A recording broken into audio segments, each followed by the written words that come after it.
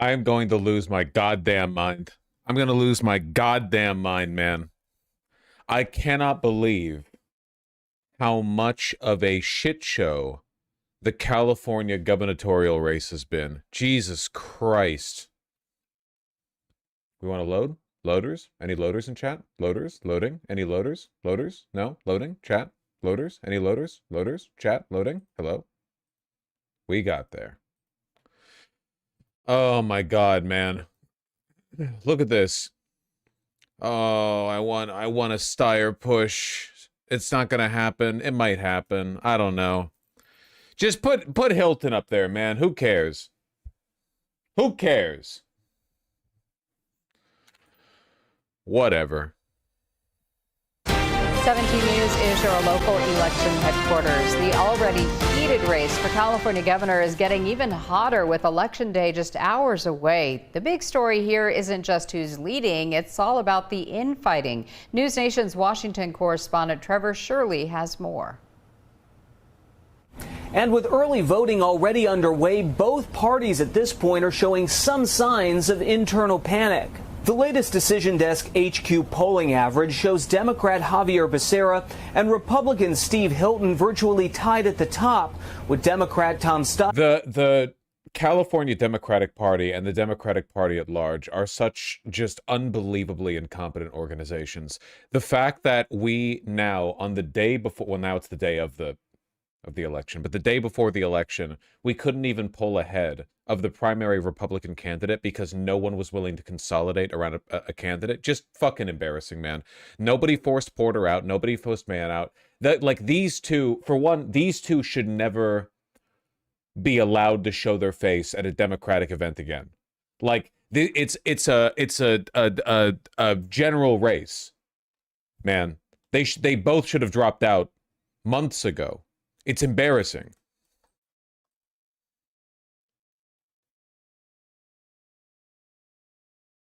And Republican Chad Bianco still in the mix. Under California's jungle primary system, only the two top candidates advance. That has both parties worried about splitting their own vote.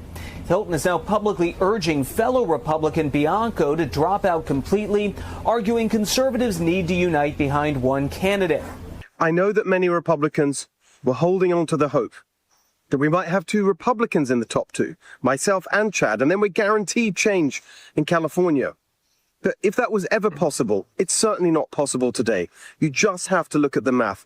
And Democrats are fighting too. Becerra threatening Steyer with legal action over a campaign ad that claims Becerra could be indicted, which the ad says could potentially result in him being removed from the race completely, essentially handing the race to Steve Hilton. It's all connected to a corruption case involving Becerra's former chief of staff, but already federal prosecutors have said Becerra was a victim in that case. Steyer says he's not taking that ad down. The other major race unfolding in California is for Los Angeles mayor. The dark horse candidate Spencer Pratt surging in this cycle with a potential shot to unseat the incumbent.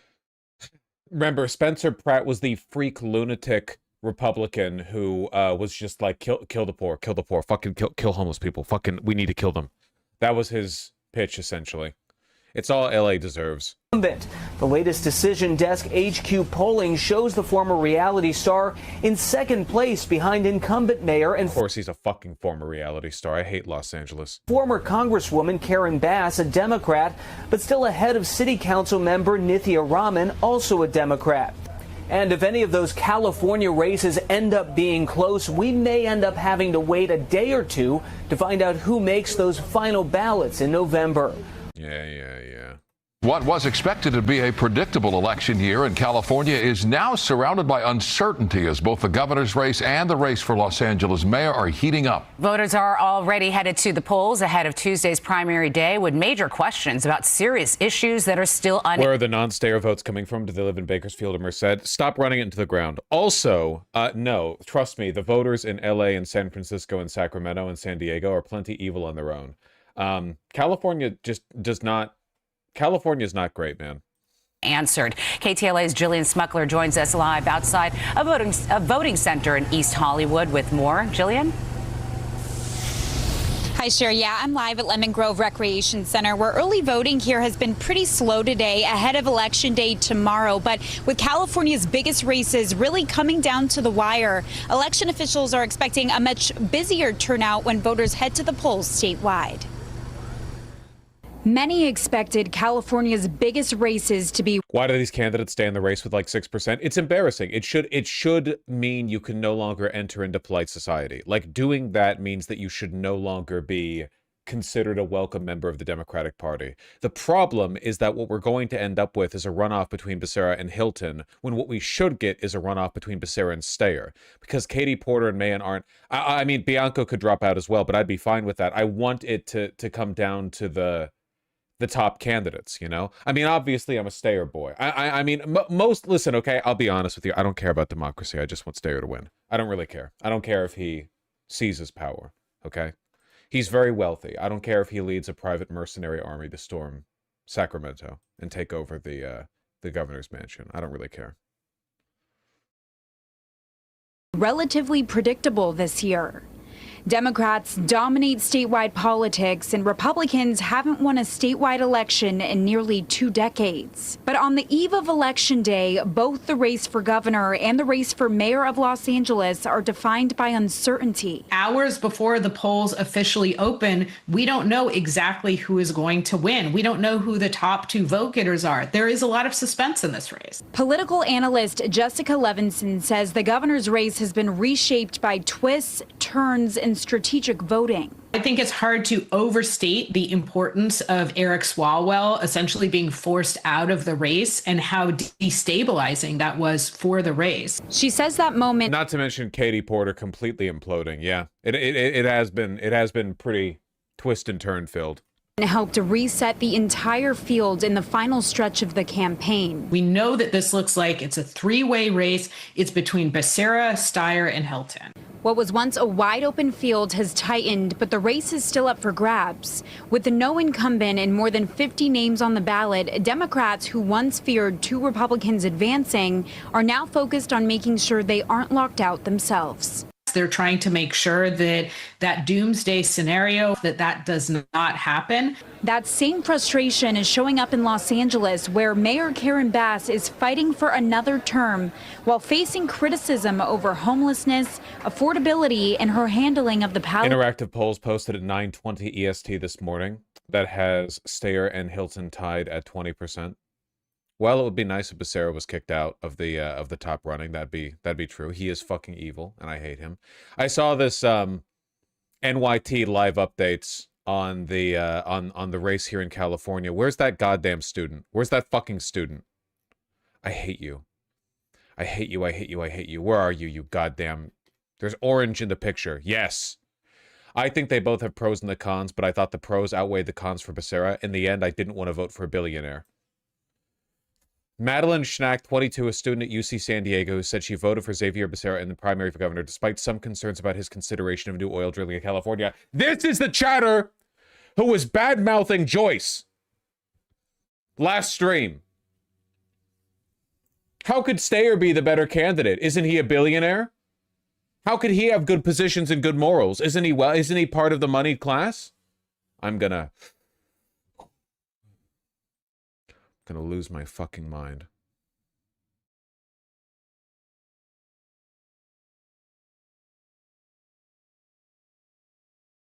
Sir, have you seen the recent subreddit? I can't. The cortisol reserves are running low. The operational minimum for global cortisol reserves is running to stress levels. We don't want to test the system, okay?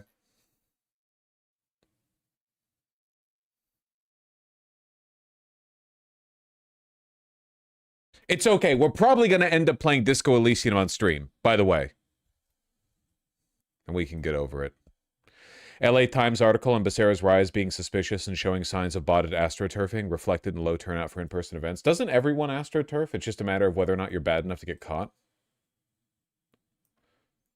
Becerra's sudden rise to frontrunner in the California governor's race was allegedly pushed by thousands of fake social media accounts. Neat.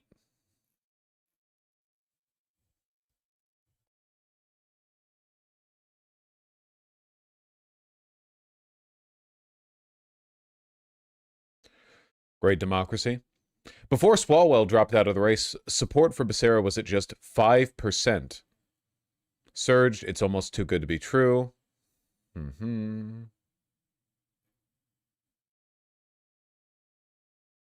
Agency's report found about 3,000 fake accounts that amplified Becerra across social media platforms while criticizing Steyer, according to Steyer's team. Are you part of them? You with your goddamn polyester 1960s go-go girl dress. Motherfucker.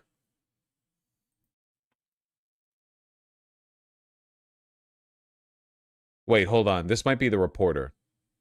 Rachel Parsons for the New York Times. Okay, never mind. This is the reporter.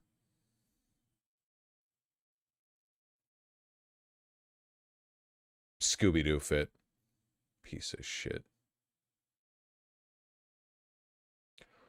I want the most liberal Democrat in the directions I want. Even though he's a billionaire, he's speaking against the billionaire class. Yay.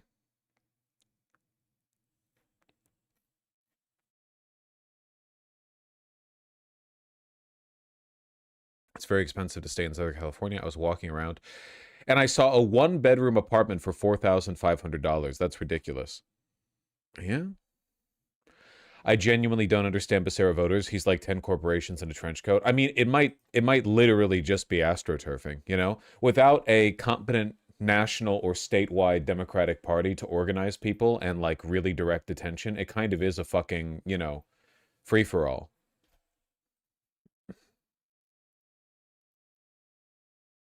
No, the reporter is in the profile pic next to the name at the top.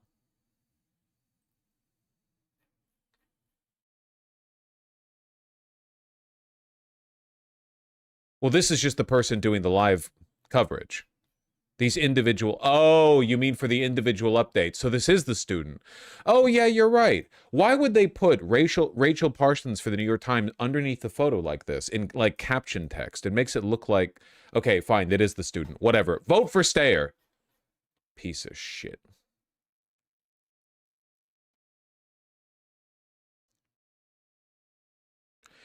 Jason Smith, a social worker from Los Angeles, who said he was still deciding between the incumbent Karen Bass and Spencer Pratt for mayor.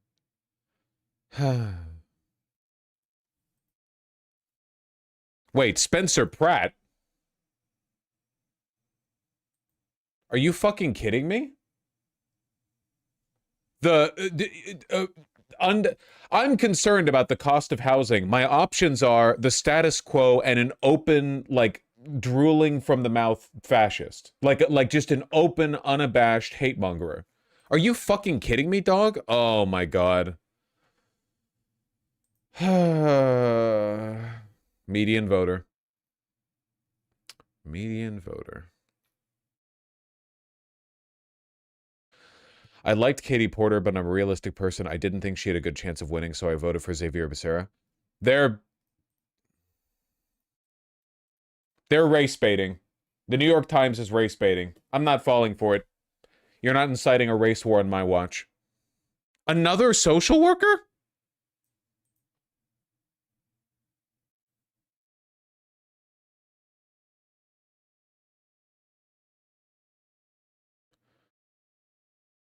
Oh. Audio? Do we have audio? And so we lived in the Palisades and lost our house in the fire. And so we actually just moved into a new house that we bought in the Palisades. So we're excited to be back. But I think a lot of the issues around the fire and I think how poorly run the city is, and a lot of things with the state of California are challenging. So I feel like it's a more important year than usual to vote. I voted for Spencer Pratt for mayor.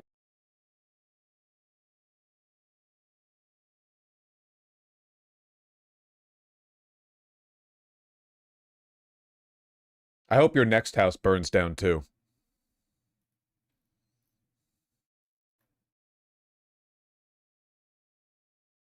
Statistically speaking, if he keeps living in Los Angeles, it will.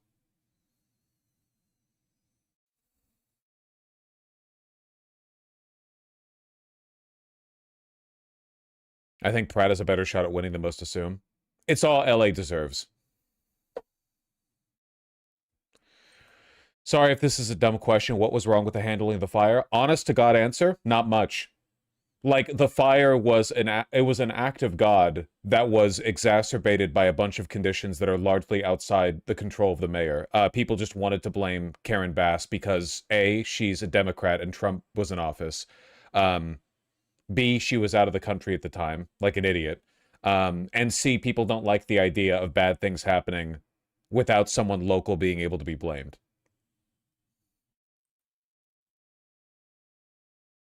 Not to say she's a good mayor. She's not. But like, I don't think a very good mayor could have like really fixed up that fire.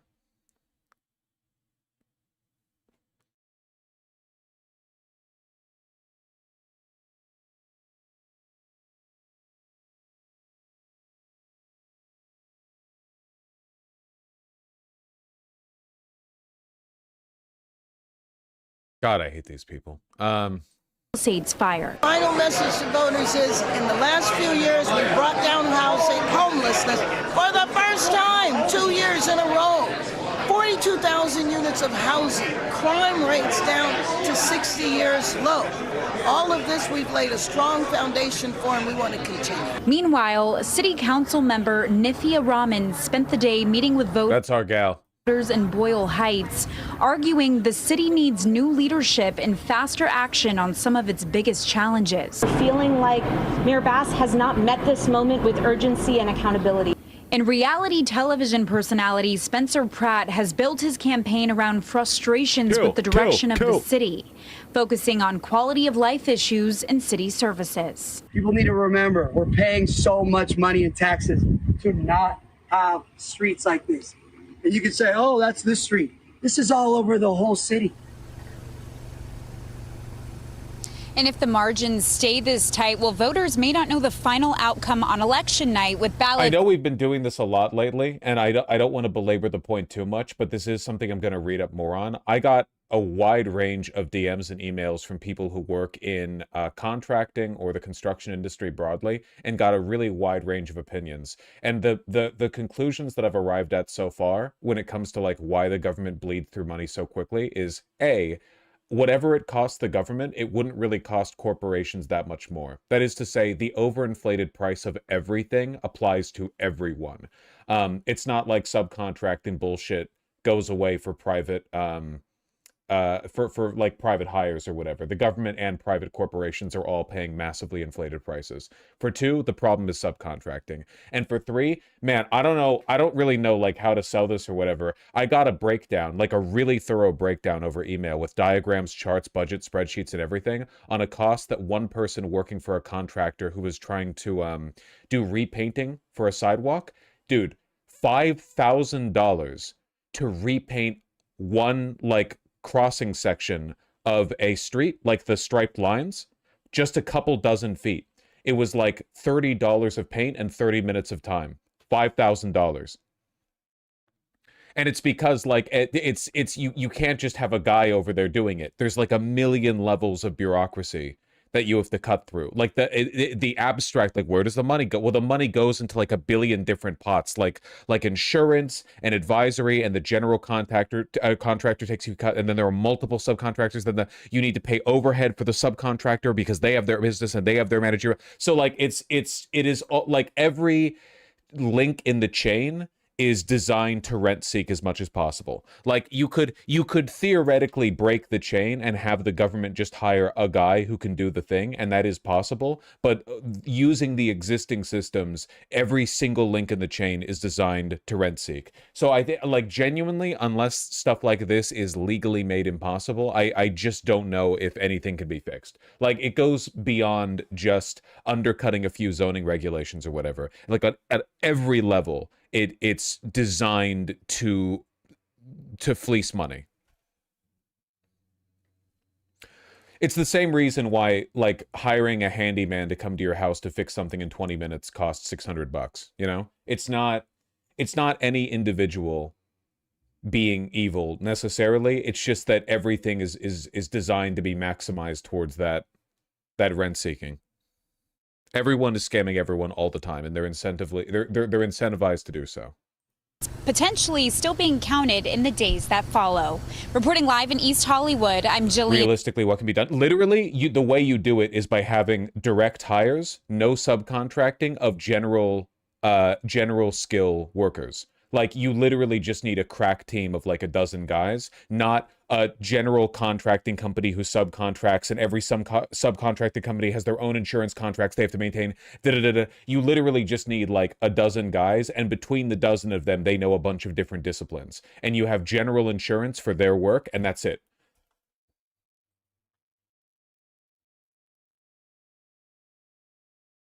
Like directly run by the government? Well, that would help.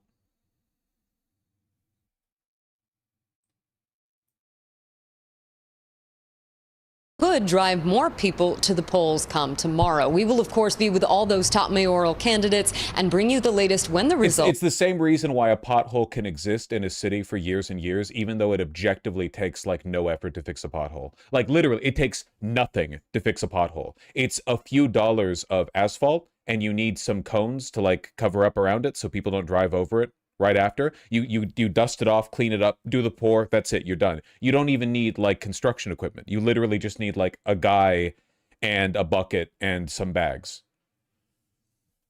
You could do it for nothing, but the city can't just do that, because in order for the city to requisition a pothole to be fixed, you have to run through like 57 loops that somehow bleed money from the coffers. Start coming in. That's the latest from here in Hollywood. Lindsay Pena, KTLA 5 News. Micah Scher, back to you. Lindsay, thank you. After months on the campaign trail and millions spent on ads, candidates vying to be California's next governor, just hours away from their first major test, the primary election. And under the state's top two primary system, the results will determine which two candidates move on to a high-stakes showdown in November. KTLA's Mary Beth McDade is live in the KTLA News Center with the latest on who's ahead tonight. MB. Yeah, Sharon, Micah, in less than 24 hours, we may find out who the top two vote getters are in the Who do you want to win? Steyer. Easily Steyer. No one else comes close. California governor's race. It's basically down to a three-horse race with a Democrat leading the pack and a Democrat and Republican in a tight contest for second place. Let's get that vote out. Several candidates in the packed race for California governor. He's at least pro-trans rights. Steyer is legitimately like Bernieite on every position, except for being pro-Israel. No, he's like legitimately on every issue. He's good, and he's vocal about it too. Are busy on this primary eve getting the vote out. Democrat and former Biden cabinet member Javier Becerra was up in Sacramento at an event held at a Planned Parenthood. I do believe we're going to be in this runoff. I just don't know if it's first or second, and I don't even know who might be the other person.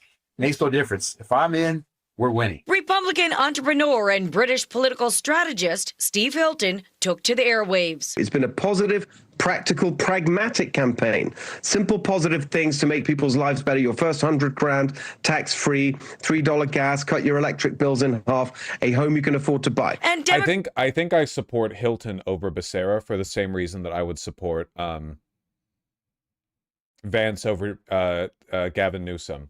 That Becerra would represent a continuation of the rot and would be so functionally indistinguishable from Hilton that I would rather the blame go to a Republican, even one with a British accent, than a Democrat.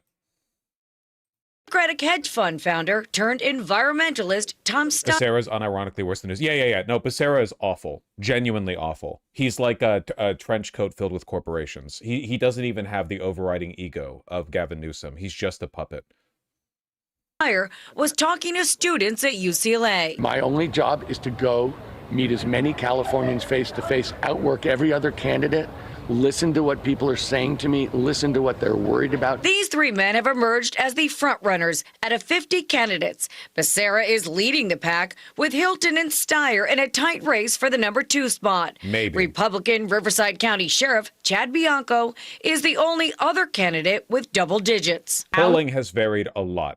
Hours before the polls officially open, we don't know exactly who is going to win. We don't know who the top two vote getters are. Political analyst Jessica Levinson says the governor's race took a turn when Eric Swalwell dropped out of the race after sexual assault allegations surfaced. I think it's hard to overstate the importance of Eric Swalwell essentially being forced out of the race and how destabilizing that was for the race. We know that this looks like it's a three-way race. It's between Becerra, Steyer, and Hilton. While Democrats once feared two Republicans would advance to the November election.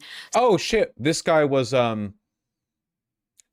with Harris when she was AG. On here, during the COVID-19 pandemic, Becerra acted to uphold death penalty sentences. Robert Lewis was sentenced to death in 1991, but was later ruled ineligible due to a controversial finding of being intellectually disabled. Harris and Becerra sought to have the court artificially inflate Lewis's IQ score in order for him to be eligible for the death penalty. The state legislature banned adjusting IQ based on race in death penalty cases in 2020. Sorry, I'll repeat that.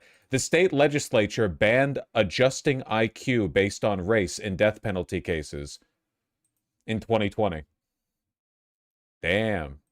Some Republicans are now worried two Democrats may. In order to prevent this... You against the death penalty, by the way? Yeah, like politically. Because they wouldn't do it right.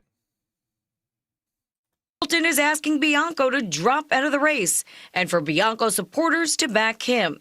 However, Bianco has made it clear he's staying in. The top two vote getters will advance to a runoff in the November election. That is, unless a candidate receives 50% plus one vote, then there would be no runoff in November.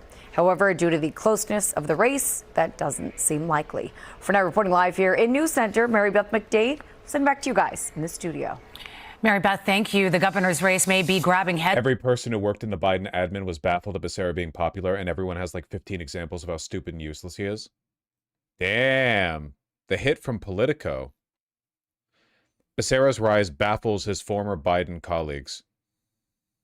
6 former Biden admin officials, all of whom were granted anonymity to speak candidly about a former colleague, acknowledged the subject of Becerra's unlikely rise to come to dominate their group chats and conversations. It gets the biggest laugh every time we send around a poll. Jesus Christ.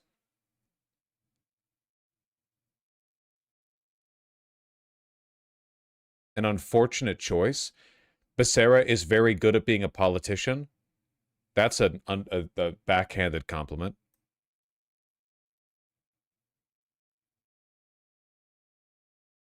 Yeah, I would rather Hilton win, for sure. Yeah. Lines, but another statewide contest could have a major impact on California's future.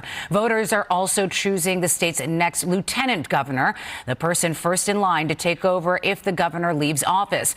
The lieutenant governor also serves on several powerful boards that help oversee California's It's Hispanics propping up Becerra. You really think it's just a race thing? Man, maybe. I don't know. That's so unfortunate, dude. Universities and community colleges. The 5 leading candidates are Democrat Fiona Ma. You missed the part where he was so bad at briefing Biden that Biden would cuss him out. Biden had quite a backroom temper on him, didn't he?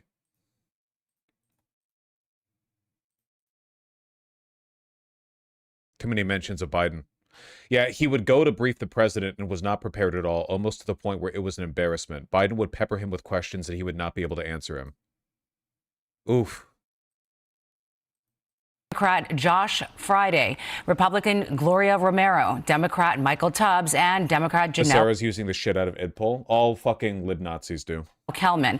The top 2 vote getters will advance to the November general election. If you plan to cast your ballot on Election Day, there are some important new rules that could affect you, especially if you want to drop off your ballot. Where do you go if you want to cast your ballot in person? And where can you drop off your ballot if you want to vote by mail? Carlos Salcedo has the latest on what voters need to know to have their voices heard. He's live in Norwalk. Carlos. California. The big race, of course, is the jungle primary for governor. Same question for each of you. Who'd you end up supporting and why? I am going to vote for Tom Steyer. If the polls are to be believed, and they've been pretty consistent, Becerra is going to move on. One other will. There's a chance Tom Steyer can be that second person. I would much rather have two Democrats battling it out for the future of the Democratic Party in this state than I would have Becerra. It's sad, but yes, my Hispanic family will always pick the Hispanic guy over anyone, regardless of policy. It's so okay. I'm trying not to crash out over this, but like, I think racism is bad. I don't know how else to put it. I don't know what to say. It's like, it's really common though. Black Hispanic voters both tend to be like pretty racially and groupy, and white voters are too. The difference is when white voters do it, we criticize them. When we see like white people are biased in favor of voting for white people, it's the subject of a billion think pieces. But then when it comes to Black and Hispanic Americans, it's like, well, break free the shackles of oppression, use the master's tools against them. I don't know. Versus a Republican who has not passed the threshold question of opposing Donald Trump's election lines. Like, that to me is a threshold question. You can be frustrated with Democrats in this state. You can believe that Democrats have fucked up in California. But if you can't say Donald Trump lost that election, if you can't stand up to him, then that is so fucking dangerous. And he is a nut for that. I also really liked my conversation with Tom Steyer. I think he had good answers for some of the questions about where Democrats have gone wrong in California and some of the criticisms. I also really like Katie Porter, but she just hasn't risen to the top of the poll. It sucks because I really... Steyer's a billionaire with zero experience? Yeah, but like, his opponents have experience in being bastards is the issue.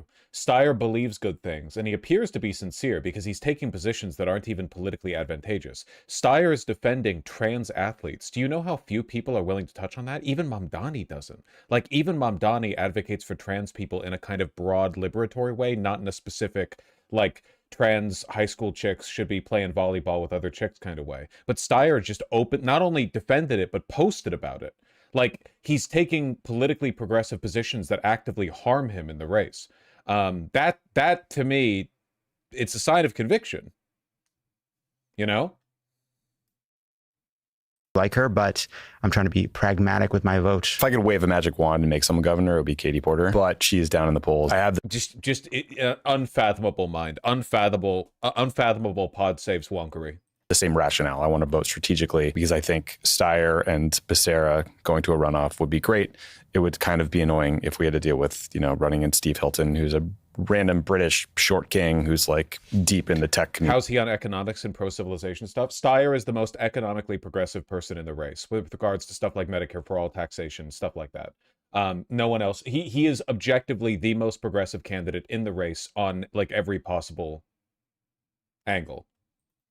I don't think his height's a problem. I do love that triggered you of all the criticism. If I were doing ranked choice, I would be Katie number one. I thought about Becerra, but like, I don't feel confident giving the top job to someone he's had 35 years in elected office to prove himself, but has received mainly bad reviews from his colleagues. He's very late to introduce any kind of housing policy whatsoever until after ballots dropped. Even then, it was like more NIMBY than Steyer or Porter or anything else. And now, like, I hope I'm wrong. And if he wins, then like, great, maybe he'll be a great governor. But Steyer's the only one who wants to nuke homeowners and raise property taxes. California will be a like barren between Southern California running out of water within the next 20 years and the lack of property taxes. California will be a dead state unless somebody is willing to do what needs to be done and raise the property taxes to 100%. Everyone in San Bernardino needs to be paying collectively more than the GDP of their entire town to the state. It prevented me from voting Becerra. Steyer, like, I'm more confident in Steyer. For me, it was like the combination of he's never had any experience in elected office or governing anything, and is a billionaire who basically like, ran for president first, flamed out there, then spent just the GDP of a small country on this race. I like his positions better than Becerra and a lot of the other candidates, but I'm just like, there's just something a little icky to me about it. So I just voted for Katie Porter because I like her. It is unfathomable, truly. The least strategic thing I could do, but Katie to me is like I've known her a while. The temperament with her staff stuff is obviously like, it bothered me a lot because like we've known her forever, and I actually didn't know that until those stories came up. I also don't think she's going to win at this point, but I'm like, who do I want to be governor? Doesn't it like bother you a little bit that she's a psychopath? Like, isn't that a slight, just like, Doesn't that dampen your enthusiasm for her? Just like the tiniest bit that she's fucking crazy? Does that do nothing? Okay. She's thought about the job a lot. She has like a really well thought out policy platform. She's actually worked on passing legislation and getting things done when she was in Congress. And I feel like she's just like done the work for the job more than anyone. Done the work for the... Oh, she did her homework. It's her turn. It's her turn.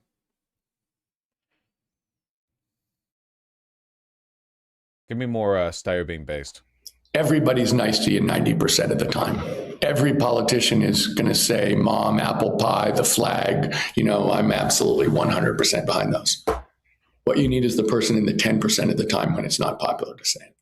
And so, you know, I think it's critical. You talked about trans people. I'm totally in favor of trans athletes in high school. I think when you understand the vulnerability, the stress, the danger of being a trans kid, and you understand that almost half of them try to commit suicide. Yeah. And then you think we're going to punish those kids. We're going to cut them off from team sports. We're going to cut them off from participating in the community. We're going to cut them off from fun. It's like, no, we're not. No, we're not. And, you know, as someone who played sports my whole life and loved sports and loved playing sports, they're more important things than whether you start on your high school basketball team. I really appreciate the fact that he is correctly pointing out that high school sports is about fun and social inclusion, not about like finding the best athlete. It's fucking high school sports. The idea that you're ruining some kind of sacrosanct political environment when the average person on the team is 16 and there are people who are like mid-puberty. Like, what the fuck do you mean you're trying to find the best athlete in high school athletics? No, it's a fucking like quarter course in your PE class. It's not, you're not, so everyone participates. Stupid.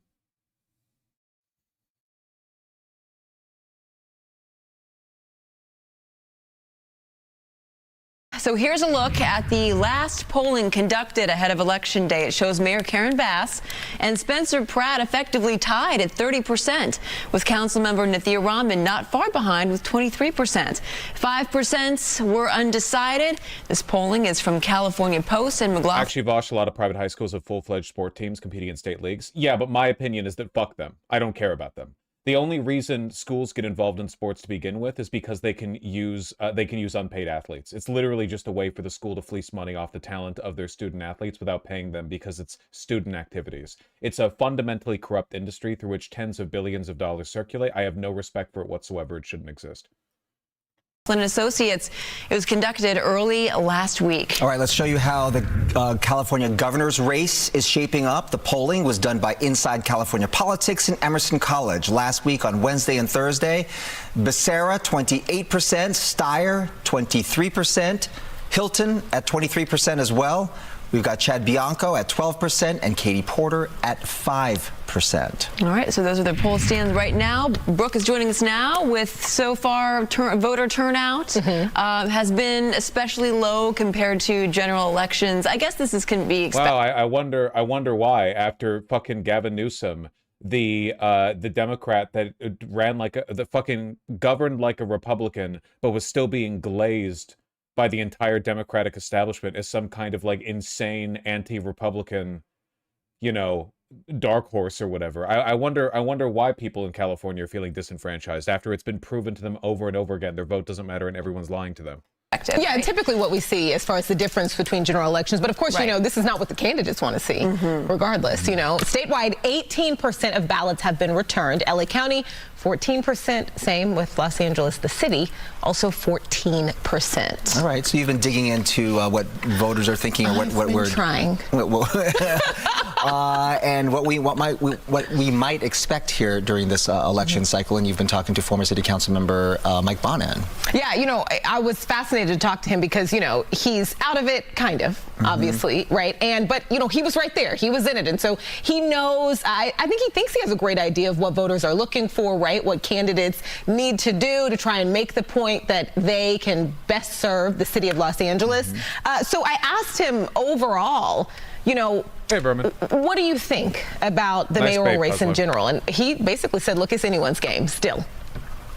Overall thoughts on the mayor's race is I think it's sort of a jump ball. When the votes are done being counted, it could be any two out of Mayor Bass, Nithya Raman, and Spencer Pratt. And whatever we see tonight is probably not going to be what we see when the votes are done being counted.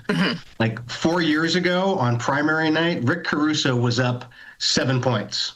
When they finished counting, Mayor Bass was up 7 points.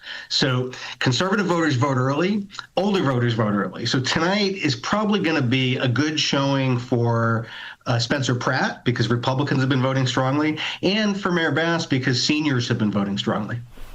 So in other words, it's still anyone's game. Right. That's right. Okay, so I know you're already looking at how return ballots, because there have been quite a few, break down by party and by racial demographic. Yeah, hold on. I have my phone pulled up right here. Okay. Give me the demographics. So I was looking at Political Data Inc., right? So science. they're a tracker. They basically get the information from the county, from the state, and we've just been talking about citywide, 14% of the ballots returned. And let me show you how that breaks down a little bit. 15% Democratic ballots, 17% Republican, 9 non-party other. But most interesting is that we were looking at how things break down by racial demographic, right? And the turnout so far is incredibly low.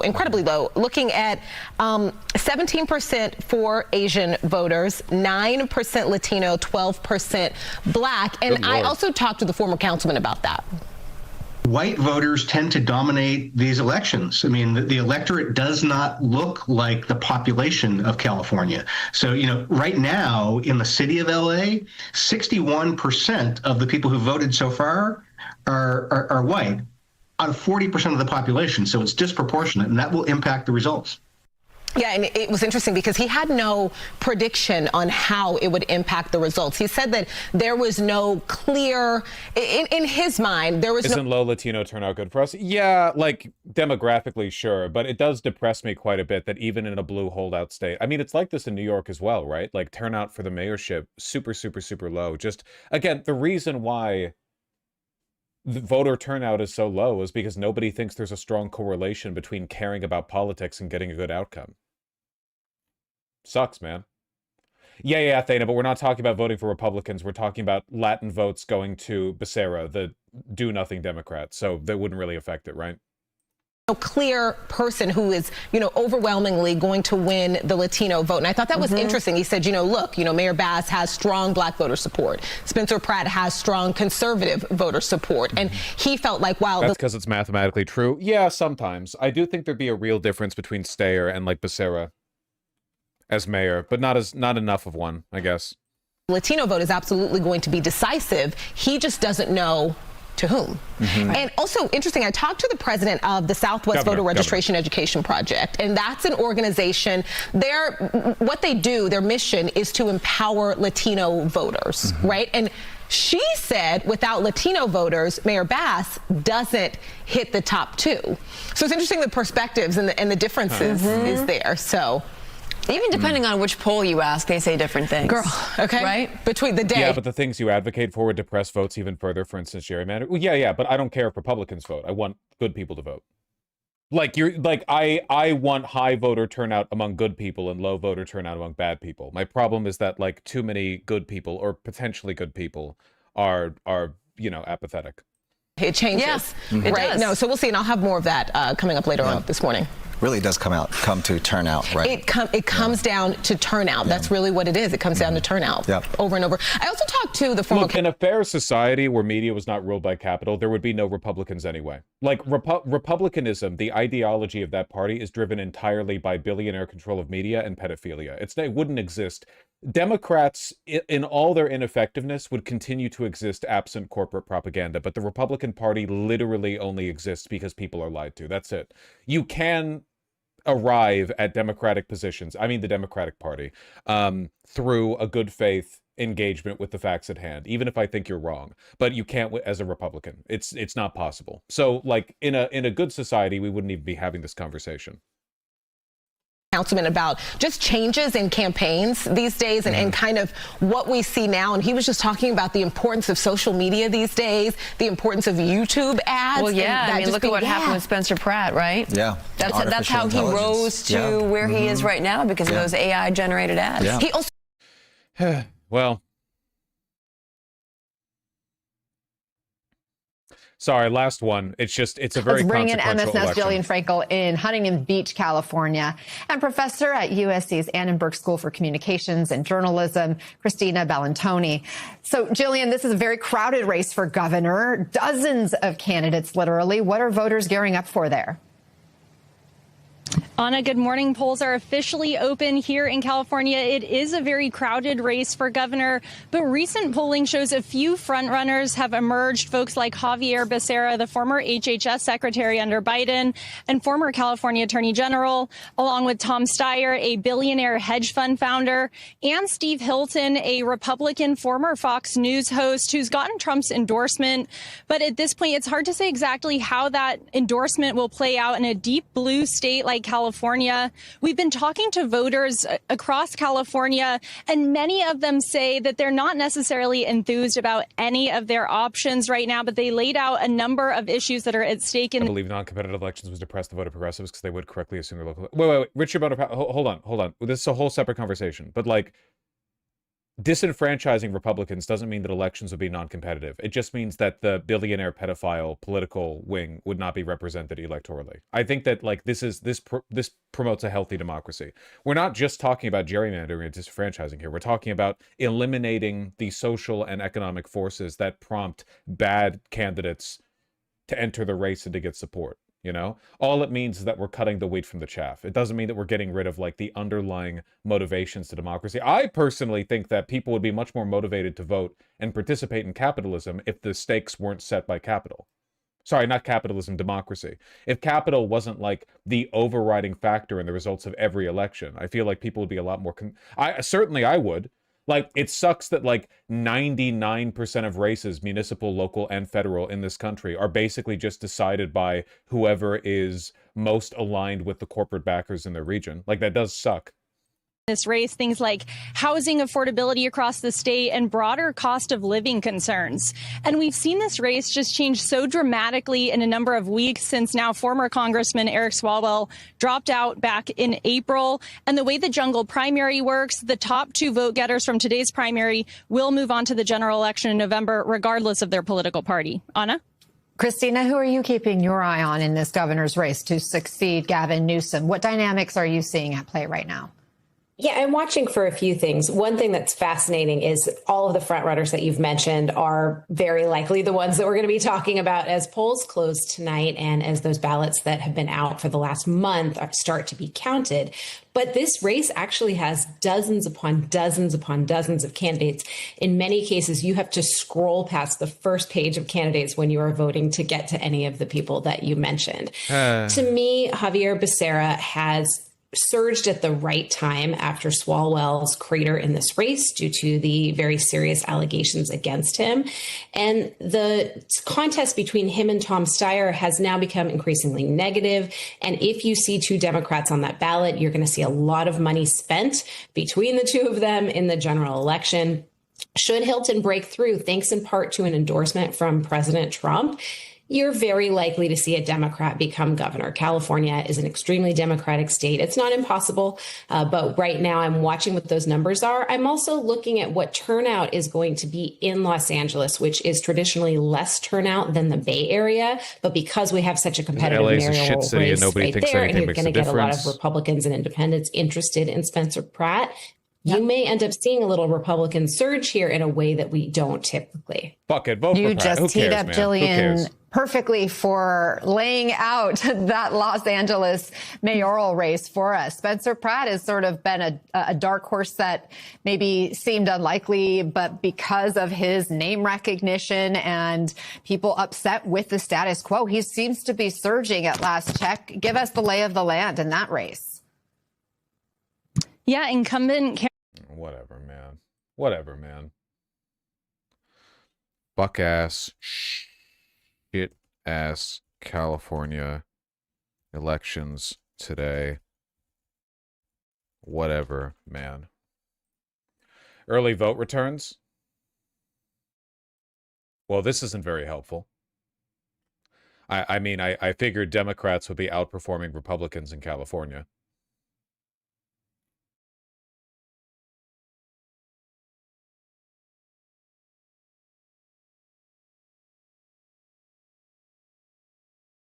At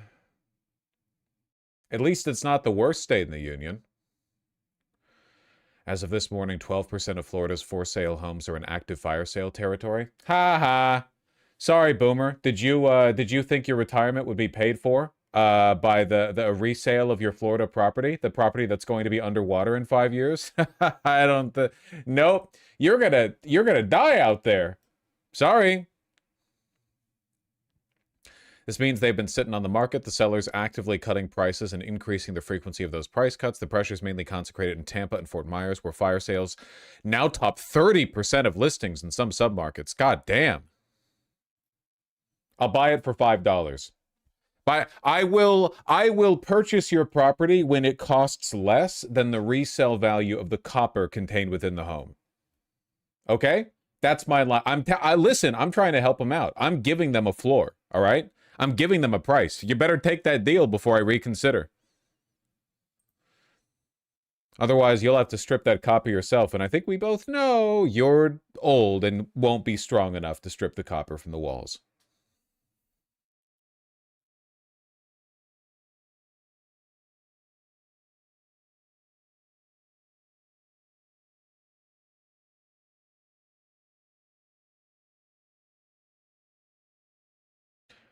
New genuinely awful FD signifier video on Plattner and white leftists.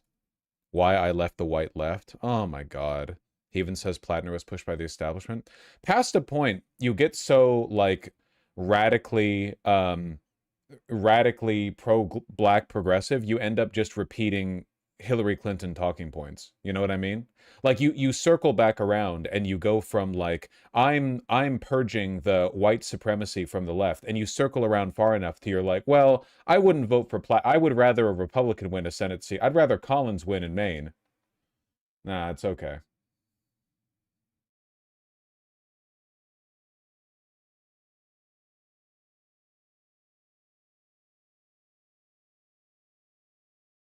Maybe we'll take a look.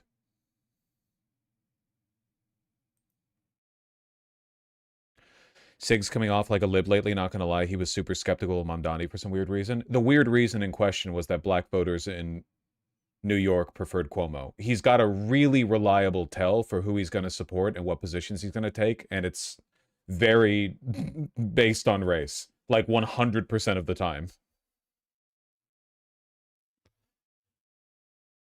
Probably not good.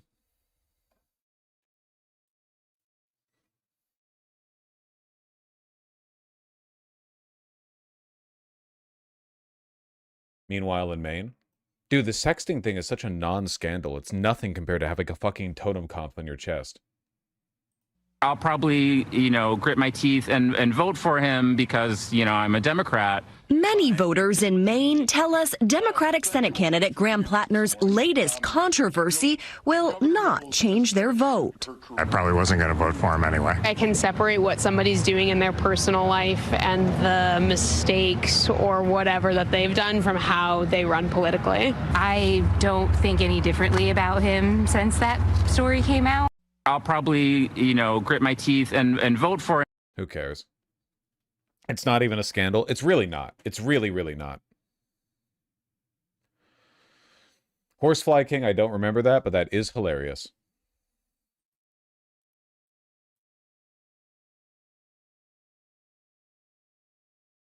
I don't even, care about the Plattner race anymore because he's guaranteed to win.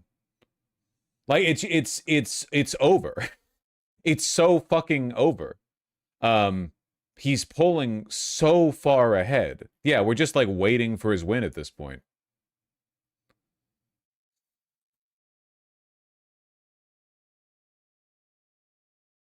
Speaking of Plattner, here's the shit CNN saying. Oh yeah, I saw this. Democratic consultant going after the only Democratic candidate in the race. Every man, but I think we have lost the plot on authenticity. I think Graham Plattner is cosplaying working class. He wears it like a Halloween costume. Insane. Dude is legitimately the most authentically working class person in mainstream political discourse right now. He's literally a born in the swamp chud. And that has been placed on him by the same people who have run a lot of progressive campaigns. This is like a DC federal agent consultant class psyop running, like a member of the deep state, going like, I think Graham Plattner, the most working class individual to have ever lived, is cosplaying it. It's across the nation. In this pursuit of getting to know the everyman, we keep picking these people who I think show the worst parts of society. If I am to believe that Graham Plattner can relate to everyday Americans, then that means I am to believe that... Not going to lie, you come off as really defensive about this. Defending Plattner against insincere attacks from the literal fucking corpo rot that has infiltrated the Democratic Party and made it ineffective in a corporate party. I mean, a little bit, I guess, yeah. I'm defending the concept of democracy and, you know, good things against bad people. What specifically am I being defensive about? Everyday Americans are okay with Nazi tattoos because they get them accidentally when they're drunk, or because they served in the military. They have very regressive views on race and on gender. I just cannot accept the fact... In what way? In what way? In what way? ...that to gain the working class, we have to dress up people who show the lowest of our values. Ridiculous. They do just be saying stuff. We might take a look at this after. Though I'm talking to PV in like 5 minutes. Because you guys should know they're doing some shit. They've got big plans. She's also anti-Tallarico as a Democratic strategist. How curious. How interesting. I wonder why. We'll probably take a look at this segment in a bit. Oh, so a plant? She's not a plant. She's she runs a consulting firm. She spoke for 3 to 5 seconds. You went in harder about those 5 seconds than you usually do. What? There's a different perspective that comes from being from a different culture. She runs a consulting firm. Dog, she's not a black woman. She's a consultant. What are you talking about? I'm sorry, do you think that, like, in the deep state, when they're, like, moving the chess pieces around to make sure pedophiles keep winning, that they're being informed by their fucking lived racial experience? What are you talking about? Her demographic identity is irrelevant, and even if it was relevant, I wouldn't care, because I'm not gonna, like, pay more attention to a shit take because the person offering it is a minority. But also, I know who she is. I listened to her for 5 seconds, but I've heard more than 5 seconds of her opinions before. You're you're the one being defensive. You're literally only defending her because she's a black woman. Like, you don't know her. You don't know her positions. You don't know what she stands for. You're just reflexively defending her because you think that it's weird for me to act this way about her because she's a black woman when I would act exactly the same if she wasn't a black woman. Hillary Clinton ass.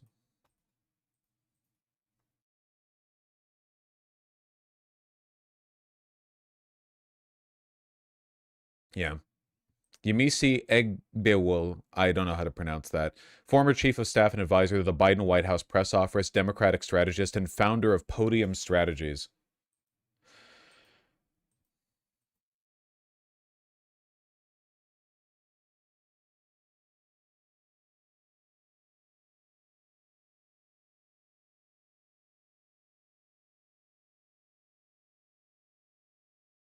Founder of a consulting company.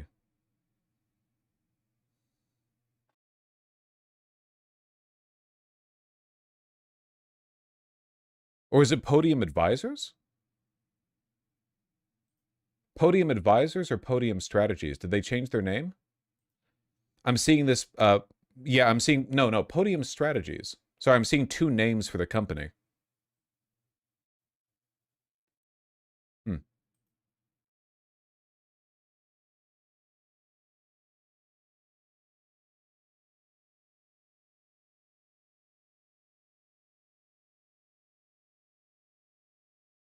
I don't disagree with you about her takes on Graham or James being trash. I'm saying she's connecting her message through her culture. For one, how do you know? For 2, who cares? What do you? I genuinely. I'll assume that it's not bait for the sake of engaging with you.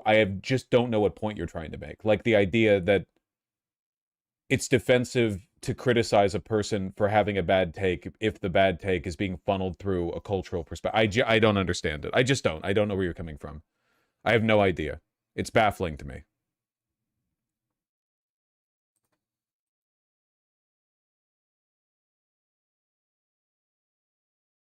Genuine question, as a non-American, but to African Americans, as in black people descended from slavery, consider recent African immigrants to be one of them, culturally speaking? No, actually no. And there's a lot of beef between them. Also, I could be wrong, but Egbuwil does not sound like an African American name to me. That sounds to me like a descendant of an African immigrant. So I don't, like, her cultural perspective might not even be African American. I don't even, like, you shouldn't assume. Nigerian? Yeah, okay. I mean, there's a lot of them. That's a Bantu name? Okay. I mean, I'll take your word for it. Not really an expert on the...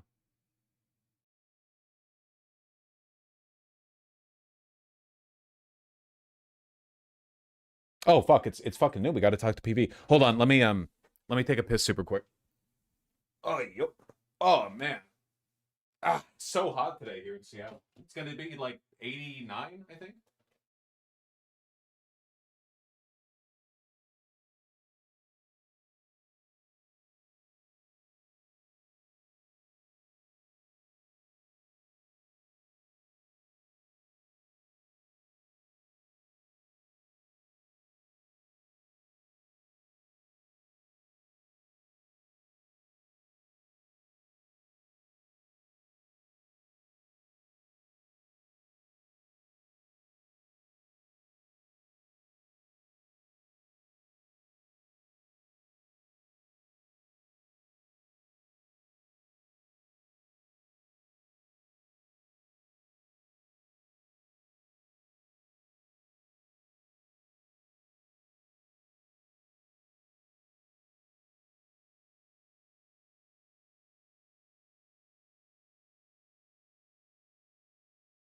Adios.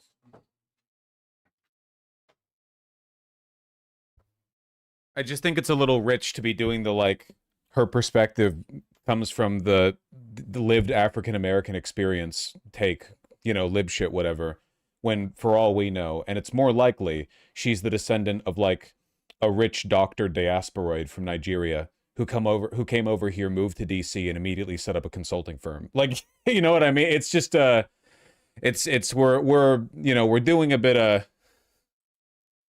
Why would that change anything? I mean, it doesn't, but we're also being inaccurate. You know what I mean? Like, it doesn't change anything, but also it's a little bit, you know, racially, I don't want to say racially insensitive, I guess. It's a little bit, I don't know, ignorant. She's listed in Fox, that's all we need to know. Well, Fox just lists, like, people who come on the network. That doesn't necessarily mean anything. Okay, hold on. Yo.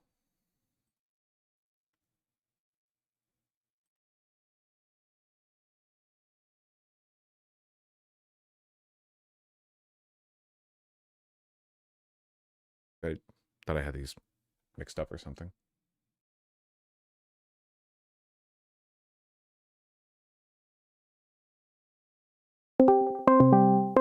Let's see if I can do this properly again. Yo! Hello. Hey. Howdy. How you doing? Doing great. 2 PV organized video calls in a row. We're on a roll. How are we doing today? Doing all right so far. I have chili in the slow cooker right now. Got Excellent. a bunch of like green peppers and onions just kind of sitting there amongst all the other beans and garlic. It's gonna be a tasty meal later today that I'm gonna unleash during the watch party we're gonna do later. It's gonna be amazing. Watch party. Meanwhile, some of us have real work. What are we? I'm sorry, we're gonna be doing the same work later today. You goddamn buffoon. What are we watching? What's happening today? There's a lot of elections today. I don't know if you've heard about this. I hadn't. Yeah, we're going to be on stream for PV from 8 p.m. until 2 a.m. Hopefully not that long, but I have a bad feeling about how long it's going to take some of the polls to close for our candidates. It is California. You know what I've been maxing for lately? It's actually been so fucking goated. I've been having, it's brown rice and lean ground beef mixed in with some Greek yogurt and lemon juice. It's actually insane, macro-wise, and it's so fucking tasty. You just got to add some salt and pepper. It's so easy. I was about to say, like, you put some salt in there, and that sounds like a pretty good meal. No, it's real good. Garlic? You can add garlic, yeah. I mean, you know, you're getting a lot of work done with the lemon juice. All right, appeal to the short attention span of my viewers. What the hell are you two on here for? What are we doing today? I don't know. I've never heard of progressive victory or politics before. I'm going to be honest. I'm going to need my hand held through this entire process. What are we here for today, Ben? Well, thankfully for some of us, I do know what a progressive victory is, and it's what we're hoping to achieve today because it's election day. Woo! California, there's like 5 million PV candidates that are on the ballot today. We just launched our new election page, so our new endorsement page, so that's actually a pretty great place to start to see all the candidates we're doing. And you can even sort by election day to see who's on the ballot for today. We've got our research team gave us a list of all the people that we're going to be like kind of following this tonight, and it's like 5 pages long. There are so many good candidates all across the country. It's amazing. Can somebody link that? Yeah, I can send it to you. Yeah. Yeah, Jenny can send it over to you while I talk a little bit. So it doesn't look nice, but it's just a document. Yeah, so there's a ton of candidates. The big ones that we're focusing on today are obviously there's Tom Steyer, but there's Adam Hamawi, who's a Justice Democrat. There's Shoykat Chakrabarti, who's also a Justice Democrat. There's Mai Vong, who's also a Justice Democrat. And then there's a fourth candidate who's also a Justice Democrat, but I can't remember what the fuck their name is because there's too many Justice Democrats. All of them are endorsed by PV, though, and we've been working very closely with them. And the two that we're on here to advertise the most are Adam Hamawi and Shoykat, because those are the ones that we're doing phone banking for right now for the rest of the day until polls close. So they're the ones that need your help. So anybody who wants to help, go fucking do it. They need help. Yeah. So I mean, obviously I know Shoykat because I literally went there. Who's the other? I missed the first. Adam Hamawi, legendary hero who actually like a doctor in Gaza, like rescuing Gazan children. Kind of a cool guy, I think. What do you think? Literally what do you think like a stereotype. Chances are? Very good. New Jersey 12. Let me see. New Jersey 12 polling. So much to. Yeah. So much to. You can look at the one pager we sent you for Hamawi. Yeah. It's also in that document that you have on stream right now. Hey. Yeah, we're going to release. Latest looks good. The polling, I mean. Yeah, we're going to be releasing those one pagers publicly because we now have an insanely cracked research team with like over 40 people on it. So we're just cranking out like research material for a bunch of different candidates, a bunch of different races, and we want to be able to publish it for the entire left. Yeah, no, it's good. It's especially for following the midterms. It can be a little bit difficult to keep up with everything unless you have like a presser page or a summary of positions or whatever, you know, the endorsement page, which you have quite a few people on here. Look at this. Good Lord, what have you people been up to? Well, that's good to know. What can my intrepid, heroic, and replete with free time viewers do about all this? What they can do is they can go to, if they haven't already, because some of the people here I kind of recognize, but if they haven't already, go to progress.win/join, and then you can join up in our little Discord server. And then we have a whole bunch of voice channels called Organizing VC. And there's going to be phone banks from Adam Hamawi, phone banks for Shoykat Chakrabarti. If you've never done phone banking before, or you don't even know what it is, that is okay. You can just join those voice chats, and hosts there are going to tell you exactly how to do it.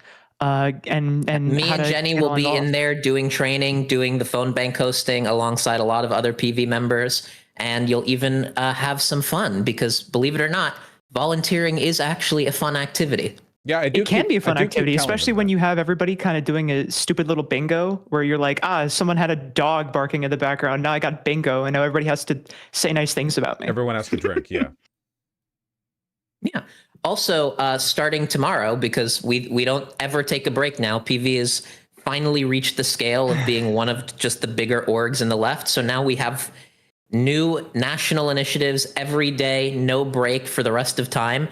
That's the other graphic we sent you. We are just immediately going from national initiative to national initiative because there's like 4 more this month. The next 2 we're doing are Daria Liza in New York, where Mamdani is working on. We're trying to connect with him. It's actually going kind of well.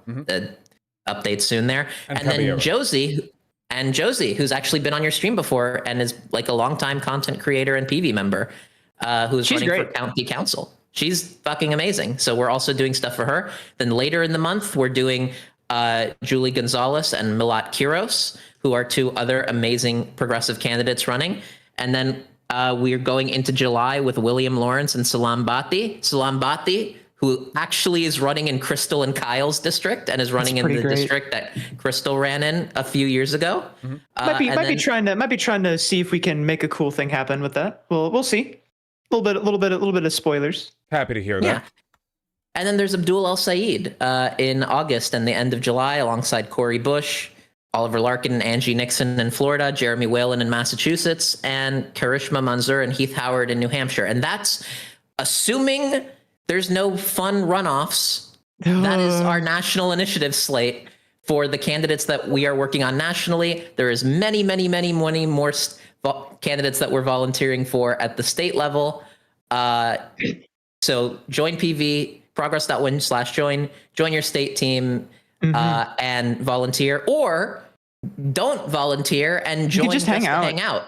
Because PV is also just a social space. Remarkable how far along PV has come in the short time that it's operated, going from, you know, essentially just working on the periphery of some of these larger campaigns to actually having contacts with a lot of important national figures. You know, going down to San Francisco and seeing you guys schmooze with some of the high rollers down there was pretty fun.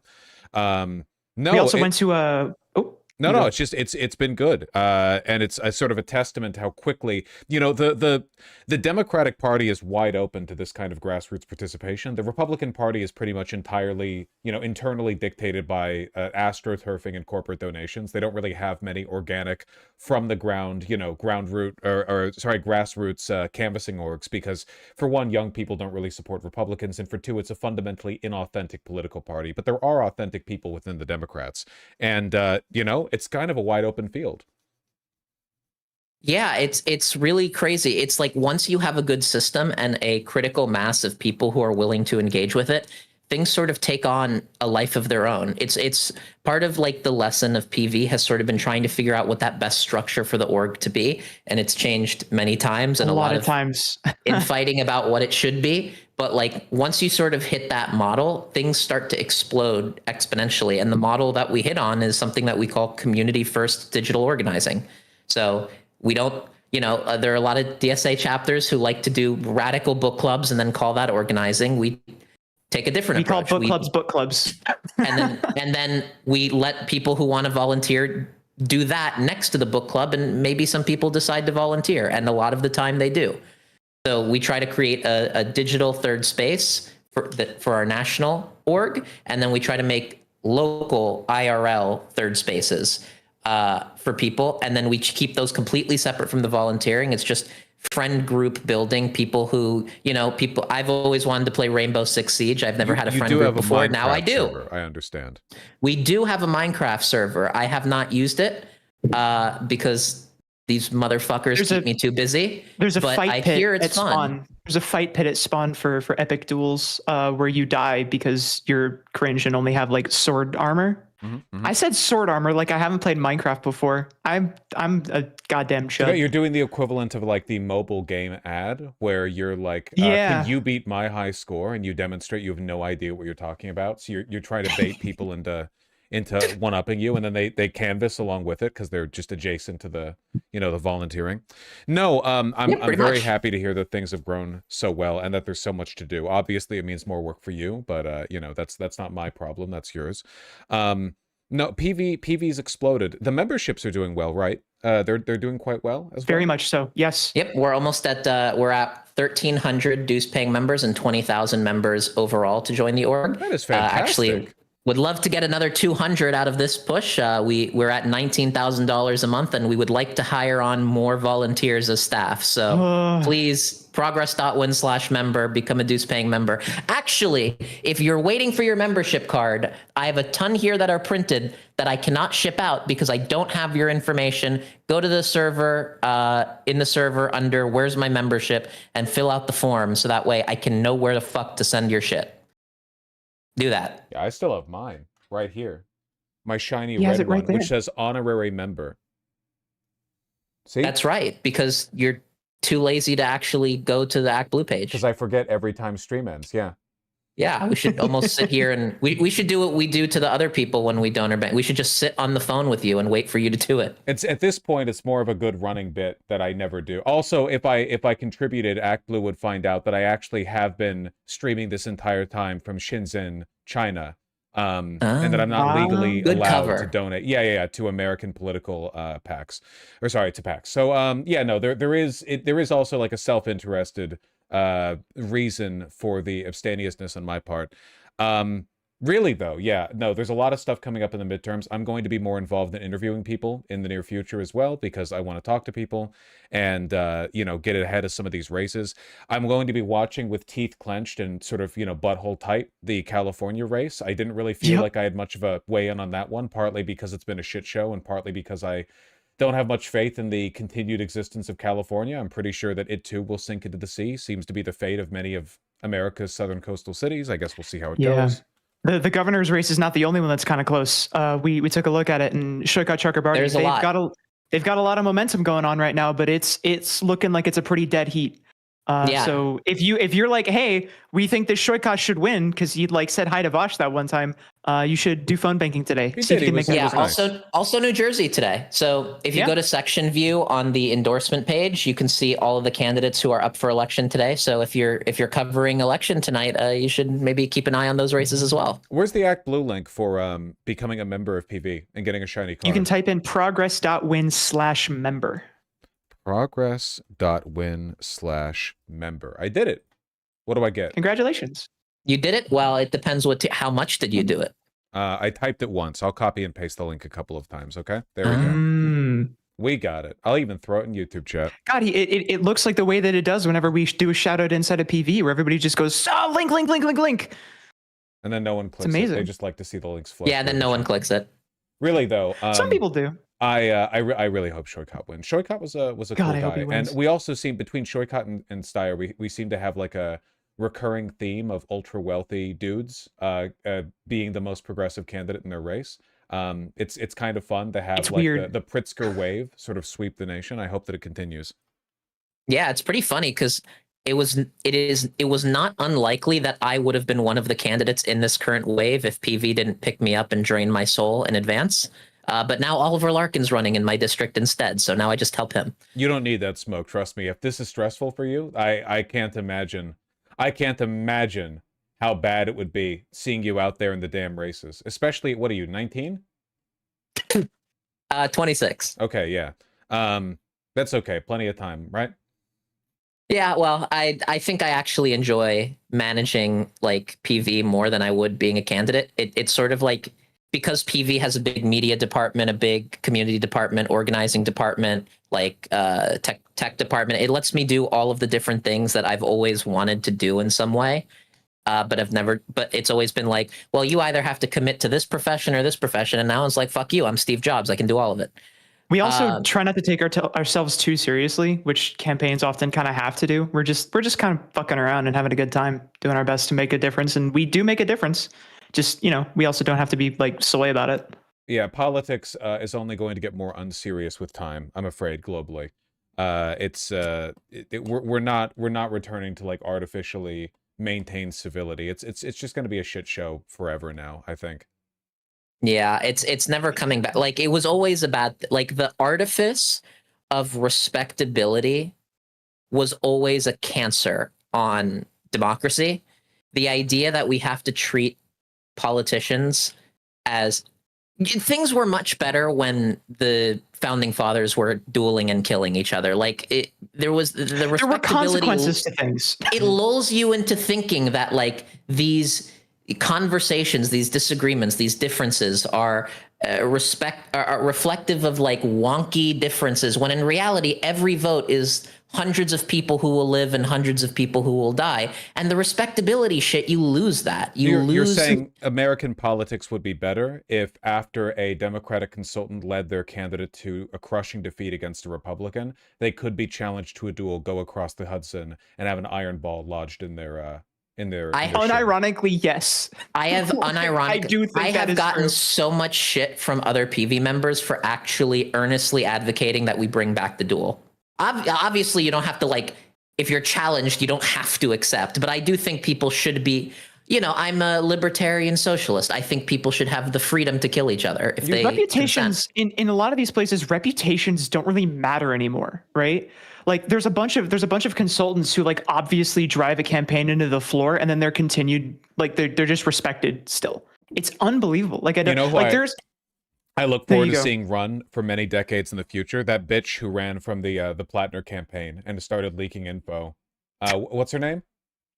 Oh, I forget what her name is. She's the fucking worst. I've spoken to her like 4 times, and every single time I felt my dick shriveling up and about to fall off. She has a genuine contempt for the concept of testosterone. It drives me crazy. Wait, are you saying she's a misandrist? Is that why she fled Plattner? I'm not going to go that explicit, but I'm going to say that I certainly had felt talked down to in a very particular way when having conversations with her. Why Plattner then? That's crazy. Genevieve McDonald. Yeah. Oh God, that's her name. Jesus. No, the last time I spoke to her was right before she left the campaign, right before Tattoo Gate. And she was sort of trying to convince us to not back Plattner. And I was like, you do know your campaign manager, right? This is the first I've heard of this. What the fuck?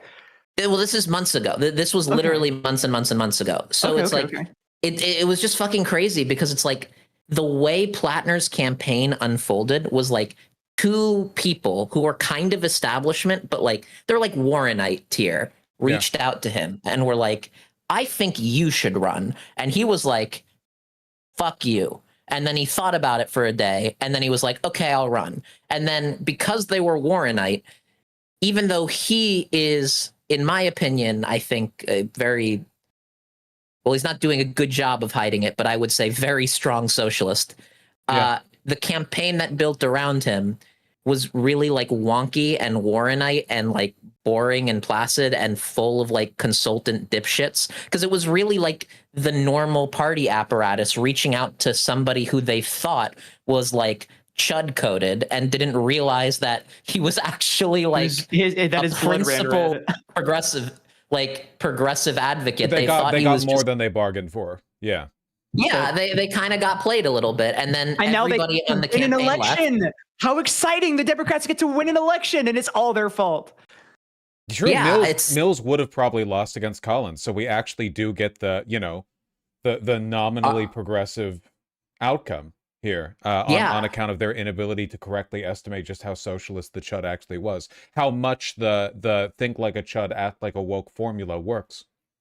Yeah, it's happening all over too. Not as bad, because like it was so bad with Plattner that we literally lost contact with his campaign multiple times because multiple turnovers on the campaign happened and we kept losing contact because there was just no one left who we knew. So not that bad. It's much better now.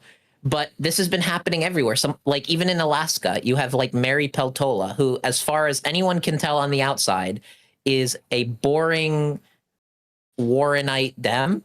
In reality, she's pretty cool.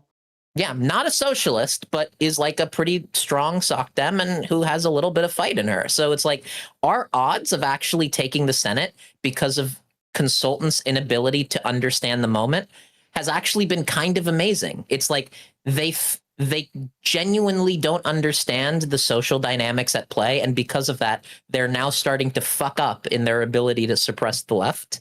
It's kind of crazy. Well, let's hope there was one campaign that we talked to whose not campaign manager, but one of the consultants on their campaign basically admitted that he didn't know how to do his job of garnering popular support and making interesting content for people to watch.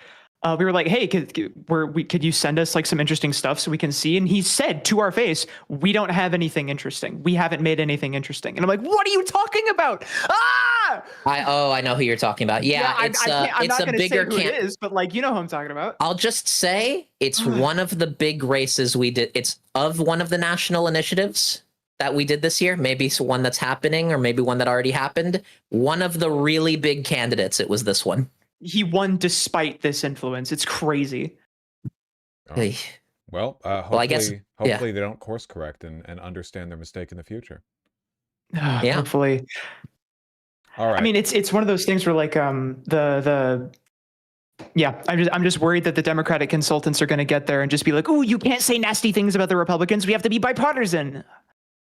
Does Mary Peltola have a chance? Yes, Mary Peltola has a chance. The continuous dark horse can't. Sorry, I saw in chat. Yeah, I don't know. I mean, God willing, we'll need that 51 to take the Senate meaningfully, of course, because of Fetterman. I don't know. Who knows how it's going to go? I'll remain hopeful, and in the meantime, I really hope that these upcoming initiatives go well. I really hope that people sign up. I hope that people who are watching this understand that it is better for their brains to engage with politics rather than to comment on it from a distance. You know. The purpose of the purpose of engagement with politics should ultimately be to affect your will on the outcome rather than to observe and complain. Yeah. Do you guys have any closing remarks you want to make before I send you off to the abyss where you came from? The abyss is scary.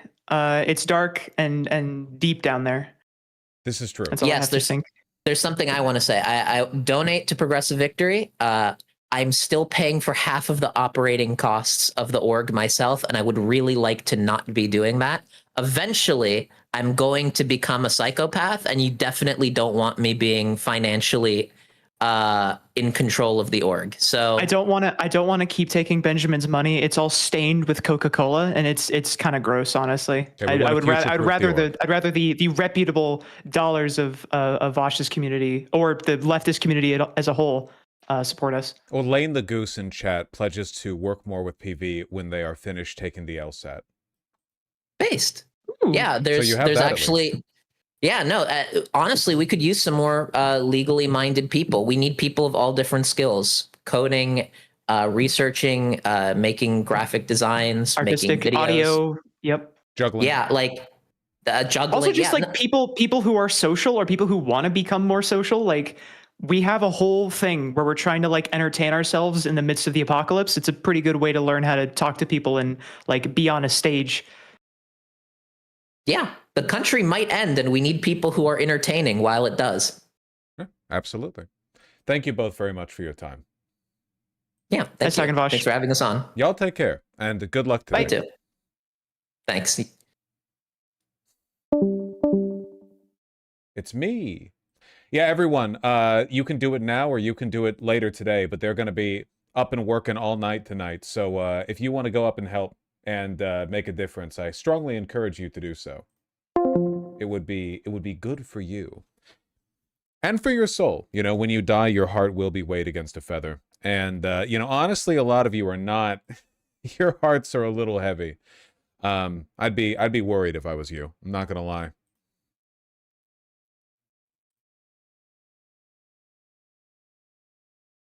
Let me send that over to my editors so they can get it out quickly. 1 second. Doot. And doot. There we go.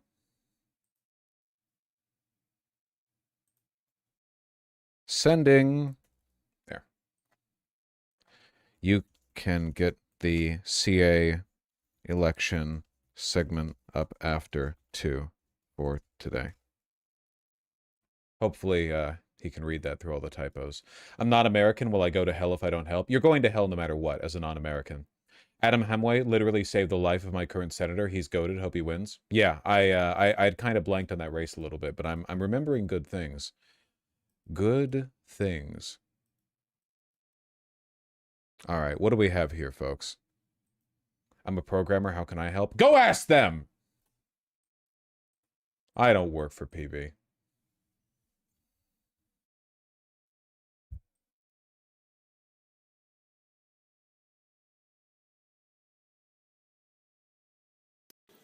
Of course, I got to show you the most beautiful part, which is video games.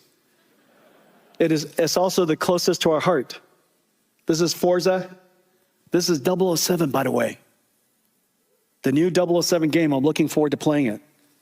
I look a little bit like him. Ladies and gentlemen, NVIDIA's RTX Spark laptops. Now,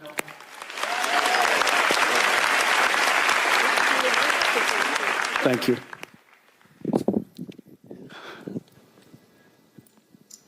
I have too many things in my pocket. If you work and if you are a tech CEO and you have even an ounce of charisma, they just shoot you on the spot. They have ruthlessly cold. Okay, all right. This is the most amazing chip the world has ever built. This is the N1X that we built in partnership with MediaTek. I think I saw Rick earlier. This is N1X. This is a beautiful chip. This is I hate when you open NVIDIA settings now, it doesn't show you optimal settings for your system. It'll show you options for specific games. Yet more rent-seeking, man. It's the exact same as the cost of filling up potholes. They invented computer chips that could run basically every game imaginable. So what they had to do was make games run less efficiently to justify the sale of new chips. I remember when you people got mad at me for pointing it out, even though it's an indisputable fact. A chip that, frankly, would take 33 years to build. And the reason for that is because 100% of NVIDIA software stack runs here. If you want to run digital biology, no problem. If you want to do seismic processing, no problem. You want astrophysics, no problem. Everything associated with CUDA, all the physics, all the biology, all the genomics, all the AI, no problem. All the computer graphics, no problem. He sounds so knowledgeable on these topics. The fuck is digital biology? He's just saying you can do shit with it. Why the fuck would you do any of this on a laptop? Every single application NVIDIA has ever created and every single application that Windows has ever run. Microsoft and NVIDIA meticulously optimized everything so that this computer literally runs everything the world has ever created. If the chip does everything, why do I need a GPU? Yeah, Mr. Huang. Why, yeah, if it's such a good chip, then why do I need a GPU? Why do I need a... Oh, you're telling me it's a good chip, but I need a monitor? Plus, it now runs agents. An incredible computer. I'm so proud of it. It runs agents, man. It runs agents. It's on hoo-ha. Bro, it's literally on clit. You can run 007 on clit.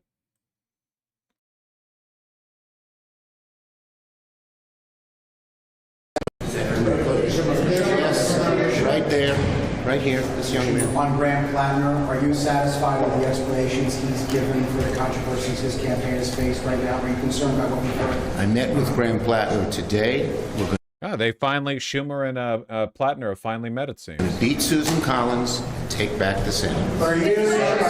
So you're saying that Dana Mills, your preferred candidate. He sounds so enthusiastic about this, like, edge case, exceptional Democratic pickup in a Maine Senate seat, you know? He's fucking gritting his teeth as he acknowledges this. I met with Graham Plattner today.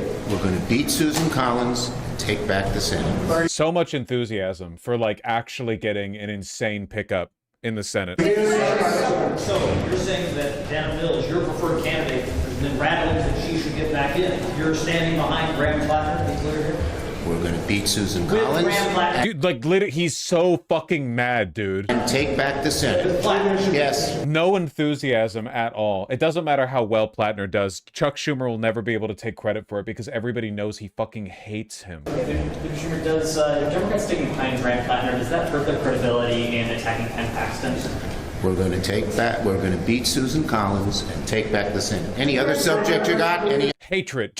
He's literally the Democratic Senate leader, and he's like, why are you asking me about the Senate? Why are you asking me about the Senate? You know how I feel about him. Why are you asking me about the Senate? other subject? Yes, you're right there. Do you believe that Janet Mills should unsuspend her campaign? We're going to beat Susan Collins and take back the Senate.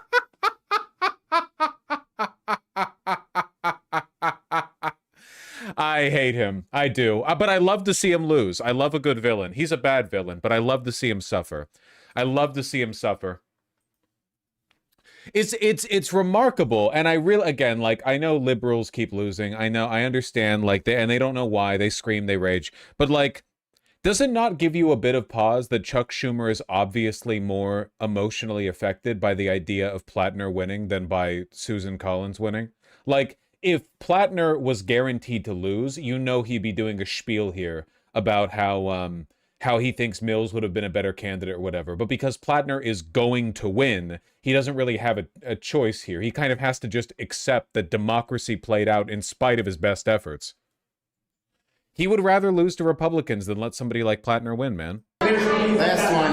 You have not said if you're still... The only The only saving grace here, from Chuck Schumer's perspective, is that the Totenkopf tattoo on Plattner implies that secretly Plattner might share Schumer's position on ethnostates. His only hope is that Plattner is lying and they might both be Nazis. But I don't think so.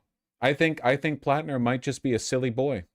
Endorsing Graham Plattner. Are you still supporting Graham Plattner? As I said, I endorsed Graham Plattner.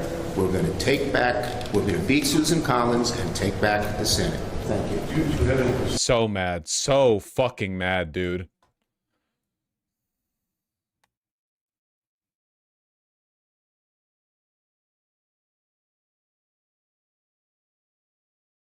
Those are conflicting Nazisms. Believe it or not, they're really not. There is a massive overlap ideologically between actual neo-Nazis and Israel, because Israel is, in addition to being a Jewish ethno-state, a largely white supremacist one. Also, like, there's a reason why the most aggressive and obnoxious white supremacists are brown people from Oceania, you know? There's a lot of incoherence there. It's all the same. Hate distorts all other perspectives.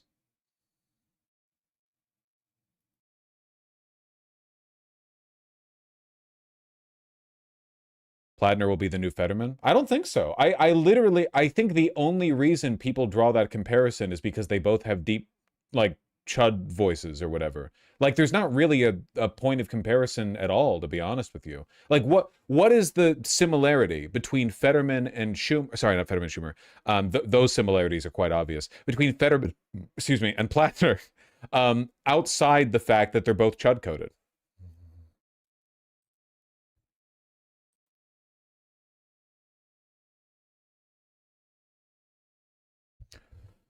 Why is it brown oceanics support the idea of white fascist ethnostates so much? Same reason as Latin America. They were colonized by, you know, Spain or whatever. So all the white supremacists over there imagine themselves as direct descendants of Cortez. It's the same dynamic.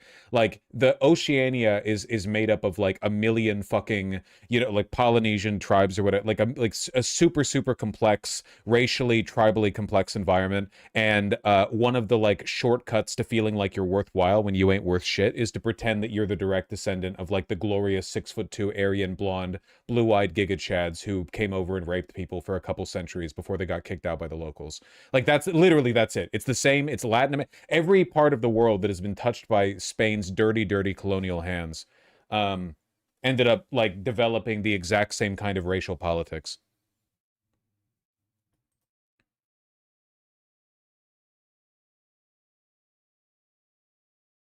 What about the Portuguese? I mean, same dynamic, right?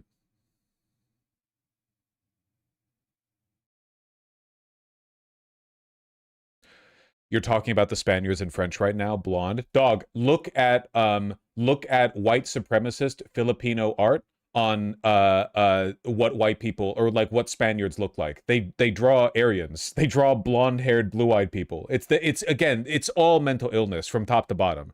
It's all mental illness the whole way around. It's all just fucked in the head, people.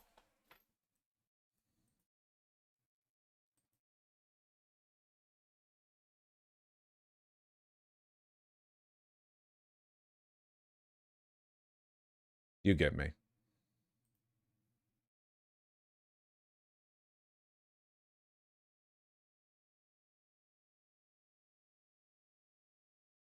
Yeah, okay. I'll look at the fucking FD signifier video, man.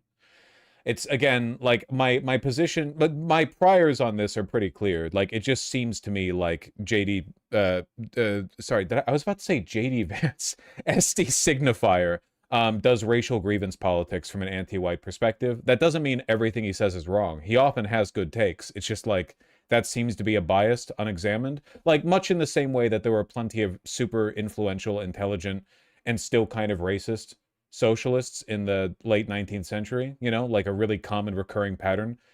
Marx probably had some bad takes. I think Marx had some bad takes on Jewish people as well, because he was a little bit self-hatey there or whatever. Anyway, I don't know. It's not that he's like 100% bad. It's just like, that's the vibe I get, I guess.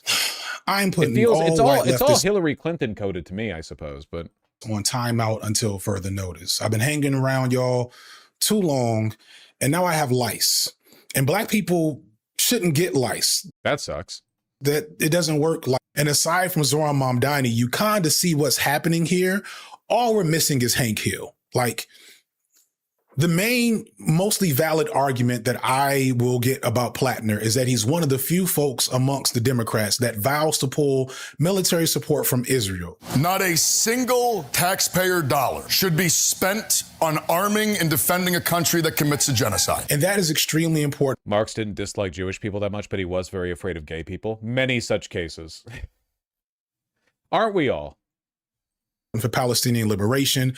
But I do have to ask, why are we being asked to not just tolerate Plattner for that reason, but to see him almost as the future of the Democratic Party? By the way, this is something I've noticed in this style of rhetoric, that they always say stuff like, why are we being asked to blank? Like, I don't know who you're listening to or whatever, but I dislike it because it frames this as a personal grievance. Like, it's about your relationship to the discourse rather than about being about Plattner himself. You know what I mean? Like, if you have a position on Plattner, say the position on Plattner, but like, how does one argue against or in favor of this nebulous, like, dialectic between people and the community? The community can be anything you want, man. The community, the community is an abstract enemy that can be reshaped to suit your rhetorical needs at any point. You can say the community is hyper woke or reactionary. You can say the community is overly deferential or under deferential to any group you want. It's millions of people, you know? Maybe even the left. Why has he become the darling of the online predominantly white left in this time frame? Why did the fight agency scout him in the first place? Well, because he's like a nobody proletarian who rose from obscurity to end up beating the corrupt Democrat former governor establishment pick Mills, and looks like he's going to take a Senate seat from a Republican. It's pretty exceptional. It's because the fight agency knows that this image of white American exceptionalism and especially masculinity is still highly valued amongst the white masses. It's so much. It's always race baiting. I don't even know. It's always race. It's never like. It is very woke one. It is very woke one. Doing a reskin of the Marlboro Man, or better yet, like Don Draper, Joel Miller from The Last of Us. Literally, he looks like Walter White. And I want you to.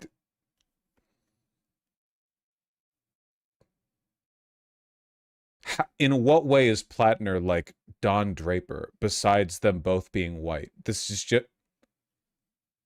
Okay. Okay.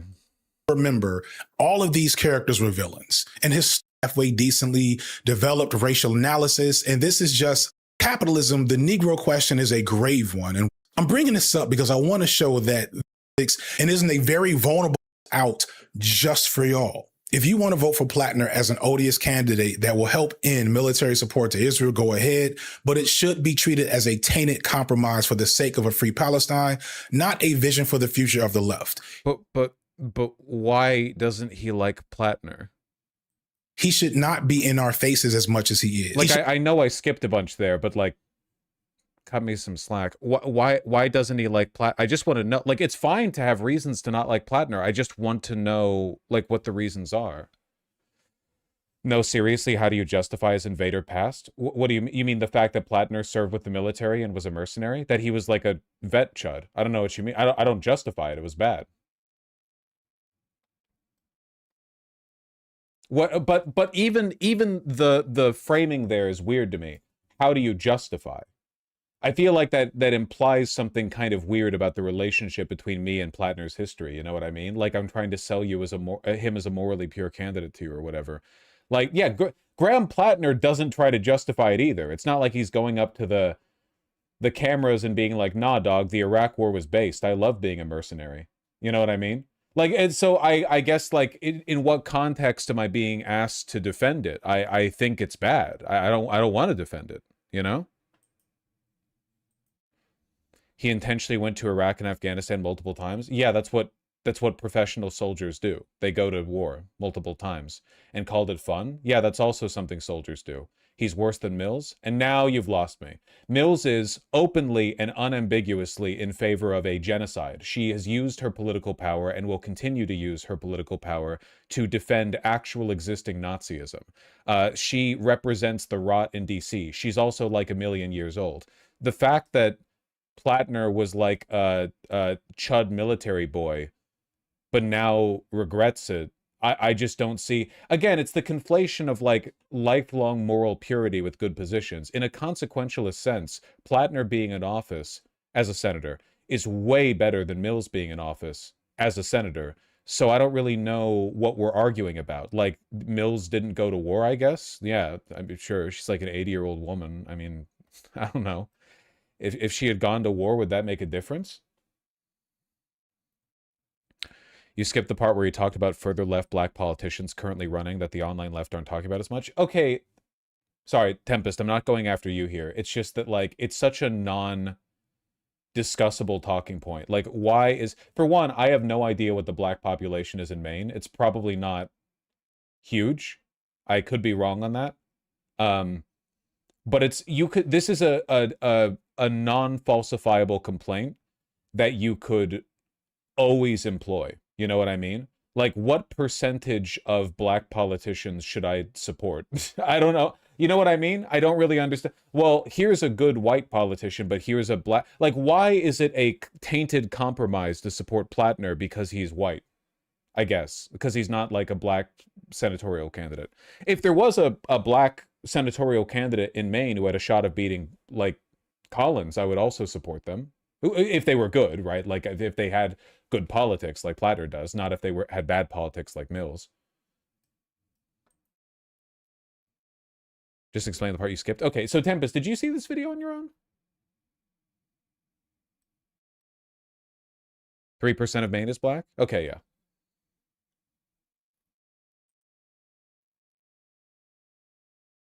I watched the first part. Okay, gotcha. I just don't want to... It's just... Yeah. Would you vote for an ex-IDF soldier who committed war crimes if he ran for office and pretended to be anti-Israel? Are you suggesting that Plattner is pretending to be anti-Israel?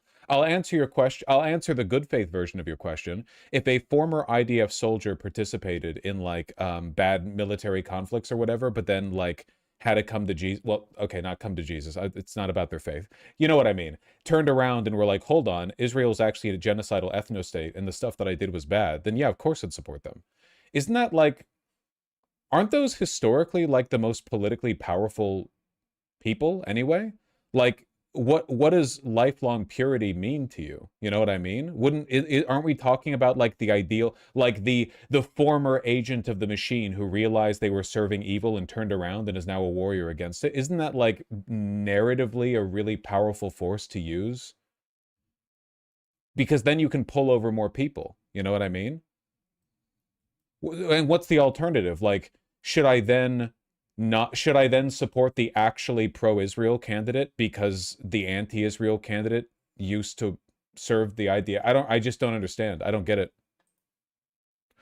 Look at anti-war veterans coming back from Vietnam. Yeah, I feel like they were like some of the loudest voices in the left in the 60s and 70s, the like former Vietnam War veterans. To this day, they still are like a large bulwark of them. But like, I guess, like if they came back from war and we'd just be like, well, fuck you, well, I guess a lot of them would have been drafted. What if they volunteered? What if they volunteered and then they came back and they were like, holy shit, that was like nothing. What if they came back and they were like, man, I thought war would be like World War II or whatever, when we fight off evil, but it turns out it's just like throwing grenades into village huts. You know? It's more a question of, do you trust them in their change? I have no reason to believe that Plattner is secretly, like, pro-Iraq war. Like, it's all coming back, Joyce. I think there's no reason to believe that. I have no idea why I would doubt him on that. You know what I mean? Like, yeah, he's secretly a pro-Iraq, pro-Afghanistan war vet or whatever. I don't know why he would be like that. not have the defenders that he has that I know will show up in his comment section. He should be the online left's sneaky link that you never see in the light of day and never talk about in public. And the fact why that so many white leftists don't feel this is sadly par for the course. The red flags that he has don't bother some of y'all because those red flags have never been weaponized against you. But when you're someone who's historically been it reminds me of how Contra talked about Gaza a little bit. Targeted by this archetype, you pay attention to those patterns. You don't compromise with that. For reasons I won't get into, I've had to spend the last few weeks arguing that normalizing Nazi terminology, but wokely, is bad and that no one on the left should be doing it. And I've had some, not many, I want to be clear, but plenty of white leftists try to argue that nobody. It's always race based. It's like every it's like it literally like control F white in the it's every video, every political position all the time is here's why the white people on the left are doing something bad. It's crazy. It's not even like it's necessarily a bad topic. It's just like he genuinely talks about it more than like neo-Nazis talk about Jews or white nationalists talk about black people. Like it's such an incredibly powerful theme in the content. Cares about Nazis as if a couple of Nazis didn't just shoot up a mosque in San Diego just a few weeks ago. But what are we talking about? Is he implying that people who support Plattner also are okay with the San Diego mosque shooters? I don't like it makes no sense if you think about it for any length of time. But he arrives at this line by abstracting the point to now like supporting Plattner, the progressive anti-Zionist Democratic Senate candidate, means that you're okay with Nazi symbols, which means you're okay with Nazism, which means you're okay with the San Diego mosque shooting, which is like, again, like it doesn't make any sense. Or the fact that that exact type of Nazi terrorism happens like every 6 to 18 months in America. And it's impossible to remain in community or struggle with people who don't seem to mind that. Really think about what he's saying here. He's suggesting that white leftists, the white leftist community, doesn't mind Nazi terror attacks. It's deranged. It's completely like what the fuck? I have never in my life seen a white leftist be like, "Oh, the San Diego mosque shooting? Well, I'm fine with that." I've never seen this. Never once. It's crazy.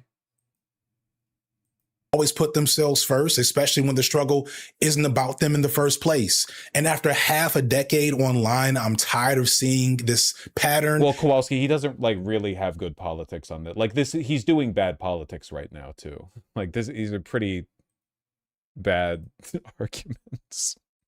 And repeating these same complaints. But the problem is that this entire space has always catered to a specific type of white guy online. And that's what it was built for and what it always probably will be. See, the fucked up thing too is like he's right. Like there are some negative social consequences of the left in America being predominantly white. I mean, America's predominantly white, so the left in America is going to be predominantly white, which means there are going to be biases carried over. It's not fundamentally an illegitimate topic at all. There's like plenty of good, meat to that engagement or whatever, to that subject. FD's been under attack by Bad Empanada fans who downplay Nazism. Okay, then go after Bad Empanada. What the fuck does that have to do with white? Is Bad Empanada even white? I don't know what that has to do with white leftists. There's like a lot of people in that category. Like how does that's crazy. Would you accept that in any other context? Like if a nebulously black person was bad to me, then I made a bunch of takes about how I'm leaving the left because of black leftists or something. I don't know, man. RedTube emerged as a venue to rehabilitate. Like if he's beefing with some white leftists, why make it about the whole goddamn movement? White leftists, that like depending on where you draw the line, it's like millions of people. there is a layer of the dark woke types that seem to be really eager to be racist to minorities they don't like. But he's not talking about that. He just said that people on the left who are white who support Plattner are the reason why, or like aligned with white leftists who don't mind occasional neo-Nazi shootings, which is insane. That's an insane thing to say. You can't like charitably engage with that. It's like the only way you can make that make sense is by lying about what he believes, basically, which I'm not willing to do on his behalf because I think it's a toxic influence. That's not what he said or meant. Ramsel, we're all watching the same video, Ramsel. You're funneling it through a charitable like layer here, just like you did to that fucking liberal consultant woman on CNN because of their race. But I'm not racist, so I just take people at their word, you know. Someone's feeling spicy. Can I be real with you? I actually don't think I've said anything even remotely spicy at all. And I don't want to at all. Because I don't care. The country is getting raped to death by, let's be real here, white pedophiles. I'm not interested in like a protracted discourse on the political biases of maybe two overly online like black leftists or whatever. I think this stuff he's saying is crazy. That's all. Right-wing edgelords into leftist progressives, all after the rise of the alt-right. It has always had an extremely high tolerance for what Graham Plattner is, because he just like them for real. And while not every aspect of BreadTube has catered to this reformed edgelord Reddit troll BreadTube archetype, it's clear that this element of the space remains influential and often sets the tone for the space. Because even if these types don't make up the largest part of our audiences, they're almost always the loudest part, always the most online and the most active of the bunch. So let's talk about some drama for a bit. For years, I have not responded to drama publicly, and any drama from other creators who seen in the same light. I would love to be not put limitations on how colonized people fight their oppressors. So no, I won't condemn Hamas the same way I wouldn't condemn the Mau Mau's in Kenya or the Nat Turner slave rebellions or the Haitian Revolution or the IRA in Ireland. All of these entities were called terrorists at the time of their existence by their oppressors, and all are recognized as liberation movements today, despite the ugliness those movements may have existed in. It's actually complicated. And I believe Hamas will eventually be seen in the same light. He supports the IRA. Maybe he takes a 19th century perspective. He thinks of Irish as black people. Would love if violence didn't have to occur. And there are anti-colonial movements that do happen to occur with minimal violence, but it's not fair to call any anti-colonial violence senseless, because it is a direct response to the condition that the colonized are living under. And the thing to keep in mind is rappers in the world low-key say free Palestine way back in 2000. Palestine videos, especially 2 years ago, were very popular. Sean's Palestine video 2 years ago is his second where I wasn't already somewhat of an expert on the topic. How's this relevant to Plattner? I mean, it's the same as every one of his videos. He's just talking about white people. He just has grievances with the behavior of white people. It's the same video every time. Plattner's just like the title and the thumbnail. Maybe he talks about Plattner again. I'm looking for... hero for oppressed people to make up for his past sins. And mind you, every piece of anti-colonial liberation theory that you will ever read will tell you that the colonized must free themselves, but don't tell that to your favorite BreadTuber or it's like there's never more than an 8-second gap, man. It's every fucking, they could skip to any point in any video and it's like, hey, just so you know, I have problems with white leftists. Is every single time. Oh my god. It's genuinely like the most racial grievance based political content I've ever seen in any channel, including the alt-right channels that used to infest YouTube. And I'm not kidding. Like, at least the alt-right channels would talk about anime sometimes.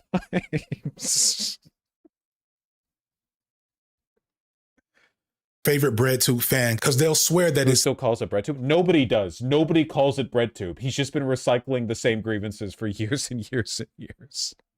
them that's the key to liberation for insert other group here. But further, Plattner shows the failure of the American left presenting a principled... Oh, fuck. He didn't say American white left.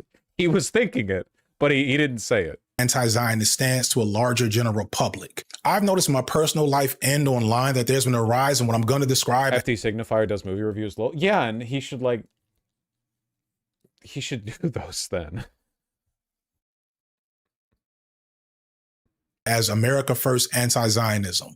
And normally when I make up a new term, I want credit for it, but please do not repeat. I'm positive there is somebody more worthy, some actual Palestinian scholar that is... This is like again, it's a non-talking point. Like if you don't have a criticism of a person, you can just be like, well, shouldn't you be talking about someone else?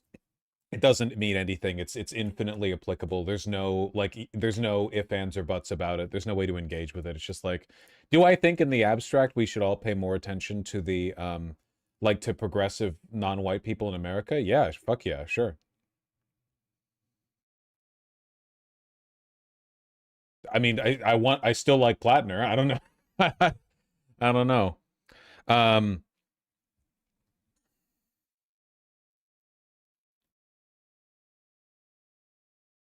You're not going to believe what he mentions in the movie reviews? Yeah, probably. I'm not going to tell you what race gets brought up in the FD Signifier movie reviews. It's the white race. It's the white race. It is. It is the white race. You know it. Saying the exact same thing I'm saying. So find them and give them credit for that term.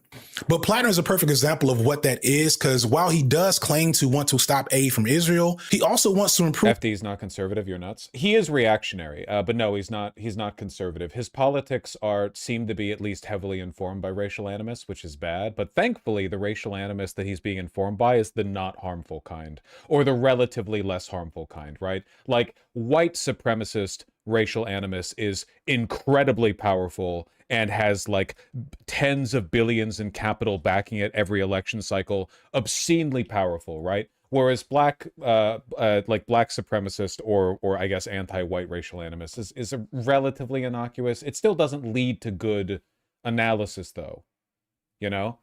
That being said, you should always be suspicious of people who equivocate harm-wise, because obviously that's not very few people are being hurt in any material way by black supremacy in America. That's just not a powerful political force.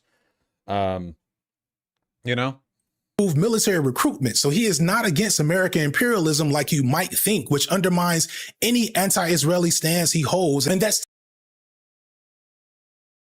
No? What?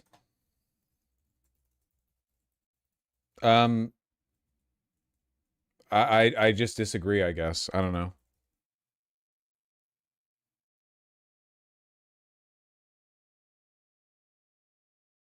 I think you could argue it's hypocritical in a kind of general chud way. He's anti-military industrial complex. I don't know what statements he's made specifically on recruitment. Does anyone know? What has he said to that effect? Has Plattner said, you know, I don't like going to war for Israel, but I do think you should enlist?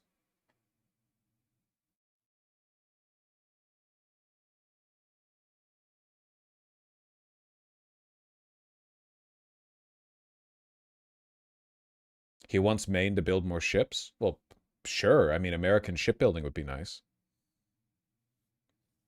It might be the shipbuilding thing. Is that it? But the shipbuilding thing is fine.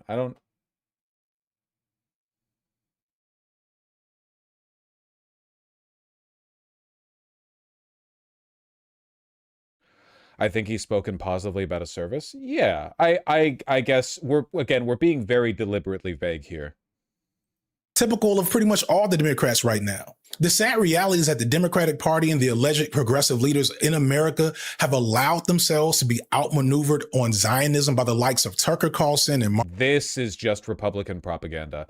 The idea that Tucker Carlson has outflanked the Democrats is true, but they have not outflanked the left flank of the Democrats. That's just a lie. The idea that Tucker Carlson or Marjorie Taylor Greene are outflanking Mamdani on progressivism is absolutely not true. Marjorie Taylor Greene, who, unlike anti-Zionists on the left, are in fact obvious anti-Semites. Tucker Carlson is a crypto white supremacist who has spent years trying to normalize the Great Replacement theory, and Marjorie Taylor Greene is a former QAnon adherent who brought us Jewish space lasers and believes in blood libel. Yet both are being mainstreamed in a way that I wouldn't have thought possible just a few years ago. People like Carlson and Greene have infinitely more reach and influence than any of your favorite bread tubers. Bread tubers, man. Yeah, that's true, because one of them was literally the top pundit at Fox News for decades, and the other one was a congresswoman. And breadtube is an antiquated term describing a bunch of YouTubers. They're not more influential than Mamdani. Like, if we want to compare apples to apples, I guess Mamdani's only a mayor. Like, he's not a congressman or a top primetime news pundit, but he's pretty influential, right? And thus they have been able to frontline this American first anti-Zionism. You're really quiet compared to your... Oh, yeah, I have my PC audio turned up because when we were talking to Katie yesterday, I had to turn her up so far. Okay, I've normalized the audio now. It should sound a little bit more normal.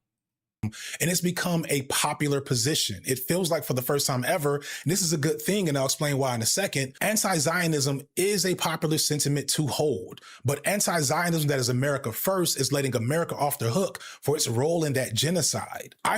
There's an element of truth here. There's a good point to pursue here, but I think it's complicated is the issue. It really depends on what you mean by America first. By the way, I just want to say, I hope what I'm doing right now doesn't come across as drama content, because I'm so burnt out on that shit. Like, I think FD Signifier is often a moron. I'm engaging with his positions and what I consider good faith. What bothers me isn't when people disagree with me. It's when, because every time I cover a video like this, there are people who are, like, accusing me of engaging with his positions in good faith, and I think you are huffing it. I think you're, like, deep in the copium mines. The canary is long dead. It just bothers me sometimes because I feel like a lot of people are engaging in bad faith themselves by refusing to consider the merits of my positions and treating all of this like drama. I think what FD Signifier is doing is drama here, because he's gotten in like a beef with fucking Tabernacle and Bad Empanada and Noah Samson or whatever. There's some kind of like drama there, and he's turned this into yet another screed on the evils of white leftism or whatever. But I'm just trying to engage with the position, I guess. I don't know. It's not like a secret that I dislike him. Anyway, yeah, the America First thing's kind of complicated, I guess. I think that there are ways of doing it poorly and ways of doing it well, I suppose. Obviously, the first priority of an American politician is going to be their constituents. That's kind of how politics works. But the framing for it is pretty important. I think the key to me for Plattner is that Plattner does not A, frame America as a victim of Israel, because that's cope, that's bullshit. And, excuse me, and B, sorry, I don't know why, the Gatorade gives me the burps. And B, Plattner is not an isolationist. Plattner doesn't talk about, like, why America needs to pull away from the world. You know what I mean? Like, I think leftists should be in favor of U.S. aid. I think that the fact that Elon directly killed millions of people by cutting that aid is bad. I think it's bad when millions die for no reason, I guess, in my opinion. Yeah, I don't know. I don't think... Plattner doesn't give me, like, the warning signs of an American chauvinist, is what I'm saying. He does have that chud pro-military bent to him, and I think that there is an element of hypocrisy there, but I also think it's... Take it or leave it, it is a component of an authentic, messy personality. You know what I mean? It's an expression of his identity, which is often riddled with inconsistency, not like a consultant or means-tested position. He seems authentic to me. Not to interrupt, but Jasmine Crockett just endorsed Xavier Becerra because, of course, she did. Yeah, makes sense.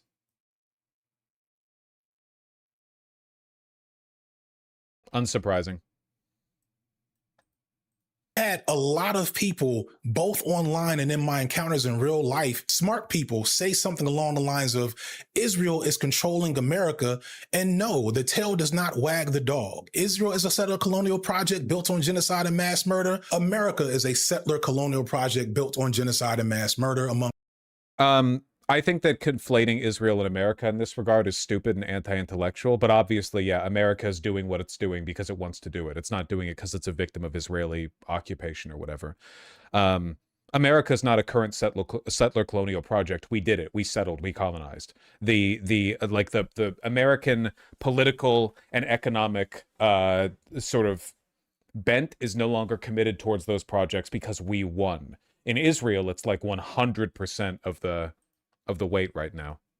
Other things, game recognized game. There are, of course, Zionists in American government and plenty of Zionists who are at the helm of powerful American institutions. And our current president does seem uniquely compromised in his ability to not be influenced, not just by Israel, but everyone. Like, it's everybody. Trump is extremely susceptible to everyone around him. He's incredibly easy to influence. He has a big ego and he's difficult to manage because but he's like he literally like sells pardons. Netanyahu gets him to, it's a weird MAGA talking point. Gets a piece of our president, but please believe that confluence of power between Israel and Zionists in America is not some secret, like, mystical thing. That's just how power and capitalists have always worked. One example of this America First anti-Zionism is like, people often say America was forced or tricked into a war with Iran due to Israel, but this ignores the history of hostility America has had with Iran. Iran, as a sovereign, strong nation, has been able to withstand American influence and thus impedes on America's dominance of that region and the resources that Iran controls, even with Israel sitting at Iran's doorstep. And Israel, because of its Zionist nature, has always wanted to attack Iran, along with everyone else in that region for years. But for the longest, America has not allowed them to, because most American presidents fully understood that we probably... Everything he's saying here is completely correct. Yeah. Can't win a war with Iran, which, if you're paying attention, is clearly correct. But that doesn't mean that we didn't desire to do the exact same thing Israel did. This is why you see so many other American politicians wanting more action from America in Iran, low key on both sides of the aisle. America is not just allowed, but has encouraged Israel to be exactly what it is for decades at this point. It's just that this time around, Palestinians were able to show the world what is happening to them. And I want to be clear, Palestinians do not care and should not care how they get free or who in America is going to bring them to that point. If they get free because of a right-wing regime... of course they should, right? Like, to whatever political force potentially frees Palestine. Obviously, Palestinians should care what it is and what they're doing and how they do it. But, I mean, like, because the details are really important there for Palestinian people, too. Ushered in by Tucker Carlson decides to act on their innate hatred of Jewish people and pull support from Israel, that's an us problem. That's not a them problem. There's a great short essay from Laith Marouf, again, I apologize if I got that wrong, where he's responding to a recent interview where Norm Finkelstein basically says exactly what I'm saying here. But Marouf comes back to reiterate that none of that is a Palestinian's concern. Marouf kind of pedantic. Well, no, it's pretty important. Yeah, in the long run, the difference between a Palestine that's freed by like an internationalist, principled, anti-colonial effort to like rein in Israel is very, very different from a Palestine that is freed because American neo-Nazis take over and cut aid to Israel. Like the former path is probably a better one for Palestinians, right? Because ideally you wouldn't want them to be out on their own. Yeah, it's the same reason why like a two-state solution is insufficient, because what happens if you give Palestine its own state? Israel invades it. It would, like, that's day two. Day one is they get the state. Day two is it gets invaded, you know? Ramsel, you can't keep doing this, man. You can't keep lived experience. Lived experience is the most, like, 2016 Hillary Clinton cuck language in the universe, okay? There's no lived experience. There's right and wrong positions. If a person is telling you about their personal... Like, I wouldn't argue with FD Signifier on, like, whether or not his high school teachers were racist to him. That's a lived experience. That's what lived experience means. It means the experience that he's lived. I wouldn't argue with him on that unless he said something like that I knew was wrong, I guess. I don't know. Like, that's what a lived experience is. Right now we're talking about Plattner in Palestine. That's not lived experience. We're just talking about the world. He and I are both equal residents of the world. You know, we both equally occupy the earthly coil. Says literally, why is it so hard to believe that America first could actually be Israel last? So if the left, and by that, I don't just mean us here on YouTube, although we are somewhat to blame, if the left can't present a crystal clear principle stance against Zionism to combat the nationalistic and ultimately fascist version that's taking a hold everywhere, including somewhat on the left, then we're fucked and we deserve it. So again, I don't understand what this is in reference to. I think Plattner is a pretty principled anti-Zionist. To Chris Robb and Charles Booker, I guess. I'll leave some links on how to support them in the description. But the bottom line is how we get anti-Zionism into our government is our business. If it takes hold in a way that is not good for Black people, gay people, Muslims, etc., is only good for these white folks that like to act like Nazis online, at the end of the day, that's our problem, not Palestinians. And I agree with that wholeheartedly. What I want to make clear is that if you pin all the atrocities Israel is committing right now on them secretly controlling America to help them out, then you miss the fact that Israel and America's imperial interests are one and the same 99% of the time. And even seeing that as advocating for a free Palestine is short-sighted, because while Zionism couldn't function effectively without American aid, they would still be there in that region doing something horrible to those people, the same way America is doing horrible things to people all over the world right now, not just in Palestine, but in... If you're being drowned, you don't take the time to worry about who pulls you out of the water in that exact moment. I just don't understand what bearing this has in reality. Like, these aphorisms are cute. They're great on a bumper sticker. But, like, in reality, in the long run, when we talk about Palestinian liberation or just, like, preventing Israel from starting World War III in the Middle East, obviously, like, there's a lot of nuance and tact with regard to how exactly you would advance that, you know? Israel is a powerful, wealthy, nuclear-armed nation with incredibly close ties to American industry, politics, and you know, just society broadly. Like, yeah, of course, it's like a difficult, protracted battle. It's just like, at the end of the day, it seems like we're always coming back to the same central thesis, which is like, you know, white leftists are bad. I don't really understand what the drive is, I suppose. Like, we're all anti-Zionist here. Plattner's anti-Zionist. I don't really understand what the specific criticism is. Cuba, Venezuela, Sudan, the Congo, all of these places where there are global calamities going on, comes back to us in some form or fashion.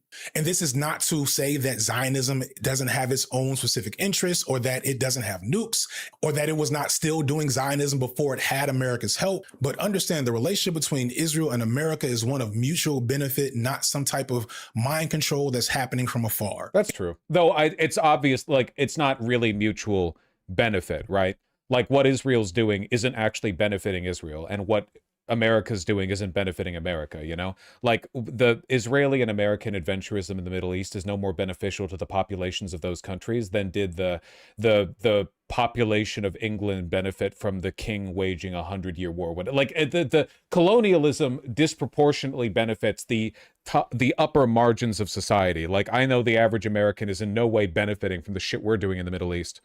Everything is about transferring capital upwards, and capital is international. Doesn't really benefit Americans. This is a point I've emphasized before, and I'm always really clear in it. I don't think racism benefits the dominant racial class. Like, I don't think white people actually benefited in any way from racism or slavery. Even though America got free labor out of it, I genuinely don't think it made white Southerners like better in like a development index or like moral or like general happiness way. I think that overall the quality of society is worsened for its inequality. I think inequality hurts everyone. It just hurts the people at the top the least. Much in the same way that ultra wealthy people are rarely happy. You know, I think that an equal society where people work together is better for everyone, which is why I don't think white people are hurt at all by like anti-racism. I think they benefit from it, you know? I don't think like the knowledge that black people in Africa are dying because we cut USA does not in any way benefit white Americans, like not even slightly. In fact, racism is almost always employed deliberately by the capital class, by the moneyed interests, as a way of distracting racist white people from the fact that their conditions are getting worse. White man, don't join that union. There are blacks there, etc., etc. We're still doing it to this day.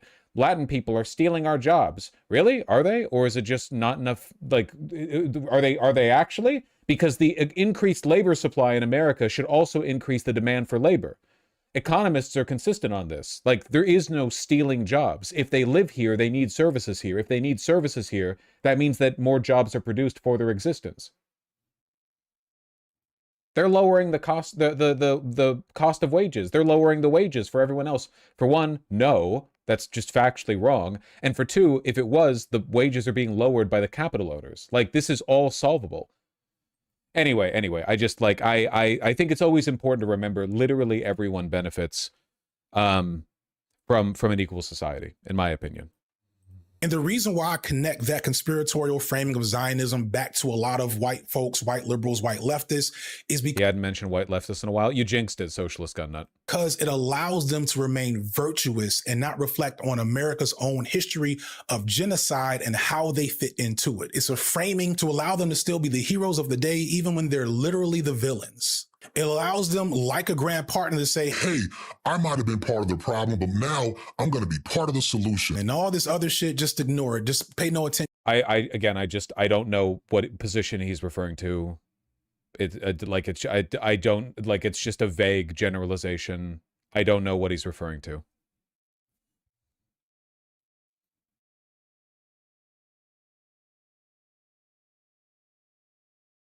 I think it's because Plattner wants to increase military spending. Does he?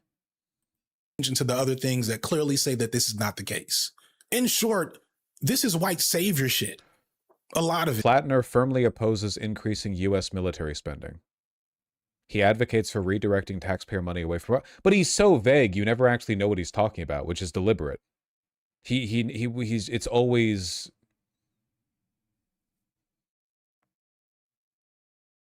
Not all of it, not everyone, but a lot of it. And I'm sorry to contradict him here, but like supporting Plattner, the progressive anti-Zionist main senatorial candidate, does not make you a white savior. Like, I know he's just mixing up a bunch of stuff here to the point where nothing means anything, but like, it doesn't. I'm tired of it. And I regret the fact that it took me to submit myself to racial abuse from a bunch of crack. One thing I said years ago before. Dog, you can just say crackers. You don't have to go the C slur. You can just say crackers, man. For any of this was serious, is that once you've been around the block with so-called white allies, you recognize that they often don't care about you as much as they say they do. Again, word to Hubert Harrison. They just care that you represent a proxy for their fight against each other most of the time. They will use the premise that they're fighting for a good cause to troll other, usually white people that they don't like on Twitter.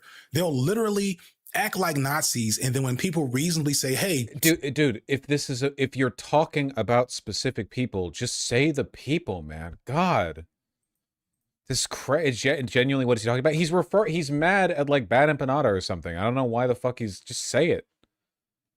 It is bitch made. Stop that bullshit. They'll cry that they're being tone policed, and y'all are so unserious, and it's my fault for allowing that unseriousness to put me in this position. It looks like I guess he's just going to talk about drama now. Have to be like, but like from y'all, it's just racism, because it's hard for y'all to imagine that there is a large enough black community to make my numbers number the way they do. And I want to be clear. I have videos intended for a white audience, and those videos tend to do great. But the vast majority of my... I wonder, maybe I'd like one of his white boy videos. Maybe I'd like getting sent over to the white boy table. Would fix me. What's a video for a white audience? I'm curious. Most watch videos on all of my channels are videos. Yeah, SFW, safe for whites. Focused on black culture. The white audience comes around only for the explicitly political videos, which is one of the reasons why I stopped has over 3 million views. I do not need a white audience. Like, So he talks about his viewership a lot, man. don't mistake my cordiality at your presence for thinking you run shit here. Y'all's access to me. That's dispelling a commonly held notion amongst longtime FD signifier viewers that white people run the channel. Just really getting at the core of the issue here, you know? Has been me trying to be a positive force in the space as much as I can manage to. For those who don't know, Nebula. Okay, yeah, gotcha. All right. Damn, man, he is really insufferable. God almighty.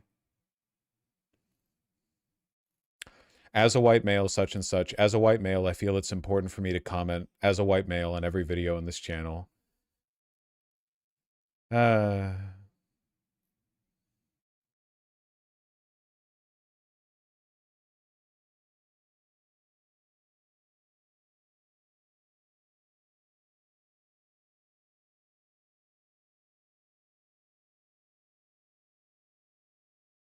They really pushing a Blackwater mercenary and somehow believing he's not going to have imperialist tendencies. They really just want the Republican to win, man.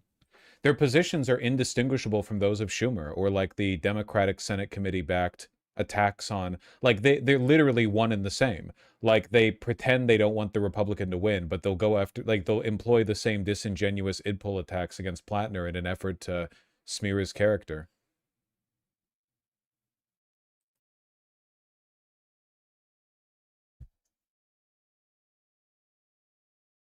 As a white male, I watched this video, parentheses, wait, no, hold on.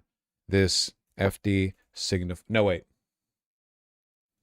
Watching an FD signifier video as a white male, parentheses, please put on second channel.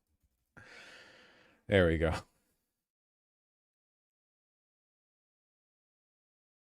Phew.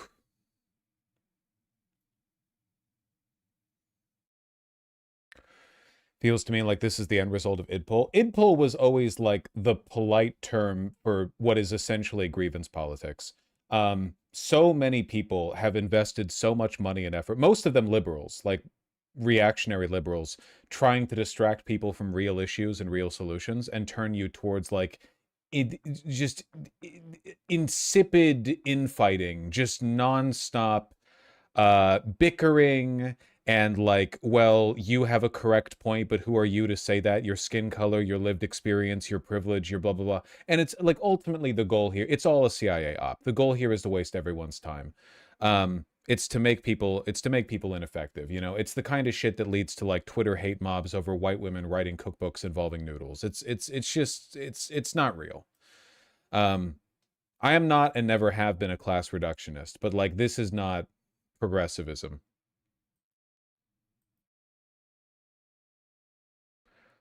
FD signifier is one of those lefties who still talks about debate bros. Dog, he says the word bread to multiple times per video. It's crazy. It's crazy.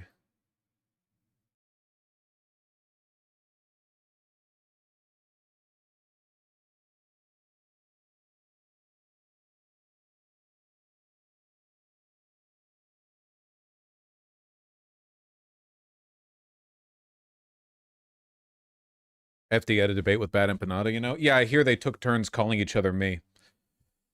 All right. Let's clear out these tabs, huh?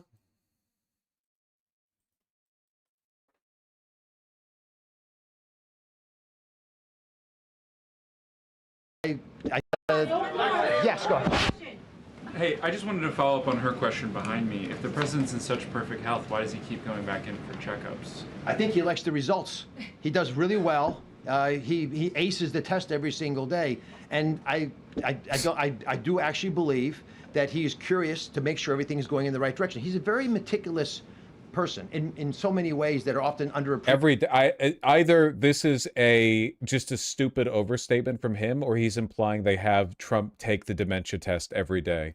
I don't think he does though, because if he was, he would be bragging about it. Appreciated, but for him to want to know all the numbers and keep on top of them, it's the same reason he calls people at at odd hours because something's on his mind. He wants to deal with it. Yes, in purple. It's because Carolyn Levitt's out right now because she's spawning another one of them. So they have random Trump cabinet officials pitching the field during the press conferences. Seems to be going well. We had massive increases of people joining the program. We believe that 35%, roughly, of the people that are using the Affordable Care Act, Obamacare exchanges, because they've never used the program once, they've never filed a claim, may not be legit. And that actual number may translate to, I don't know, 5-6 million people we could be paying premiums for because they don't have to contribute anything. So they don't even know they're getting it. These are people who have Medicaid, and someone, often a broker, is just... I'm sorry, wait, did he just unironically say that it's evidence of fraud in the ACA if people have never filed a claim? Like, if you are signed up through the ACA, but you've never filed a claim, that implies that you're a fraud? How is it even a problem if an account is fraudulent, but it's not filing a claim? That doesn't even make sense. Like, if they're not filing a claim, then all they're doing is paying the monthly... why would anyone fake a Medicaid account and then not file a claim? Just pay the premium and not get any service for it? Honestly, enrolling them on in an Affordable Care Act, or they're in 2 states at once getting full insurance paid for by us in multiple states at once. While not filing claims? How does that... What? Do you think that you get double the health care if you're enrolled in 2 states? What? That's not how that works. What? So we have evaluated these numbers. They're extremely concerning. There's a very strong effort by us. We actually made a rule 2 weeks ago that starts the process. We had tried to do this when we first came into office. A court enjoined us. They did not feel we'd followed appropriate APA guidelines, government guidelines. And so we redid it and now went back out again. But if you care about the ACA, then you'll want us to take the fraud out. And let me just take a step. It's all going so well.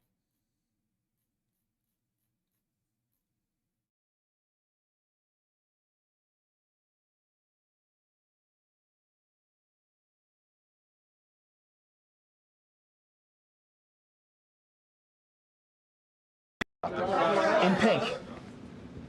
Just back to the question about Bill Pulte. Congressional statute says any appointee for the position of the Director of National Intelligence shall have extensive national security expertise. What extensive national security expertise does he have? Ma'am, you're asking me a question that's out of my lane. I'm so focused on making sure Americans are healthy that I have not been looking at what other agencies... Yeah, that's about the best defense I could offer, too. Across the world, especially when we're not sure what's going on with them, is probably not the wisest move. In red, take it away. Thank you so much. Alina Shirazi from the Daily Mail. This is the 4th checkup that the president has had. He's supposed to have 1 a year. He's had several CT heart scans. What are the doctors looking for? And second question, I think you might like this one better. Who has been your favorite cabinet secretary so far to do the briefings at the podium? Huh. That may not be my favorite question. That might... I mean, they're all obviously different. I think Scott Bessent's dry humor is fabulous. Marco is just an earnestly funny person. We can tell all kinds of stories about Marco's entertaining commentary. I think JD was spectacular. He's just very on his game, understands the issues, and he understands the American people, which is I appreciated his presentation so much. And I did watch them all, by the way, just to prepare. I'm a doctor. I try to do my homework. I prepped for the case. The first issue was about Ebola. No, about President Trump's examinations. He's had 4 already. Right. The president's supposed to have 1 a year. Yeah, so I actually have talked to the president about what he's sent to all of you, and I think it's just a routine, regular exam. You remember I had the president on my show 10 years ago, and he also presented records, and at the time I was stunned at how well he was doing, because so many of these numbers naturally over time will start going in the wrong direction. But if you look at these records, they're spectacular. His cholesterol, his blood pressure, all the numbers are starting in excellent parameters. His ability, and listen, I work with him frequently. Many of you get to see him almost every day. That amount of energy and that amount of mental acuity does not exist in a vacuum.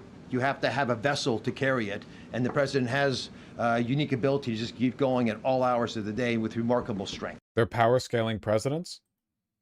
A vessel? Sukuna? Imagine a sorcerer with the aura of Sukuna, but the vessel, the habitable power of Donald J. Trump.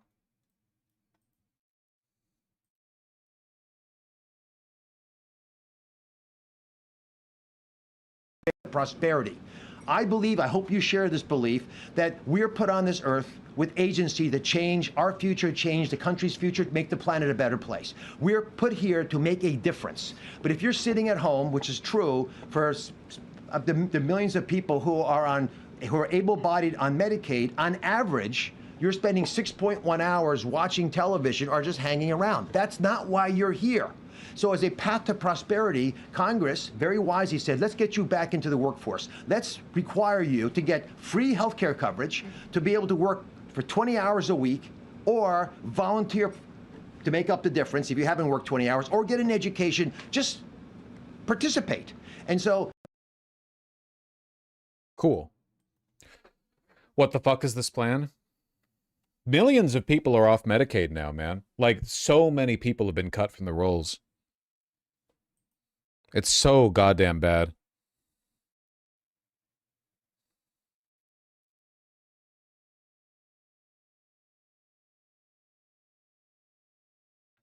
The president really is speedballing adrenochrome. Well, we all know the reason why he always has a bruise on his hand is because he's always getting an IV drip. He probably gets it every night. Who knows what drugs he's on? Do American hospitals not admit you without insurance? Legally, emergency care facilities always have to admit you no matter what. You're just, you know, on the bill afterwards. Usually a very large bill. But oftentimes, if you are uninsured, it's pretty difficult to get care. If you don't have insurance, usually you just have to go to urgent care or like have one-off meetings with doctors. But for any kind of specialist care, many times they just won't accept you if you don't have insurance.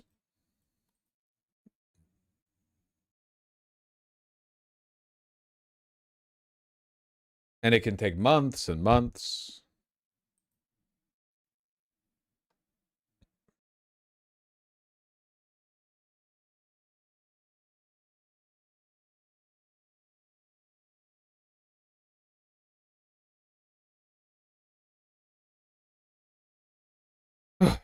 One second. You've been seeing me drink so much Gatorade, I have to pee again. It's just uncomfortable to stream with a full bladder. What flavor is pink? Pink is... This is Gatorade Zero berry flavored. Just berry. Here, hold on.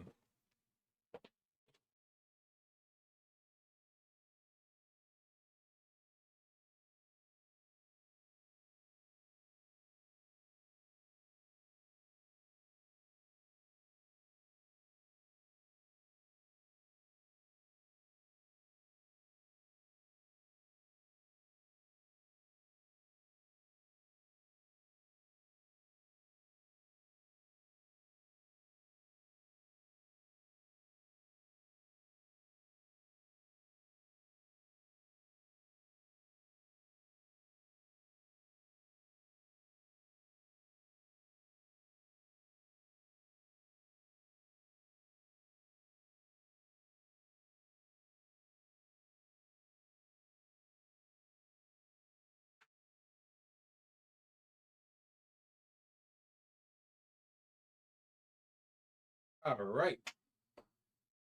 Man, it is warm today. Do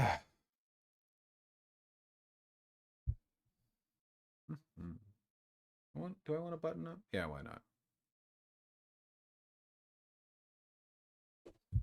Nah, I always undo the top button. Well, second to top. Love the shirt. Thank you. I got it a while back. It's cute. It's embroidered. Oh, wait. Yeah, there we go.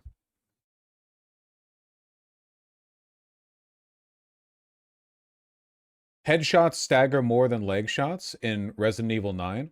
Insanity? Really? Then literally, what the fuck is the point of ever not shooting the head? That makes no sense. It's just always correct to shoot the head? Okay, well, thank you for letting me know. You planning on talking about the girls Trump and Netanyahu fighting? It's not real. Axios, okay, I talked about this a little bit before, but I just want to repeat it maybe a little bit more succinctly.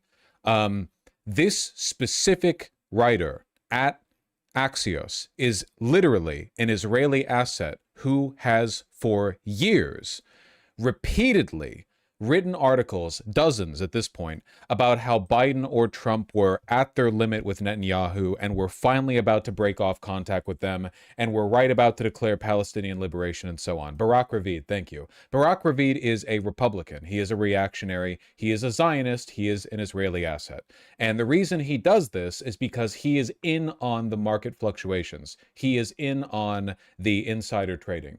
Every time he did this, it stirred up a new wave of conversation about how Trump or Biden were finally about to buck their Zionist masters and say fuck you to Netanyahu and everything was about to change. It never happened. It has never happened. For Trump, it's about insider trading. For Biden, it was about creating a sort of a mirage of plausible deniability, where you can string people along with the belief that any day now Biden was going to turn. I used to fall for it, now I don't. Anything from Barak Ravid cannot be trusted. This is his job. It is his job to do this.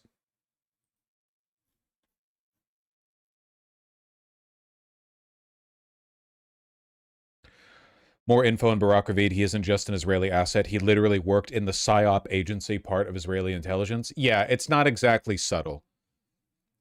Worked in Unit 8200, 8200. And he's worked in media ever since. It's very, very, very straightforward. Now that you mention it, I think I remember the same story. Biden was overheard yelling at Netanyahu. Also Barak Ravid. Literally, same guy. The same guy did that.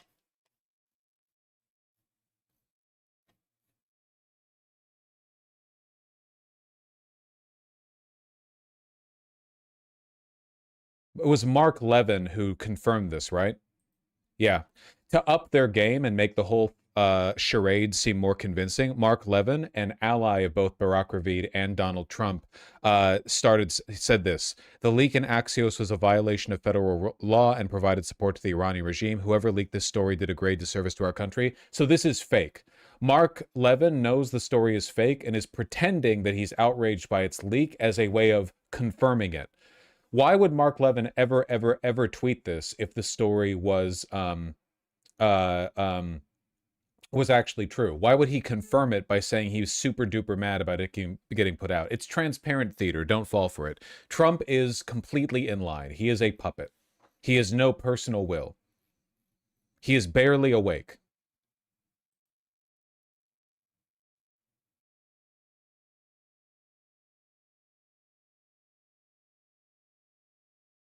Never trust anything from Barak Ravid or Axios generally, because they allow that slop on their network.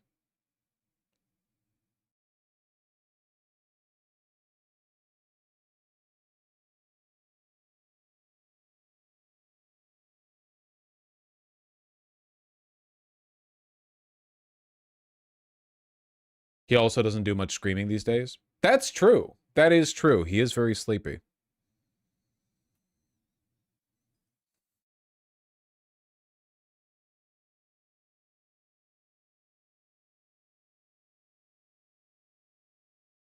Hold on.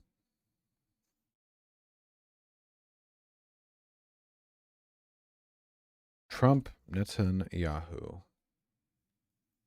Yeah, here we go.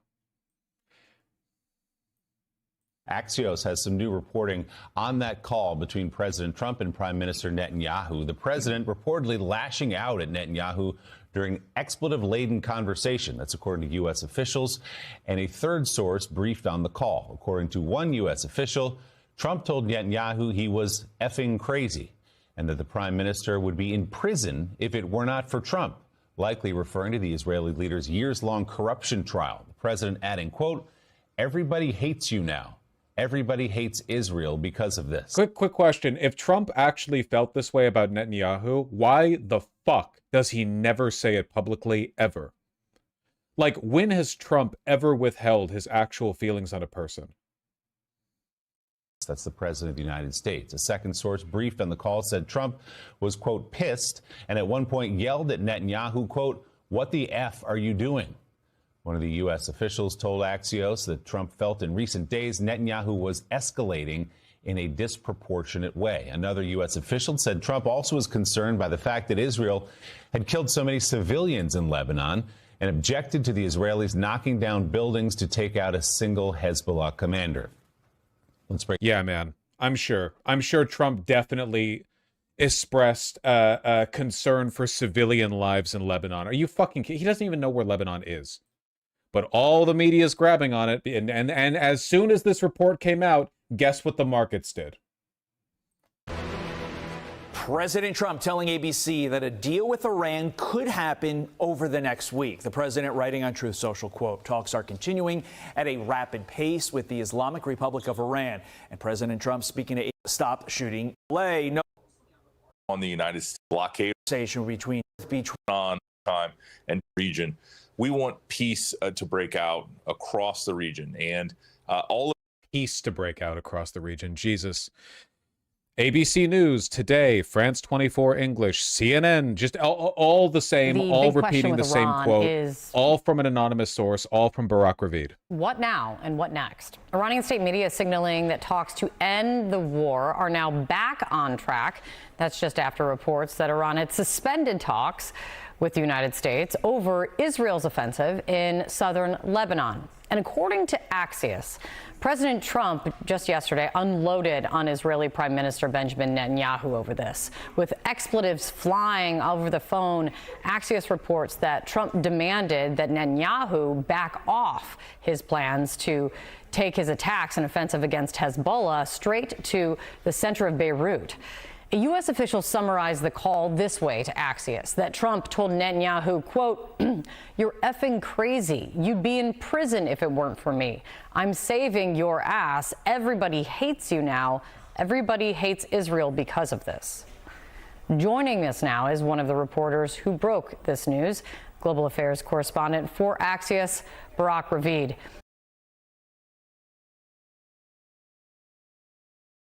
Quite the read, Barack, of course, and quite the call. I mean, is this how these two leaders speak to each other often?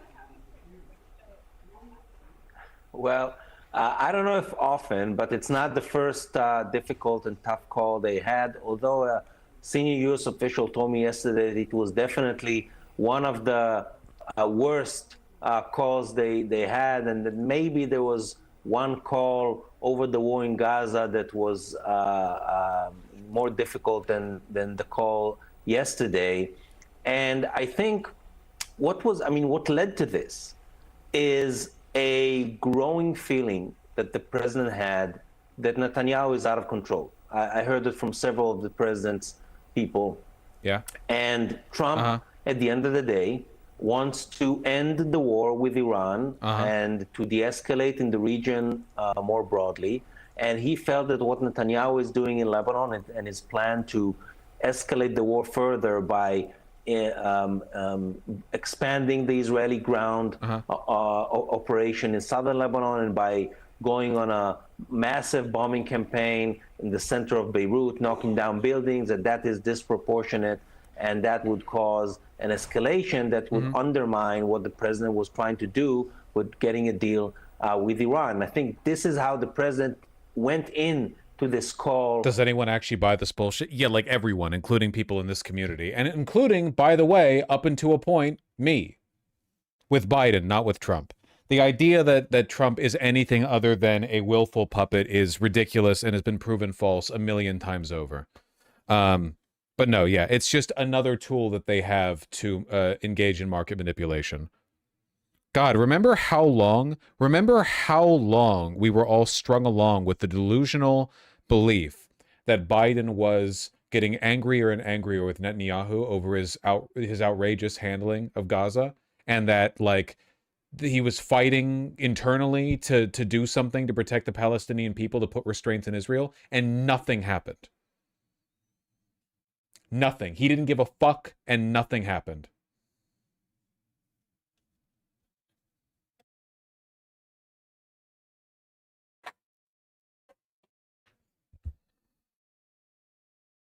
yesterday with Netanyahu, yesterday around noon, and he told Netanyahu that he needs to stand down and that he needs to understand that, this war broadly in the region. How interesting he never says any of this publicly.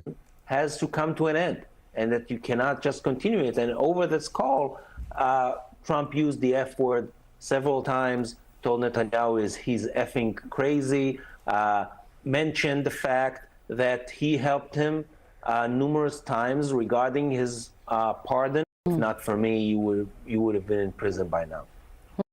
Because they wanted to, put pressure on Israel and to also put pressure on Trump. Fighting on the ground. He's so fucking boring, and she's not even asking him questions. He's just allowed to say whatever. They know the deal. Another Ravid article about Biden claiming he was going to stop supporting Israel. No. Yeah, we were getting this shit non-stop. We won't support you. Inside Biden's, parentheses, private ultimatum to Bibi that never materialized to anything ever and never meant anything and was fake the entire time.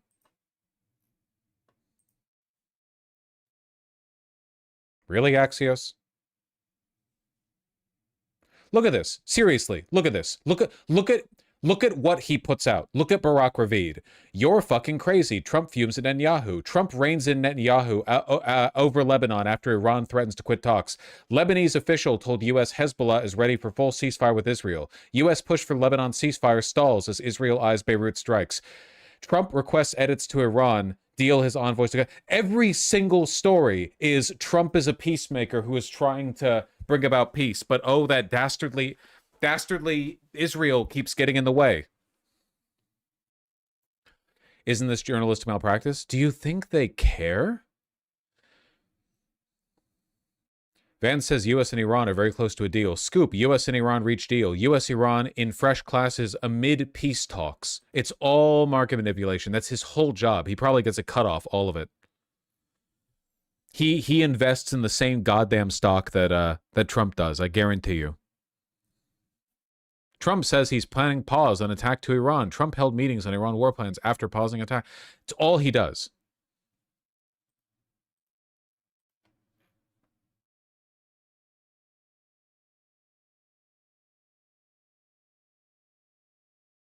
Exclusive, U.S. and Iran closing in on one-page memo to end the war. That was a month ago.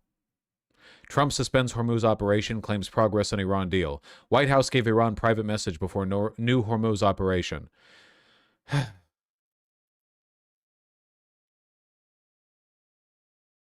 It's the only thing he writes on.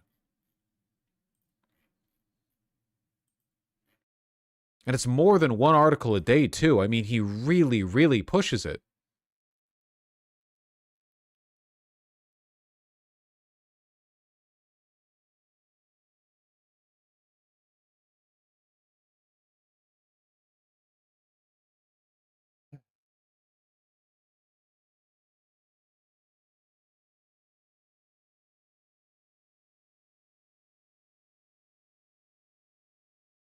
Barack Ravid and the Trumps finally had it psyop. Just doing his job, I guess, Mossad. Unit 8200, but yeah. Americans' financial literacy slumps to a 10-year low, new study finds. In 2025, U.S. adults correctly answered only 47% of the 28 questions used to assess financial literacy, down from a high of 52% in 2020, and the lowest score in the decade since the survey began. Huh. I mean, a variance from 52 to 47% is not a huge amount. Women and younger adults scored lower than other groups. Women!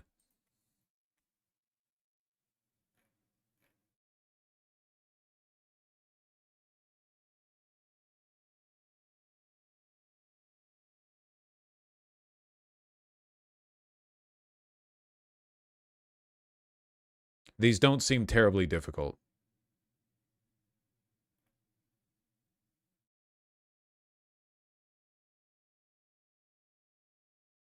Do the quiz. Boring content.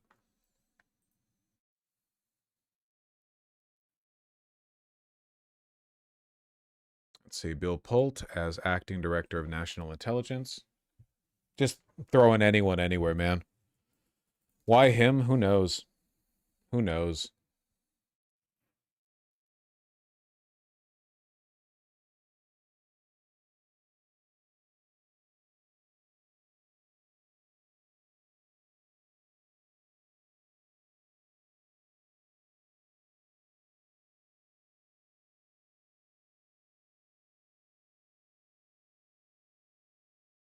Well, how do we think those California elections are going to go, huh? CA in New Jersey? How are we feeling about those? Any good feelings? All bad feelings? What do you think?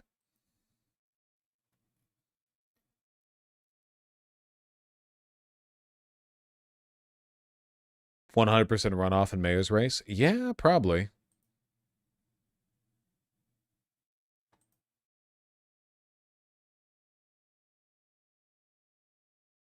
All right.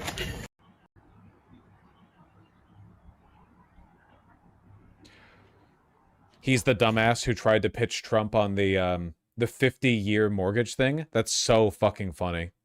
All right. Maddie, I'll be down there, whatever. Perfect, thank you. What are we doing? I'm not here to tell you that the answer to 10 years of one-party control is to give the other party 10 years of one-party control. I don't think that's right. But I do think that it's time to say enough to the people who have had 10 years of one-party control. It's time for balanced government in Iowa. I think for me, water issues are really important right now. I think choosing leaders who are going to think of the entire community and be representative of our entire community. Who'd you vote for? I think also just thinking about what kind of city and state. That's Iowa. Who cares? All right, give me the debate slot. I said I'd get back to this. A lot of drama coming from Plattner's campaign. And this is a must-win race if Democrats want the Senate. Jake, it definitely is. I mean, mathematically speaking, it is very difficult, if not impossible, for Democrats to win control of the Senate without winning Maine. And this is why. Susan Collins is the only Republican member of the Senate who's up this year who's effectively from a blue state, a state that Kamala Harris won in 2024. That's why Democrats have placed so much hope in Maine. But at the same time, so much scrutiny is coming on Graham Plattner. He's an oyster farmer. He's never been in politics before. He's endured one sort of self-induced controversy after another. The latest, as you said, is a weekend of revelation about him sending sexual messages to a woman while he was married. Well, his wife is pushing back. No, it was before he was married. They just, they only talked about it, and his wife found out about it after they were married. All of this. And it's all been resolved, and no one cares. Saying that those are not the issues that voters are concerned about. I find it really shameful that there's a group of media outlets and people who are willing to spread gossip instead of talking about real issues that Graham is running on. What is your take on this Graham Plattner situation and the fact that Democrats are doing what I would argue maybe Republicans have been doing since 2016 and just saying, eh? Yeah, because of last cycle and the ones leading up to, I think the bar for entry for the Democratic Party has been placed so low because we put it there. You know, Democrats right now just want a... Fuck you, dude. Every single Republican candidate is a 70 IQ subhuman pedophile retard. And Plattner, why? What's wrong with Plattner? If it was you would support the Nazi tattoos if you thought he meant it. Candidate who can, speak plain English and communicate to voters and be authentic. But I think we have lost The fuck? Okay, what is this highlights reel? Just give me the fucking combos. the plot on authenticity. I think Graham Plattner is cosplaying working This class. bitch. He wears it like a Halloween costume, and that has been placed on him by the same people who have run a lot of progressive candidates across the nation. In this pursuit of getting to know the everyman, we keep picking these people who I think show the worst parts of society. If I am to believe that Graham Plattner can relate to everyday Americans, then that means I'm to believe that everyday Americans are okay with Nazi tattoos because they get them accidentally when they're drunk, or because they served in the military. They have very regressive views on race and on gender. She literally supports actual existing Nazism. Plattner is to her left on every issue. I just cannot accept the fact that to gain the working class, we have to dress up people who show the lowest of our values. By the way, this is the exact same kind of bigotry of low expectations, paternalistic, patronizing bullshit that racists do with black people, where black people will support a black candidate or black musician or artist or athlete or whatever else who says good things about race relations in this country, who has criticisms of white supremacy, and they'll be like, I don't think black people actually want to be represented by this guy. This guy's like a thug with his pants low or whatever. I don't think black people want nice, respectable representatives like this Republican who's wearing a shiny suit, you know? They do the exact same thing. They can't criticize Plattner's position, so they have to do these vague gesturings at him. This like, well, he's not like a real proletarian. He's like a wealthy oyster farmer. It does speak to how hungry Democrats are for new blood, though. Think of real anti-establishment people. Oh, yeah. Real anti-establishment. Like what your fucking consulting firm would support. Oh, yeah. What real anti-establishment? What, like Buttigieg? Come on, give me an example. Yeah, Governor Janet Mills is very credible. Number 3, Mikey, or 3, yeah, 4, any 4 in the audience, 4. Go to 5, Also someone under 50. Voters have a say in this. And if you look at the numbers, Graham Plattner, he has only gotten more popular, okay, since the controversy, since the tattoo, since all of it. That's a real thing. And then, down in Texas, where Ken Paxton was going up against John Cornyn, all of the dirt is out there on Ken Paxton. And I was looking at some favorability and unfavorability numbers for the two of them, Paxton and Cornyn, and voters are just as favorable toward Paxton as they are to Cornyn. They are not the same, but voters don't seem to care about the scandals. Well, I would be very clear. They are not the same. Ken Paxton was acquitted at his trial in the Senate of the crimes he was accused of. But oh my fucking God. His wife has accused him his wife has accused him of things that has led her to seek a divorce on biblical grounds. So, and I am sure we're going to hear. I'm sure we're going to hear all about it. There's a lot of corruption, but there's a lot of personal issues too with him. But just to be clear, on the corruption stuff, that he was impeached by the Texas House, he was acquitted by the Texas Senate. So I think we should be clear about that. That is not the same as someone by his own party. Yeah. Who has exhibited a pattern over 20 years. I mean, it's not just the Nazi tattoo. There's a pattern. What pattern? Prosecuting, it's not just the Nazi. It's the belief. Anyway, the takeaway you should get from this is that the Republican who's defending Ken Paxton is on the same side here as the Democratic consultant. That's the main takeaway. Belief that women are responsible for their own rape. I mean, that's appalling and absurd. To have someone nice talking point. Did you get that from Chuck Schumer? That women are somehow responsible for being raped, to have people who obviously, sexually message their women while they're married. Like, these are all bad things, and they just keep getting... The greatest crime to a Republican, flirting with overage women. Worse with Graham Plattner, and I think Democrats, as you've seen, a couple of them make pretty strong statements against him. So wait, I think they're realizing that the wheels are coming off the bus. Are affairs disqualifying? This one. Yeah. Marital affairs. To be clear, I think the Nazi tattoo is disqualifying. I think the idea that women are responsible for their own rapes is completely disqualifying, and he should be punched in the face. To be frank with you, I mean that's an appalling thing to say. I think that's different from someone who's accused of bribery and was acquitted. I think that's someone who's has issues with his wife that we're going to all hear. We are going to hear all about Ken Paxton's divorce. They're tripping over themselves to condemn Plattner, and it only makes him appear more authentic too.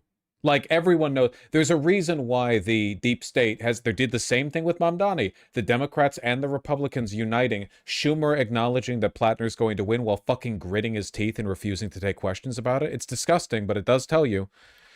When did he say that about women? Like, fucking 15 years ago on Reddit, he made some shit-ass statement about, like, I don't know, women dressing the wrong way or something. He's clarified and qualified and apologized a billion times, and it comes across as like a stupid dude bro, never had a conversation with a woman in his life kind of dig, not like this guy's secretly the dark horse, like, hyper-misogynist or whatever, you know?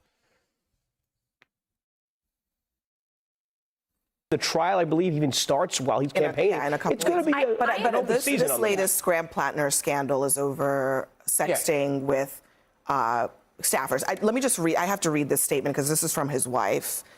His wife told CNN and reporters, I confided deeply personal details about my marriage to someone who I considered a friend. In the months since, I've had to watch as she spreads malicious gossip to anyone who would take her call. I trusted this person with the most private chapter of our lives, the early days of our marriage before any campaign was on our mind, and I'm deeply hurt by her betrayal and invasion of our privacy.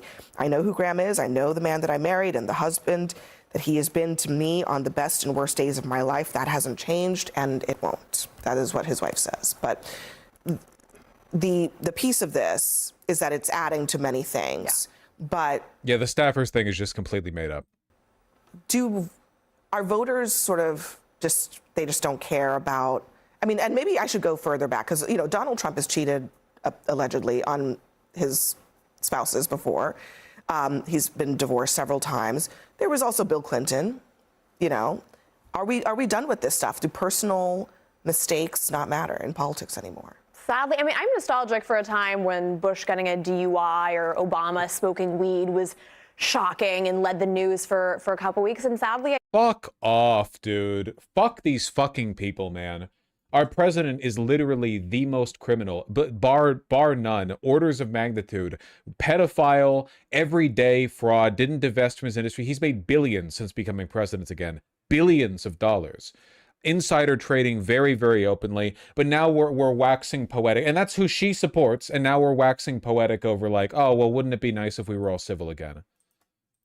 I think we're at a point in American politics where it isn't disqualifying. And it's funny, I mean, I was kind of surprised. Told you, Vosh, I hate CNN. They're barely going to have to change after Ellison takes them over. To see the reaction from folks like Cory Booker now sort of raising questions about support for Graham-Plattner in light of these affairs, because frankly, adultery and infidelity now seems so ubiquitous in American politics. So to me, that wasn't even the most shocking thing. I think Democrats, though, now are trying to backpedal a little bit because they realize it's this constant drip, drip, drip. It wasn't just the Totenkopf tattoo. It wasn't just the basically making fun of veterans for getting shot at. It wasn't the sexual acts in porta potty.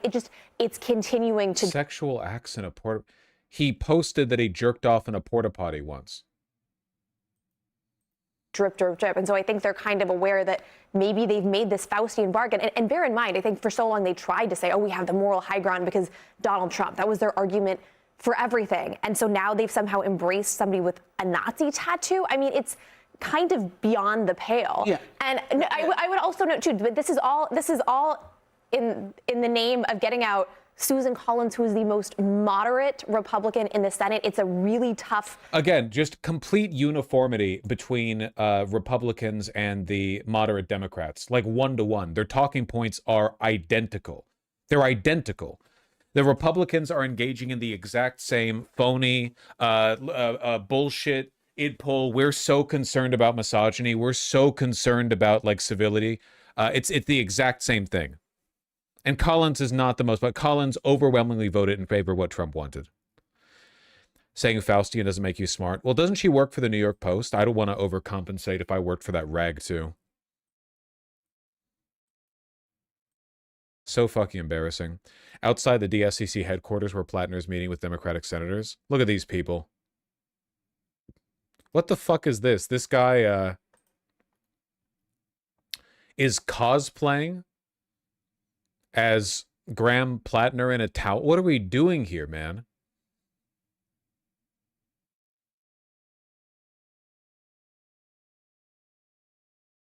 Yeah, go home. I guess it is pride, yeah. So obviously people who are paid to be here. How many authentic protesters do you think show up wearing Oxfords? Out of curiosity. Almost everyone here is wearing some kind of like DC staffer footwear. Like, yeah, these are just authentic, regular old Democrats showing up, holding shirtless pictures of Graham-Plattner in Oxford shoes. Yeah. No, I'm sure. Just regular folks.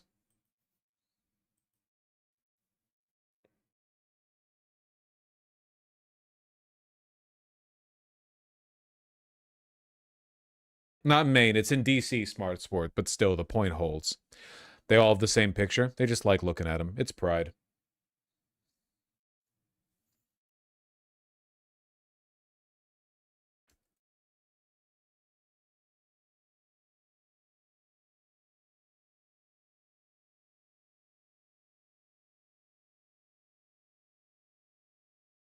Man, maybe I really do have diabetes. I gotta piss again. Cullen's making Plattner's case for him.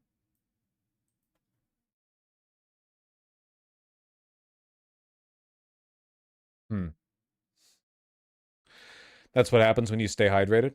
I just gotta keep a bucket under the desk, you know?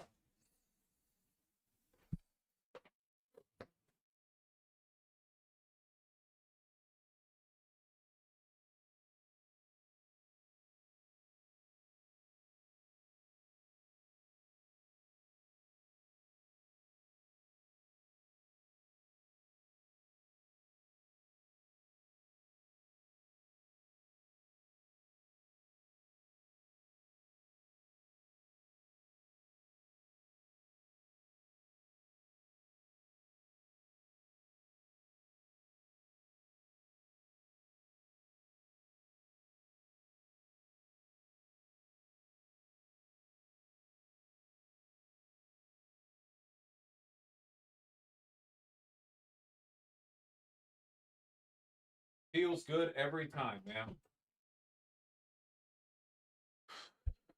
man. I don't want to hear Vosh piss noises. What, like if there was a bucket? I don't think you would. You just have to like velvet line the edge or something. Don't worry about it.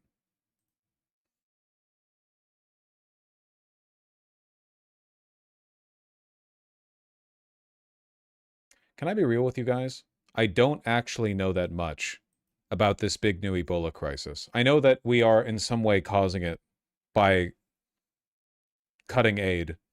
I just don't know much about what's going on. Can I find out? You mind if a white boy finds out?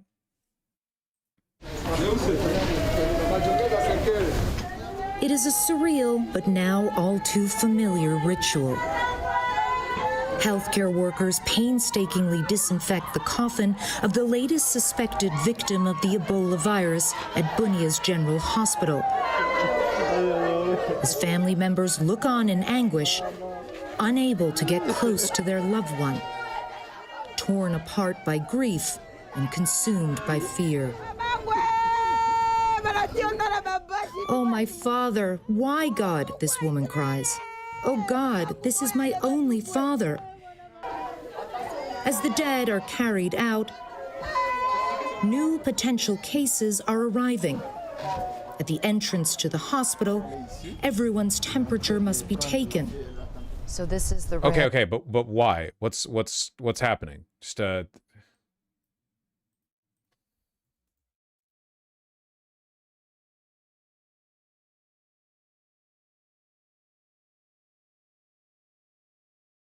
direct consequence of U.S. aid cuts?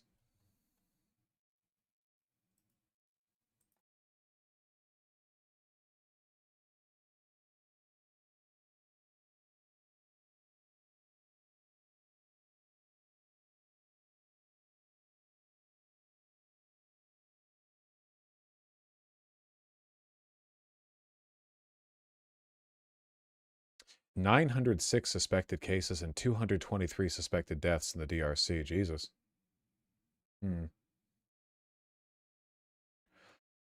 USA Today article going through the timeline.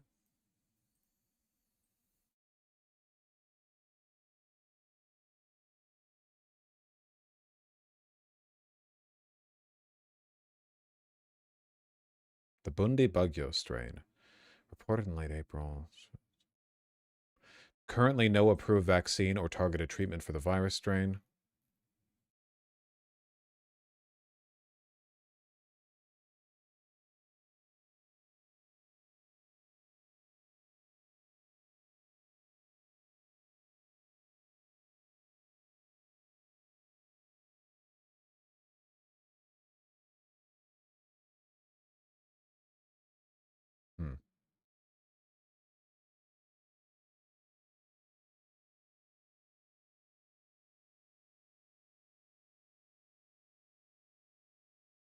We're outpacing previous Ebola outbreaks? Current outbreak could become the deadliest on record? That's probably not good.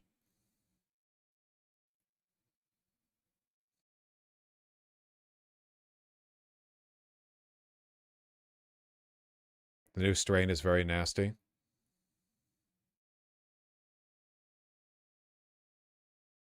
Yellowing of the eyes and skin, jaundice, unexplained bleeding including from nose and mouth, stomach pain, vomiting, diarrhea, rash. And then you just fucking die. Alright, well that's not good. What we get for cutting USAID, I suppose.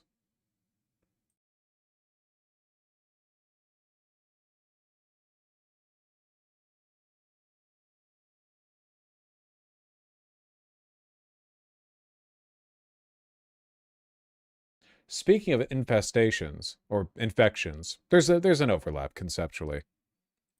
Apparently right now there's a fucking bedbug epidemic in the Trump administration buildings themselves. In like the Department of Agriculture or something. The Insect Defense Agency is itself infested with bedbugs. The department sent staff home twice, but has declined to do so a third time after the insects returned.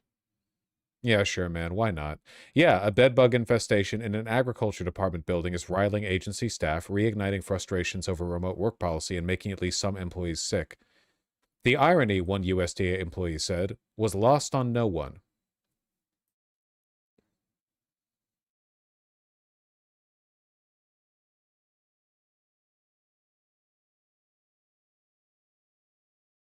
I mean, they are doing insect defense, right? They're literally on the front lines. Probably fired the janitors or whatever.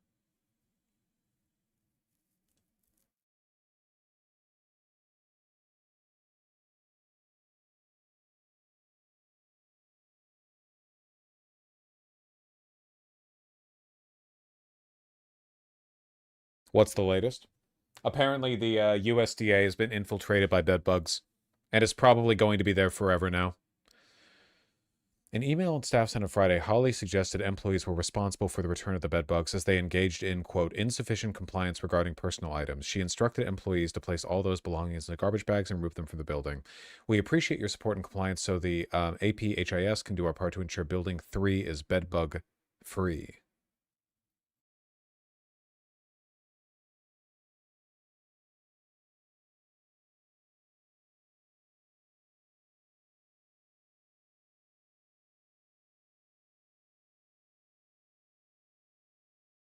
Huh.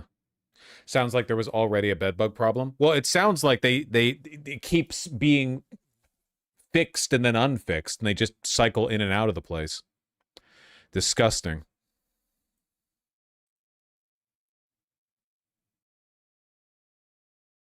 Who brought them in? Oh, who knows? Who knows? They only go dormant? Yeah, it's pretty difficult. Pretty difficult to get rid of them. Hold on, what is this getting recommended to me? Local news, Seattle, Cap Hill. Oh, hey, Vermin. No, we really couldn't. Speaking of local. And we start with a retirement home right on the corner of Pike and Broadway where all the clubs let out. Like, they're literally on the same corner as... Hold on, 1 second. I've been down here a million times, man. Pike and Broadway, Pike and Broadway.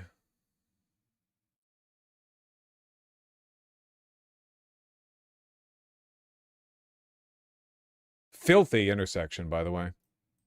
So there's the building they're referring to right there. Pride Place, this one, and here are clubs and music venues. It's literally like the same.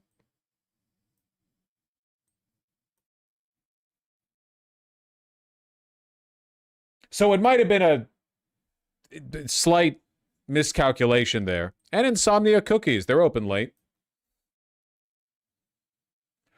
Did the noise cause the triple homicide? Well, yeah. You know, late night Cap Hill's a bit of a pit. I do kind of feel bad for the old people. Which was there first? Well, it doesn't matter which building was there first, right? It's like if you build a retirement facility here, you will expect older people to move into it. It was bad to put it here. I'm pretty sure the bar has been here longer. Long-standing gay dance club. Yeah, Pride Place was built recently. I saw it go up. Hey, our Queen Kelly.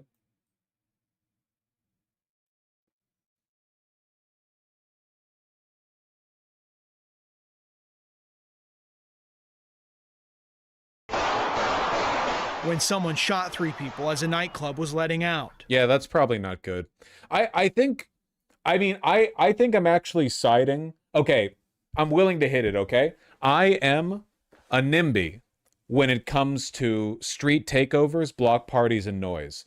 It is insane how little we seem to care about noise pollution in our cities. Like, from motorcyclists and motorists who drive 110 miles per hour or like peel around to do donuts in major intersections to people just fucking screaming nonstop. I just don't accept that this has to be part of the urban fabric. Like, on one hand, it's a rowdy corner and there are always going to be people bumping up here at night. That's fine. That's normal. That's expected.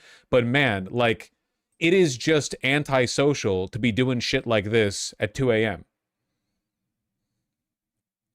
Like, this is, you just shouldn't, it's like, I'm just not.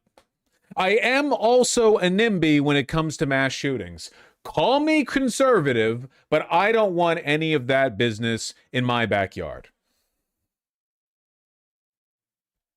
That's what's happening. I think a place for it should be a thing, but yeah, like, maybe, but at 2 a.m., it doesn't matter where in the city you put it. It's always going to, like, fuck people up. But like, sure, it's better if you do it in like an industrial neighborhood, I guess.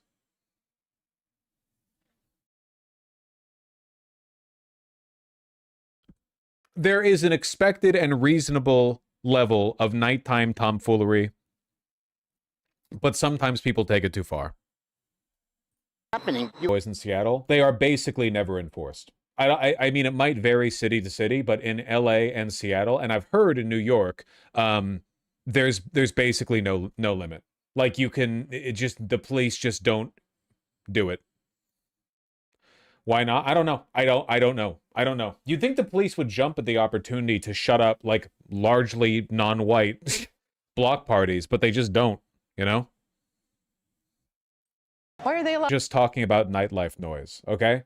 I think, like, it was dumb to put the retirement place next to the busy nightlife corner, but that's not the issue here, okay? These 2 a.m. street takeover block parties are a problem. They came. Brad Libs will say pores like this. Yeah. There's like a subset of white people on Twitter who will be like, don't you know historically marginalized communities actually like these? Don't you know that black families actually like being woken up at 2 a.m. to the sound of a bunch of like fucking like street party car bass blasting bullshit at 2 a.m. They love that shit. You know, it's their culture. I don't think that's true. I don't think that's true. Going to the middle of a downtown area for safety is a joke. Not downtown. Downtown's a different area.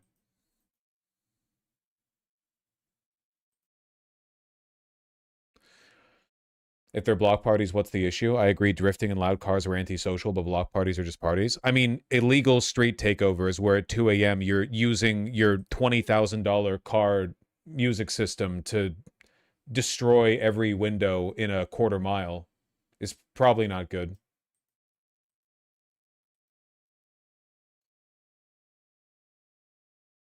How often is an illegal street takeover happening, though? I mean, it depends. Like, in terms of, like, blocking the road, it varies, right? But in terms of, like, unlawful fucking car bass boosted stereo bullshit, that shit happens reasonably often, depending on the area. It happened pretty often in downtown, in that one big parking lot that's near the pier.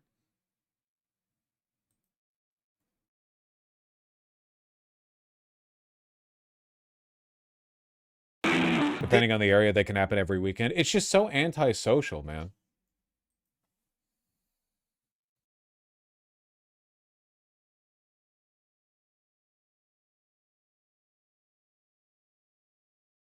See more on this. And now to this, our top story tonight. Sleepless in Seattle, all thanks to a street takeover. Several cars revving up right next to the Space Needle Sunday morning. And that's where we find KARE 7's Eric Thomas. Eric, almost as bad as the noise here, how long it took for Seattle police to get there? Well, this is the intersection of Broad and Denny, and you can still see what was left behind on Saturday right here in the street after. Would a higher trust society help solve this? Yeah, of course. Like, I don't think a high trust society would have people coming out at 2 a.m. to peel donuts. Like, I'm sorry. You all know these people are huge pieces of shit, right?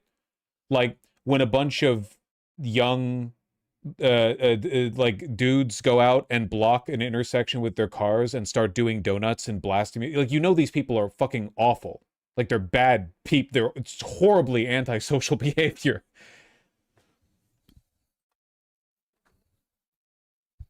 We don't need to, like, wokeness horseshoe position our way around to defending it, you know what I mean? A dangerous street takeover, but what's almost as bad as that is the response from SPD, which took more than 20 minutes. This is a wonderful property. I love living here, but I have to accept the fact that all of this noise... Isn't this kind of a Trojan horse? Tons of nightlife has been destroyed by noise complaints. Yeah, but we're not talking about, like, a rowdy club. We're talking about illegal street takeovers where they're fucking demolishing the area around them noise-wise. Totally different. Again, we're not talking about just, like, rowdy nightlife. Has got to go, and the police response has got to improve. Chuck Francoeur has called Belltown home for nearly 2 decades, but like many around the area, he's fed up, especially after hearing about another street takeover this past weekend. I say I've been here for 16 years, and I've just seen more and more and more of this, and more difficult time. Well, I'm defending it. They wouldn't have this if they didn't keep people from congregating in the daytime. You can congregate in the daytime, and they don't want to congregate. They want to take over a intersection and do donuts. What do you mean? What they're only doing this at night because they can't do it at the day? They shouldn't be able to do it at all.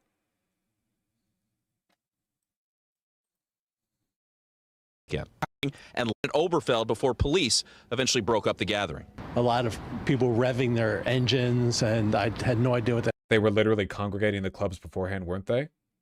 No, these aren't the club goers. I mean, it's an overlapping but not identical group. The hell it was, especially being at 12:30 at night, and so I waited and I just said I'll bide my time and see what happens. Oberfeld wasn't asleep when it happened, but as you heard, also didn't contact police or follow up with anybody else inside the building. Likewise, Luciana Cortez, who lives right around the corner and heard the whole thing, admits she could have done more. To tell the truth, I didn't do my part either. You know, I didn't call the police. I should have. On top of the SPD don't give a fuck, dude. SPD don't give a shit. Disturbance and damage to the street, SPD says a 52-year-old man was assaulted while trying to move a Lime scooter that was blocking the intersection. His car also damaged before he was attacked. No word on his condition or any injuries, but as far as the takeover, no arrests have been made and there are no suspects. Now, as we bring you back out to the intersection, we did speak with SPD this afternoon, who told us they expect... And they said, lol, Lamau. Expect to hold a press conference right here tomorrow morning at 10 a.m. at the intersection of Broad and Denny. We'll bring you any updates. Doesn't the U.S. have enough parking lots to do donuts safely? But they want to block traffic. They're antisocial. They enjoy blocking that's part of it. There are parking lots. They could go, a lot of them drive here from the suburbs to do this. They're choosing a spot like this because they want to be assholes.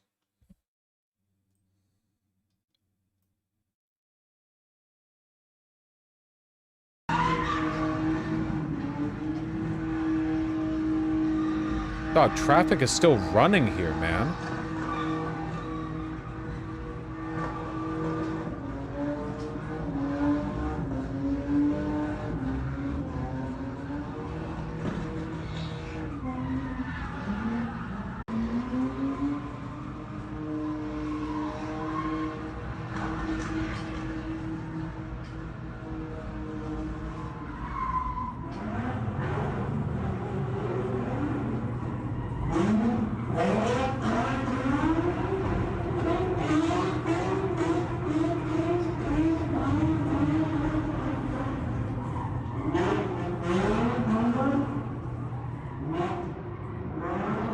The purpose of these is often filming clips and making content. Yeah, the most obnoxious, like, hypebeast TikTok dipshit you know is showing up to these to film it, to farm clout. It's not like an authentic culture or whatever. Welcome back, Hellcat guy. God, fuck that guy, man. Fuck that Hellcat guy.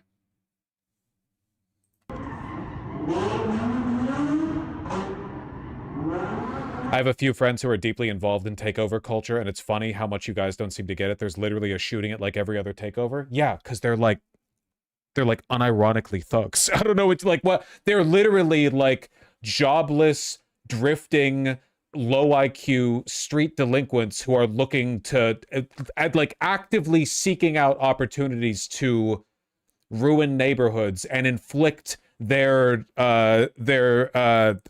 malaise, their fucking you know, what's the term I'm thinking of here? Not misogyny, not misandry, misanthropy on the public. Doesn't it tear the shit out of the tires? Yep. Also, this is where the majority of microplastics come from, by the way. That's why I've said tire brain in the past. It's not like, I don't know, glitter or whatever. It's the vaporization of the rubber in tires. It's a significant portion of microplastics are the vaporization of rubber in tires.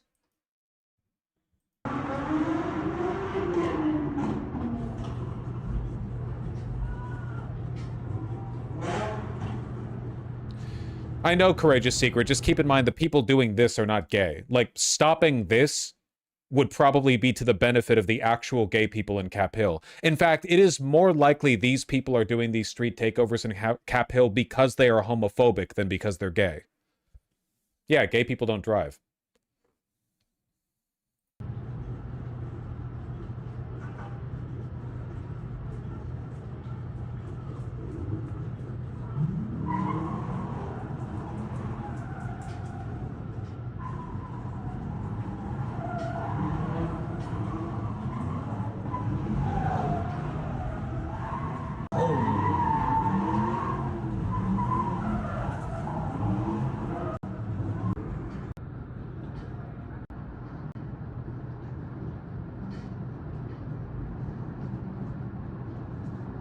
In Atlanta, they used to do takeovers of the gay areas and block shit, and all the gays were pissed every time. Dude, they're literally like hyperchuds. They're straight guys who come down here and they like the idea. They know what they're doing is annoying and disruptive and violent and criminal, and they're doing it deliberately in an area to disrespect the area. They're not doing this shit in their neighborhoods.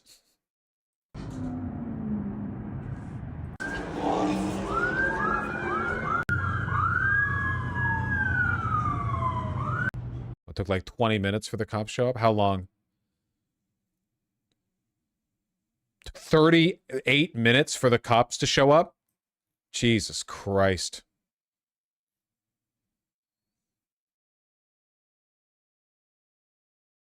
Oh, here's one, Belltown?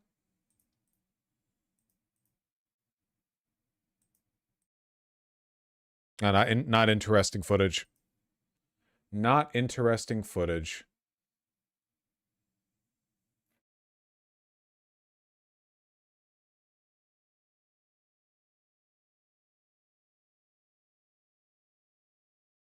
So fucking lame, dude. It's like a traffic camera?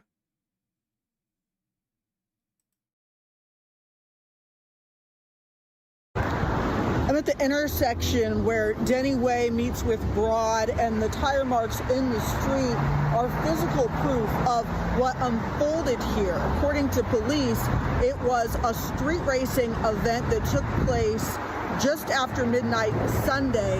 That's when 911 calls poured in. Racers had taken over. We do have to ban the scooters, yeah. We do have to ban Lime scooters. If you want to ride a scooter around Seattle, buy a fucking scooter. The intersection, deploying scooters and bikes as roadblocks while drivers did donuts, missing bystanders by inches. Before officers could arrive, people in the crowd attacked a 52-year-old man who had tried to move one of the scooters to drive through. They assaulted him and damaged his car.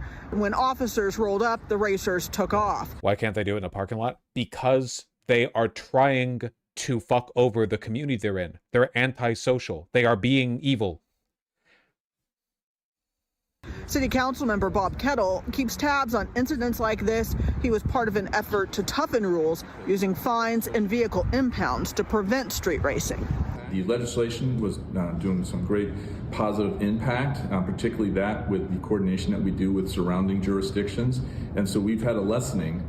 And obviously things can pop up and again, but we need to ensure that, this isn't the start of a trend. That Can't blame chat for not understanding what a street rape party is. They just don't go outside. I know. I'm a little bit defensive about it. I will admit. It's just sometimes it bothers me. It reminds me of the person who emailed me and got mad at me because I said you shouldn't do crack cocaine in a subway car. Like, so sometimes leftists will like break their neck reaching out to defend extremely antisocial behavior being committed by like the worst people in society. And I don't understand it at all. Like they will see really bad, just hateful, destructive, pointless behavior, and then they'll either do a weird like reverse racism by saying this is actually black culture and you're being white for opposing it, which for one, it's Seattle, these are mostly white people, and two, what the fuck? What the fuck are you talking about? Or they'll do this like, well, I think we're actually tired of NIMBYs and gentrifiers silencing people. Silence is violence, and it's like the noise in question is being done by chuds from the suburbs who drive in on in stolen cars and like menace and threaten people locally. Hey.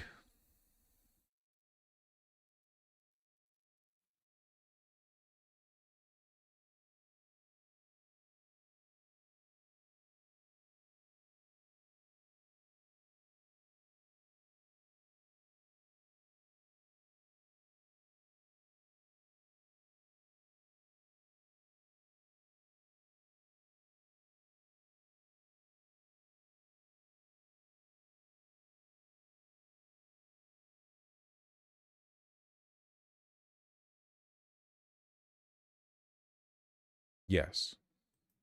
Some drug addict white people moved into the downstairs unit of the duplex I'm in. Constant loud fighting, dozens of people coming and going at all times. People passed out all over the place. They replaced a really nice Muslim family that gave me food, turning me into a supporter of the Great Replacement. I want more brown Muslims.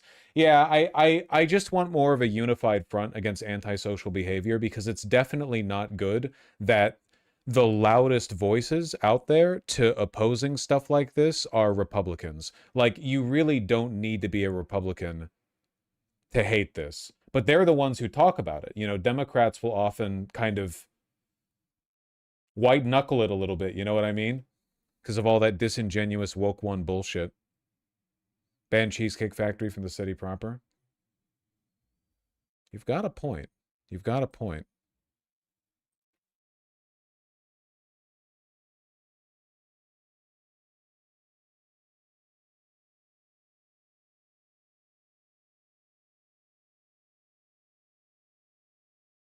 Remember the asshole who drove his Dodge Hellcat through the Belltown at like 100 miles per hour at 2 a.m.? You did it like 1,000 times? Yes, I remember. Yes, we all remember the fucking Hellcat that the cops did nothing about for years. Miles Hudson, a 22-year-old Seattle resident infamous for terrorizing the downtown and Belltown neighborhoods in a highly modified tiger-striped Dodge Charger SRT Hellcat. He gained hundreds of thousands of social media followers by posting videos of himself doing racing, burnouts, and speeding up to 107 miles per hour on city streets. Following extensive legal battles, he was convicted of reckless driving and racing on a public street. He was sentenced to 30 days in jail. This guy was like a non-stop terror campaign on Seattle. Years. $5,000 fine, 30 days in jail. Insane.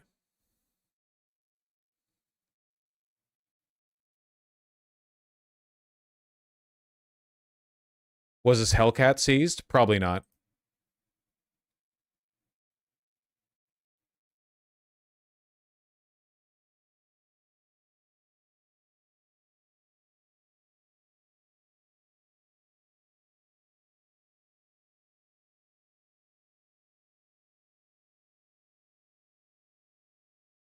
Specifically, Hudson was sentenced to 364 days in jail with 7 days credit for time served and 327 days suspended, meaning he'll only spend 30 days behind bars. And he's ordered to pay a $5,000 fine, probably a tiny fraction of the money he's made off doing it and serve 24 hours of community service. 24 hours. They didn't even take his fucking license, I bet. Or like he can get it again in the future.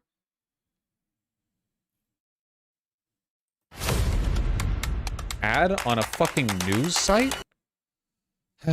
Fox 13.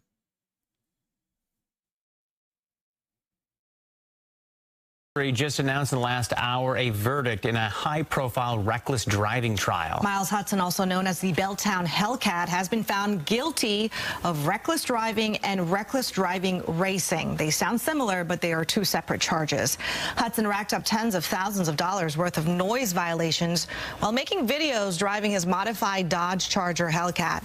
Yesterday, the city called 3 witnesses in an effort to show Hudson was speeding and driving dangerously through Belltown and the streets of downtown Seattle. The jury also had a chance to hear from Hudson himself. Hudson saying that he wasn't racing, but that his actions were about creating Need for Speed content. Y'all saw the final result of, me and the homies. I'm a content creator, bro. I gotta entertain people. You stated that you weren't racing. Sorry, you're going to super hell. That the car did not go 107 miles per hour. Absolutely not. Help me understand your knowledge of how can we see in a video it say that on a speedometer if it really wasn't going on that. What's that process Did it for if the gram. you're aware of how to do that? It's a simple mask. So essentially what you do is you blur out whatever number that is. Like let's say on the speedometer, let's say it's 15. You not blur, but you kind of blend it with like the background, and then you add your mask. It's a dynamic mask, and you can change the numbers. Yeah, okay, it doesn't matter, dog. I don't care if he was going 107 or 106. It is day 2 of a high-profile trial in Seattle's municipal court where Miles Hudson, known as the Belltown Hellcat, faces serious charges of reckless driving and street not racing. so serious, apparently. This case has drawn significant attention due to Hudson's viral videos and the public safety concerns they raise. KOMO's Karina Vargas has more on the first day of testimony from Hudson and police. Miles Hudson gained attention for his videos showcasing high-speed maneuvers and loud engine revs in downtown Seattle. Everyone in the city could hear this. Everyone in the city. Everyone in Seattle, like for about a year ongoing, everyone in the city would hear when this motherfucker was filming his content. Hudson appeared in court where he shares a reason for his actions. At first, I wasn't, doing the right things to get money. Started doing content creation. I realized, you can make a living. You can go crazy off that. So I have to entertain people. You all saw the end result of, I would say, like a movie. Prosecutors argue that Hudson's actions endangered public safety and violated city noise ordinances. During testimony, a Seattle police officer testified and identified Hudson as the driver of a Dodge Charger after being pulled over. Body camera video shows Hudson's interaction with police. I guess the city doesn't like me because I'm pretty loud. One of the officers shared what he and Hudson spoke about during that interaction. I was encouraging him to take his car to a racetrack and do, I just don't understand it. You are an SPD officer. You have a brass knuckle tattoo on your forearm. You are a hyperchud. Why didn't you arrest him? Are you trying to fight the stereotype or something? I don't get it. Like, I'm not saying you should have arrested him for racist reasons. I'm saying you should have arrested him because what he was doing was an arrestable offense. Are you trying to, like, overcompensate in the other direction? His bit legally, and he was telling me that he has almost 700,000 followers on social media. And the cop was like, damn, dog, that rules. All right, peace. Prosecutors showed jurors video evidence showing Hudson hitting 108 miles per hour on a street in Seattle. Hudson took the stand and denies that he was street racing. Now, Hudson's defense claims he edited the video. We came up with some need for... Yeah. 21 home monitoring violations.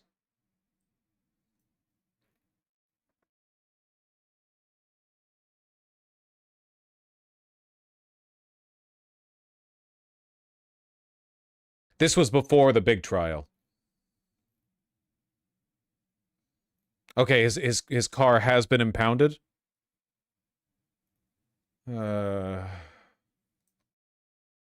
They need to fucking trash that shit, man.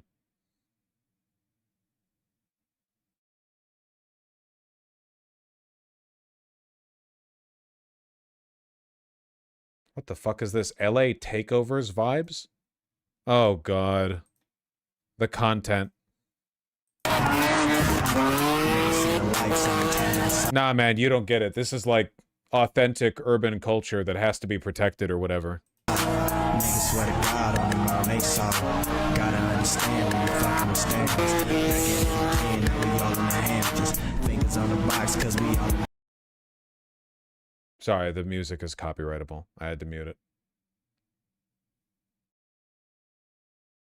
Where is this? What is that? What intersection? It's LA? I can't. There's too much blur. I can't read the street signs. Oh my fuck. Yeah, sure, man.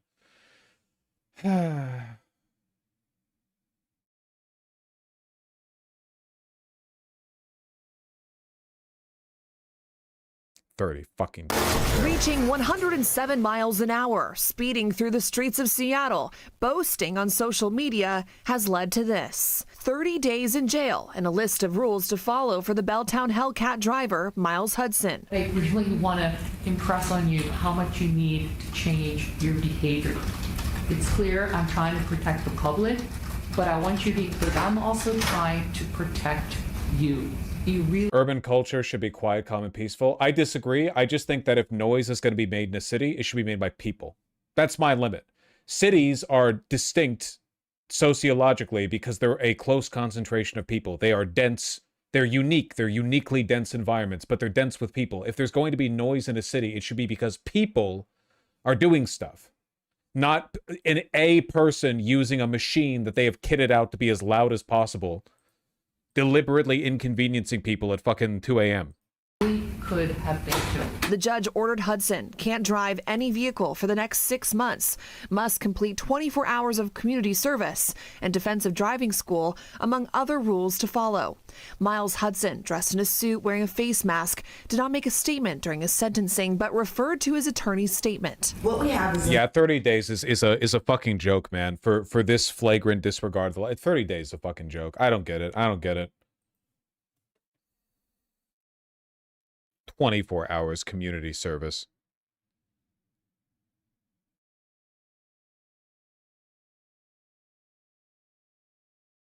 What the fuck is going on in Seattle, man? Jesus Christ.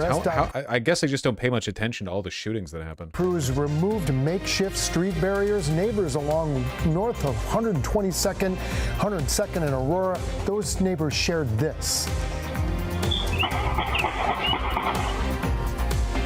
That is yet another. Are you not against punitive justice? It's not about punishment. It's like, how does 30 days and 24 hours community service possibly make up for like a year of continuous, deliberate, malicious law breaking at the expense of the quality of life of millions of people in Seattle? Shootout, and that shootout happened only a feet. Okay, probably more like 500,000, you know. Away from homes. Thanks for sticking with us. At 5:30, I'm Gary Horker. And I'm Elle Thomas. KARA 7's Jake Chapman joining us live now in the Greenwood neighborhood. And Jake, you took those neighbors' concerns right to city leaders today. Exactly, Elle and Gary. And Seattle's public safety chair tells me that they want to add. It's not about punishment. It's about spite. What the fuck are you talking about? When you jail a murderer, you're not doing it out of spite. You're doing it because they're a murderer. What the fuck do you mean? This guy, the Belltown Hellcat guy, is a fucking menace. He should be imprisoned and have his car taken away and have his license taken away because he is a menace. He's a continuous robot. It's so he doesn't do it anymore, and so other people don't do it in the future. It's a deterrent. It doesn't work as a deterrent if you prove that you can just do it forever and then just pay a little fucking fine that's easily paid with the money you made making the content and get 30 days in jail. What, so he has more clout when he gets out? More officers to SPD's ranks, as well as have better enforcement of stay out of areas of prostitution laws or SOAP laws that passed the city council 2 years ago. But neighbors here have told me time and time again the city has the tools to address this problem and that this open barrier right here, Well, it's not stopping this problem anytime soon. Like, why is his right to drive a vehicle so fucking sacrosanct? Like, why he had a license to operate a dangerous piece of machinery that he constantly, flagrantly broke the rules on, willfully, contemptuously ignoring them. Everyone hated him. He knew everyone hated him. His best defense in court was, I did it for the gram. He did this for fucking years. And what, he just gets to keep doing it? Why? It's not a God-given right. We had a peaceful couple days. But the peace didn't last long. After SDOT crews removed a barrier neighbors put up on North 102nd and Aurora to keep repeated gun violence out. Sunday morning, I woke up 5:58 a.m. to 6 gunshots. Right back up in the neighborhood, right up the street. Violence Peter Orr and many on this street knew would happen. It's just opened the neighborhood to more pimp gunfire on the taxpayer dime. What is your response as a city leader when you hear that? Totally. No, I mean, I think I totally understand like the deep frustration of residents in North Aurora. So we took their frustration straight to City Hall, asking both Mayor Katie Wilson and Public Safety Chair Bob Kettle what the city is doing. Yeah, Aurora is kind of a pit, unfortunately. I mean, look at it. There's not even any sidewalks here. To curb the gun violence on Aurora. But what is something else the city's looking at to help this neighborhood out? Well, it's all these little pieces. For one, SPD staffing. Along with looking at other ways to block out traffic. We're going to be working with that with council, right? As you might know, there's legislation that council members are proposing that would allow us to do more permanent barriers as a safety measure. So we're going to work on that. Is this an urgent issue to you in your office? Absolutely. I mean, I think public safety in our neighborhoods, it's always an urgent issue. It's not the staffing. Cops don't care about the community. Yep. Somebody in chat said it earlier, and I think they're largely correct. Ever since Derek Chauvin and the BLM protests, which showed that people do, in fact, want their cops to, like, have some standard of decorum and, like, not murder people, a lot of police have basically given up on their job. Like, they will begrudgingly respond to calls, but they don't give a fuck about the community they defend because they're suburbanite chuds that drive 30 minutes. They commute to get into work downtown, and then they act like they're an occupying army. They don't give a fuck about safety. They just, like, respond to the calls that they're given. Or in other neighbors hope that's the case. When it's a matter of bullets on the nightly is a time crunch. Because they say they're tired of sleeping in fear. I'm not gonna sit by and wait for a neighbor to be shot in the middle of the night. I'm gonna do something. It should be law that you pull cops from the neighborhoods they patrol.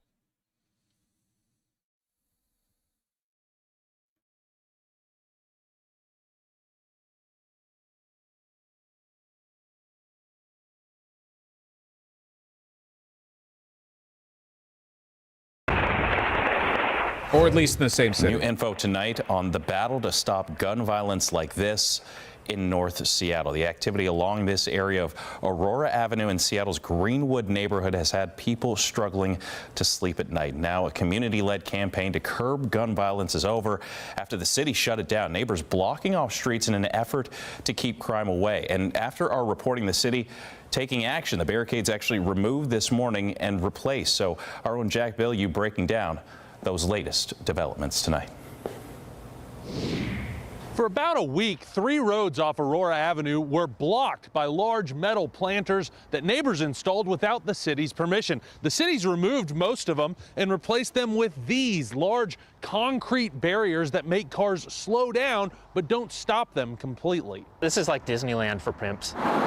Neighbors along Aurora Avenue say they're fed up with the corridor's sex trade and the other crimes that come with it. Over the last month, they blew the whistle on multiple shootings, including one where bullets nearly hit a sleeping baby and another where 2 groups fired on each other from across the street. That one was caught on camera. And they all do kind of blend together, but it's just been one after the other.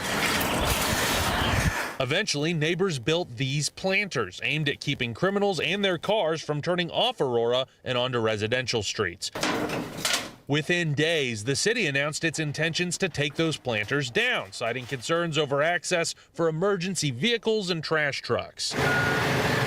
Friday morning, SDOT showed up and disassembled them, replacing them with these concrete traffic calming treatments, which require cars to slow down. I guess that's fine. You do need emergency vehicles to be able to go through. I'm glad the city replaced them rather than just taking them around or taking them down. To get through. To me, it just gives pimps an opportunity to feel more like James Bond.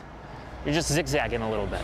Neighbors say the planters were not a permanent solution, but they were effective. So if they're gone now, what's the long-term plan? Any of these that we could make permanent would be great. Or, I mean, gosh, if the city wanted to just have police officers here every single night. What does this have to do with gay nightclubs or street takeovers? This doesn't. This is a separate thing. I'm just talking about crime in Seattle now, I guess. With enough officers to actually stop the violence, that'd be great. The issues clearly grabbed the attention of city leaders, but neighbors say that alone isn't enough. Attention is one thing, but I'm not going to celebrate until my neighbors actually have a guarantee of safety. On a joint statement, the mayor and this area's city council member said they were looking to address safety issues in the area. They also said they were considering permanent barriers. They expect to have an update within 2 weeks. Just bollards everywhere, man.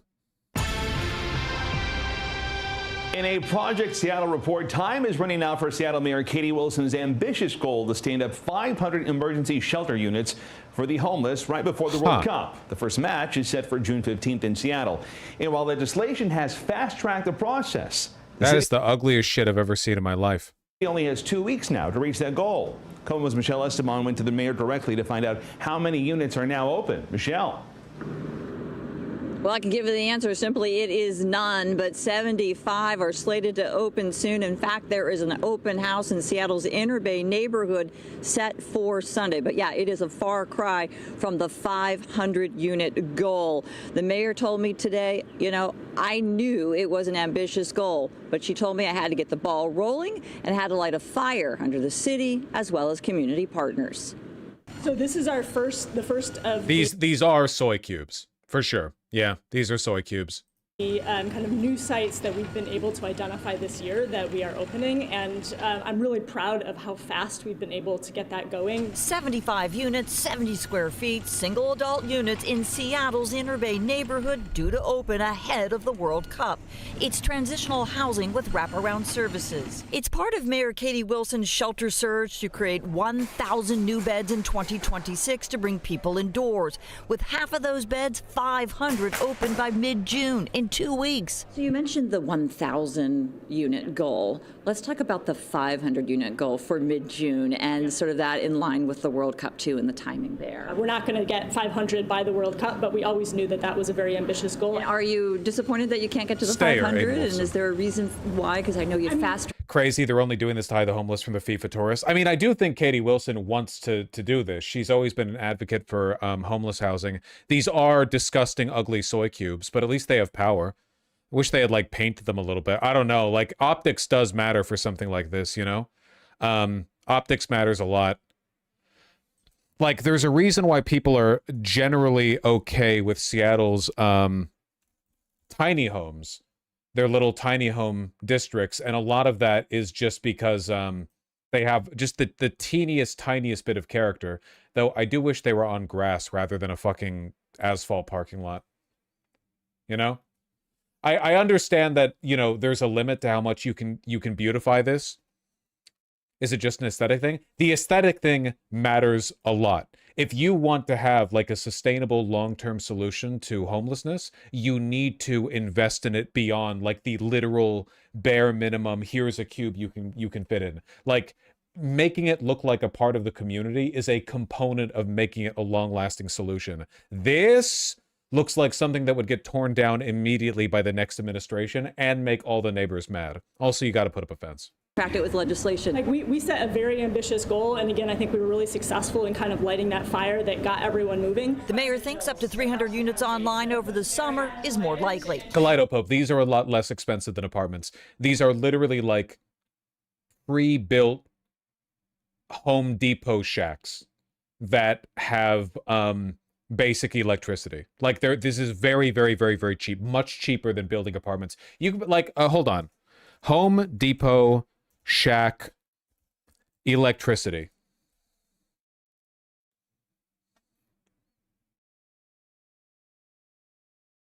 Shed, not shack, I guess, would be the term they would prefer.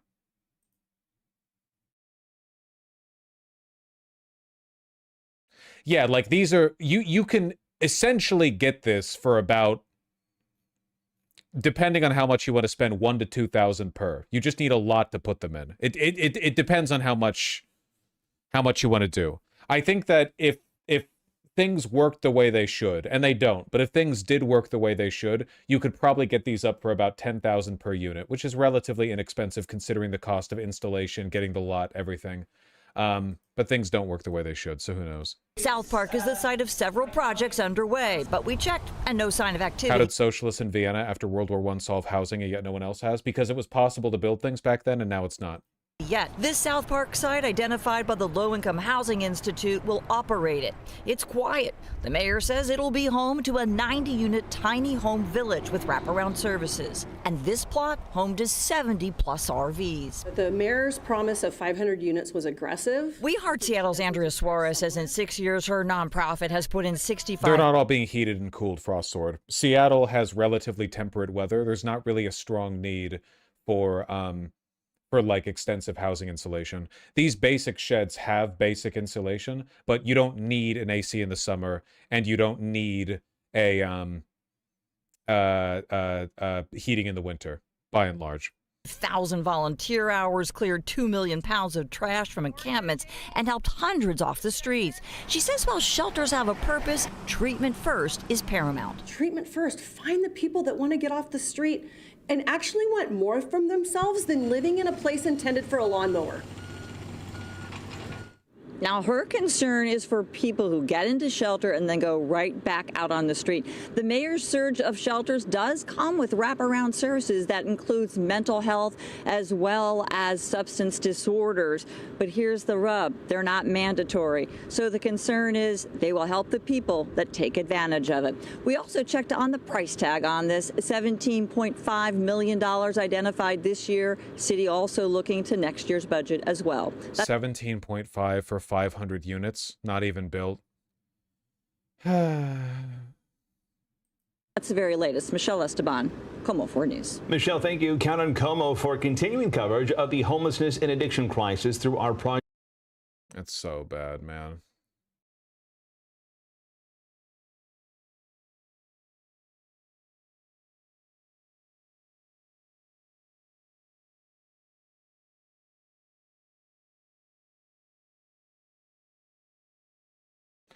The stream is being more and more intolerable. Okay, next time I stream, I'm going to try low latency. It sucks to have to increase the delay from very low latency to low latency, but lately YouTube streaming service has just been intolerable. All I see, I see people complaining nonstop about it. It's not me. My OBS isn't having any issues. YouTube is just fucking being terrible. If ultra low latency does this, I have to hit the Samson option. Tonight, in a Project Seattle report, the city is gearing up to remove another homeless encampment in Ballard, but neighboring businesses are raising questions about shelter space. The area near 9th Avenue and Leary has seen a rotation of encampments, and they're calling on the city to find more housing. Como's Jackie Kent took their plea to the mayor's office. I use a VPN. It helps for some reason. What I've heard is that one of the contributing factors is that YouTube is making itself more and more intolerable for people with ad block. So a lot of people have ad block. Even if you have it paused on YouTube, it still knows your browser has ad block. So they're punishing you for it. Because I don't have this issue. I have YouTube Premium. So I don't know if it's an ad block thing or a YouTube Premium thing or whatever else, but that's what I've heard. I don't know if that's the whole thing. The city tomorrow morning plans to clear 2 blocks along 9th Avenue. People who work nearby and who have seen encampments return are wondering what permanent solutions Ballard does suck, except for the one part of it that's super nice. there could be to connect people with housing no kidding, and Thana? services. God, that fucking sucks. These folks started at 42nd Street, which was swept last Wednesday.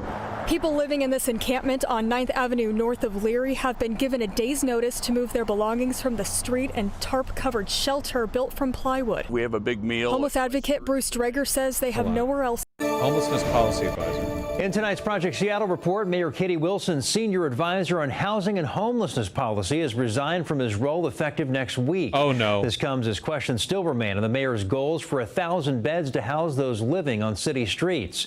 KOMO's Tyler Cunnington live tonight in Seattle with the latest from city officials and how shelter stakeholders feel. Tyler?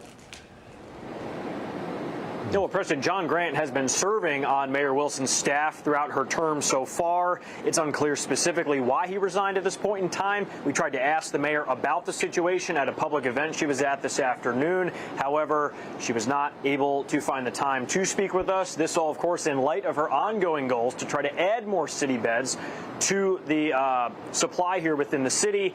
And all the meanwhile, people who are on the ground working in these spaces say they are concerned about where those goals stand.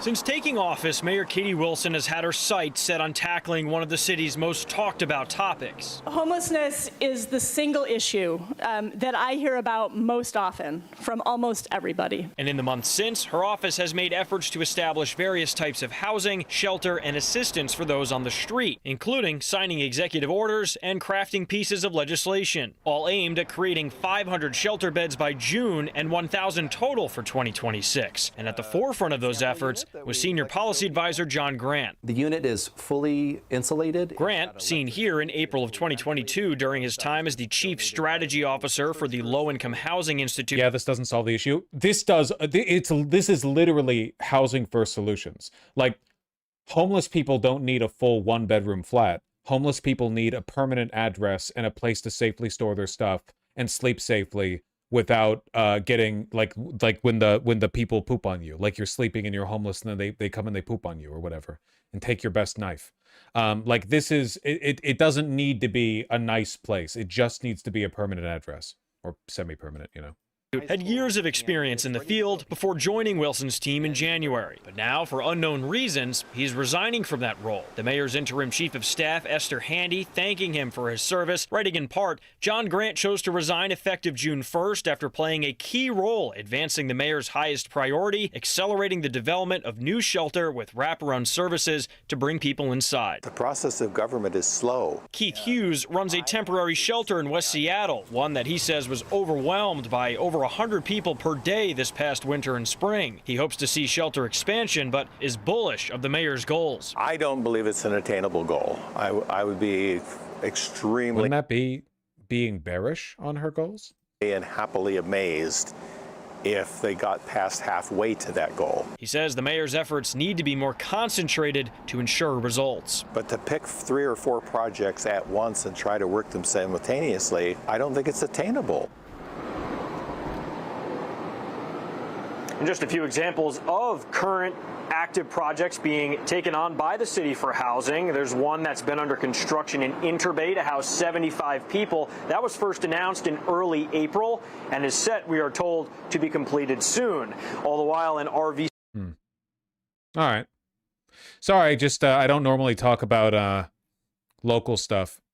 Look at this. I saw this, though, and I'm interested in the subject. Map of downtown Seattle. Something is off. Something hard to notice from up here, but something people have been talking about for a while. To see it, we need to zoom in on 2 very different parts of the city.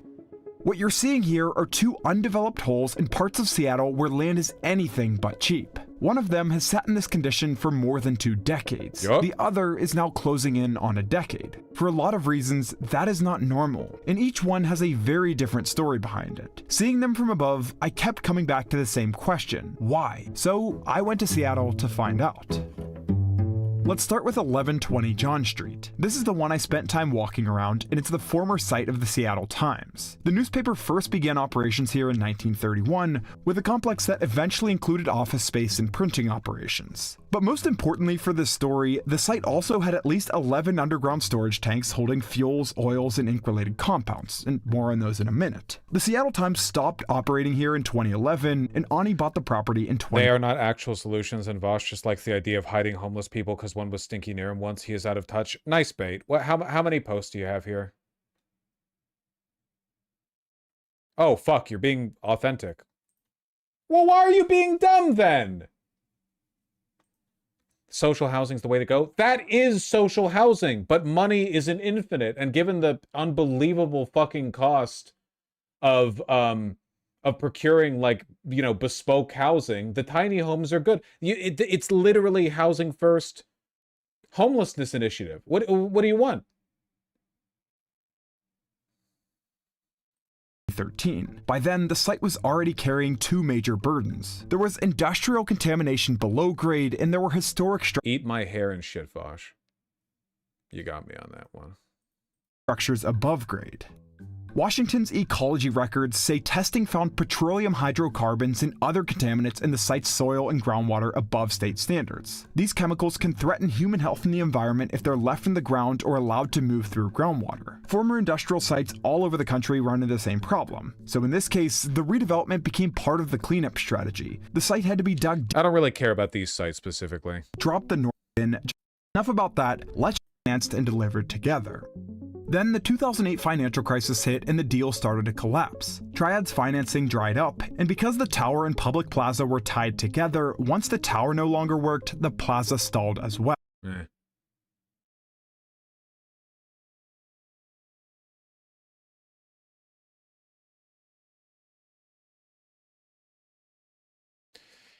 Will you be watching the election results live tonight? I'll be around for some of them. Unfortunately, it's going to be a little while before we're able to see some of these races close. I don't know if we're going to get the results we want from California tonight, but we can at least see like interesting stuff play out in New Jersey. I'm probably going to end stream soon and then re-begin the stream in a little bit. Like I'm going to take a little mid-pause and start to come in when we start getting those results from New Jersey as the polls close.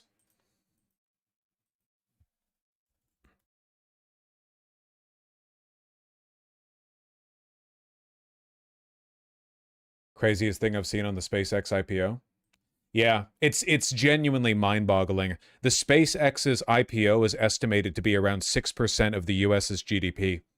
Just so unprecedented, so unbelievable. It's so fake. It's all so fake.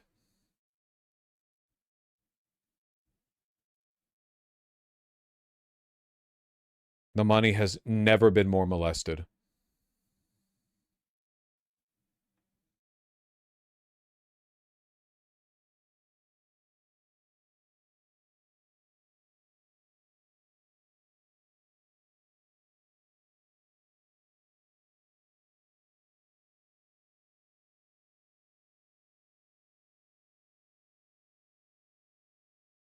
Well, let me close all these goddamn tabs. It is so warm in this room right now. Jesus Christ. I'm going to start reading some donos. Hold on one second. I can feel my back hurting.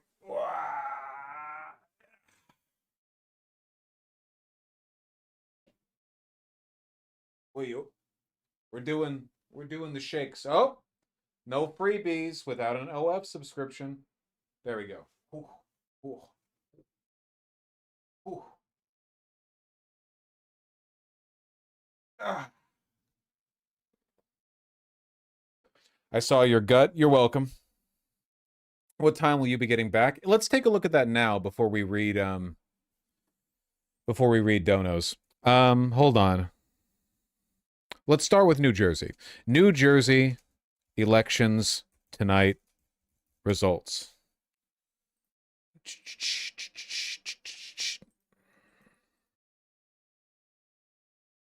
Polls close 5 p.m., so 2 p.m. for me. So 1 hour ago? Or do they mean 5 p.m. my time? No. This is for EDT. So the polls are... No, if the polls were closed, I would know about it.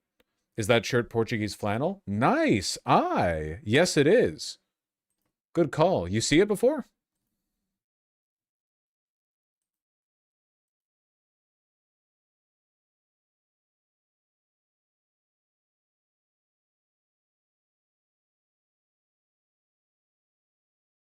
Polls closing.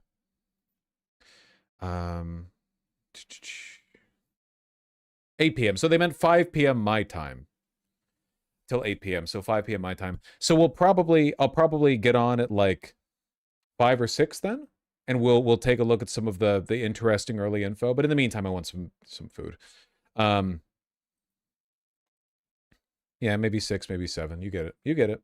All right. Savik, thank you for the $5. What is the best sandwich? You know what? I think that the best sandwich is a small, light grilled cheese with tomato sauce. Because there's a lot of delicious sandwiches out there, but I think that nothing else can achieve the sublime perfection of like a brunch grilled cheese with tomato sauce. You know? I think it hits a different angle.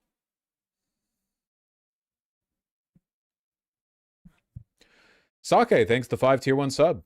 I've lost so much weight now that I need to buy a new suit. The shoulders are 1 inch too wide in the side. Nice! Well done. Yeah, it unfortunately, yes, oftentimes significant changes in weight can come with some wardrobe costs. No getting around that, I think. Well, not losing weight, I suppose, or gaining weight. But that's a little unrealistic, I think.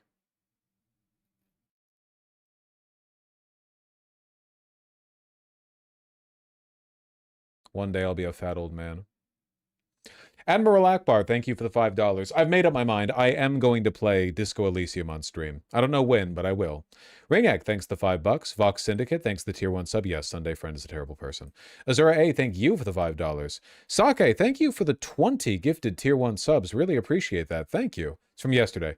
They've been out for a while. If you haven't played Disco Elysium, Pathologic, or Mina the Hollower by now, that's on you. True! It's on my wish list, okay? It's on my wish list. I'll get to it soon. It's been a busy couple of weeks, you know? Looney Basculus, thanks to the 5. Please play Disco Elysium on stream. I will. I promise I will. Buster Cluck, thank you for the very kind $60. Hey, almost 600k subs. A random one for you if you watched Obsession yet. I saw Obsession before it even released to theaters. I saw it at the Seattle Film Fest, the Seattle International Film Fest. But yeah, almost we've been hovering right under 600k for a while because the channel's having one of it's the ups and the downs, you know. Sometimes you get 10k subs in a month, sometimes you get 0. It's just an algorithmic thing that cycles up and down. It's just that we've caught a downturn on the cycle right on the cusp of getting 600k, which is, you know, funny if nothing else. Ethanol, thank you for the $5. Congrats both on passing your teaching exam and voting for Hamaway. Nice. Well done. Horsefly King, thanks the tier 1 sub. Very happy to help. God's Wings, thank you for the $5 and the advice. Will F. Don, thank you for the 2 $5 donos. British uni student here, I'm sorry. Sat a U.S. politics paper for my finals today. Thanks for the talking points. Enjoyed dunking on Biden and the Dems. Keep it coming. Very much my pleasure. Very much my pleasure. I do hate them. Sake, thanks the 20 gifted tier 1 subs from today. You're really oranging it up in chat. FD really fell off after the PF ethnic cleansing debate. I still feel like that whole thing was a fever dream. I still can't believe it. I can't believe that there was a significant amount of discourse for multiple years in my community surrounding one debate with a substantially smaller creator where I was opposed to the concept of ethno-states and ethnic cleansing, and that was the drama. I still can't believe, I cannot believe that was...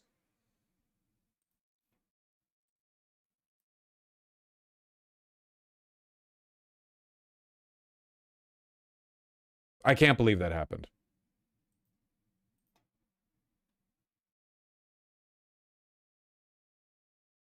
Life did used to be so simple. Tekken Anarchist, thank you, or sorry, Archivist, thanks the tier 1 sub. Under what recommendations could someone wear either skinny or slim jeans or a denim vest and still look cool? I don't have enough information to work with here, I'm afraid. Skinny jeans can absolutely look cool if paired with the right outfit.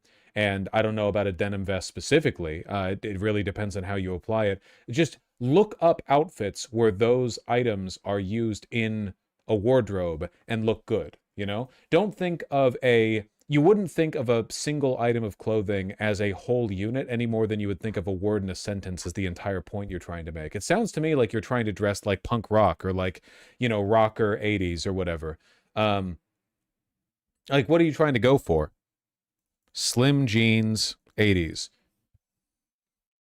if you want to look good with an item, unless you're trying to do something really out there and avant-garde, you usually want to look to like the inspiration the piece came from. Why is it popular?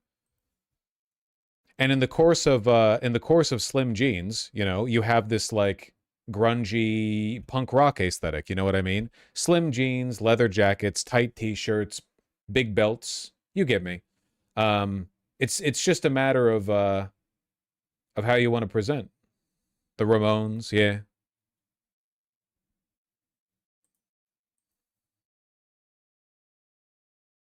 Sake, Jesus, you're being nice today. Thanks the 10 gifted tier 1 subs. The sooner the bubble pops, the better. Oh no. All those college graduates were onto something. Architects of artificial intelligence. Interesting. Oh, brother, this guy stinks! And one of the biggest disconnects, companies keep trying to shove AI into things just to get their stock price to the moon, while people just want their stuff to be usable and helpful, you know, like it was before. Google decided that they had to completely undo all of the goodwill that their foundational search engine had created by making it so AI, it can't even give easy dictionary definitions. I really do need to switch to DuckDuckGo. By the way, you think this is fake? This is real. If you Google stop right now on Google, the top reply will be the AI agent engaging with you. Like it's been like this for a while now, and it's like this in a bunch of different ways.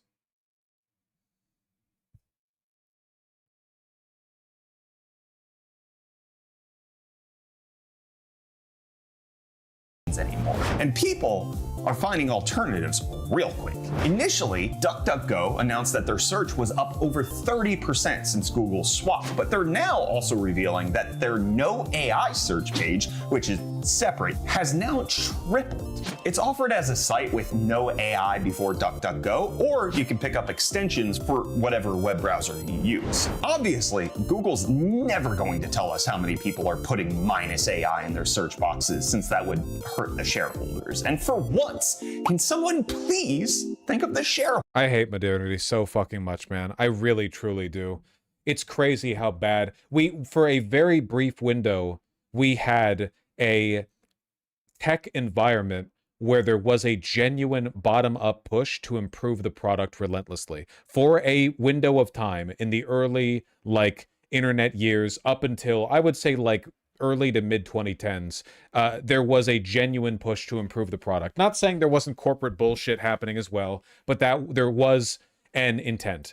And it's all speculation bullshit now. It's all over. It's all over. No LOL, thank you for the $5. Nice. Thank you very much for voting for Stayer and Raman. And Faiza Malik, thank you very, very much. Hopefully it's enough to make a difference, and if it's not, I'm holding you accountable. No LOL. Oi, oi. Paul Sharkey Mannion, thank you for the £2. Obama Babase, thank you for the 5 buckaroo dues. Kara Calico and Still Alive, thanks to $5 both. And Darren Luna, thank you for the $20. Voting for Stayer today, thank you for your advice. Hey! Get him up there. Get him up there. Zoe Spencer and Aloe, thank you for the $5 both. I really appreciate that. Hollis Hill and Orange, thank you for the $2 both. Plantner is a Giga Chad.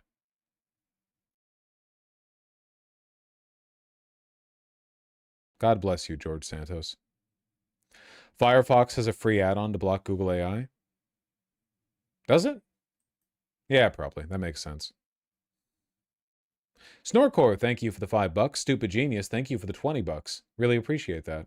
Colin Turner, thank you for the $10 and $5 donos. Very, very kind of you. I don't think it's a true freak out. I don't think that if Trump was actually that mad at Netanyahu, he would indicate it more publicly. Flop Bingus Republic, thanks for the $2. I have YouTube Premium. It's still terrible on phone. I will attempt a low latency stream later today, if I remember to. I'll try to remember to. In fact,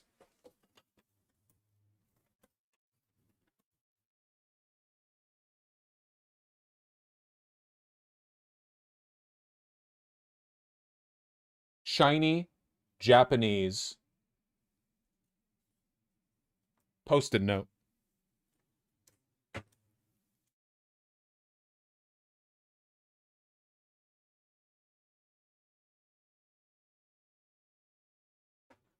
There. Now I'll remember.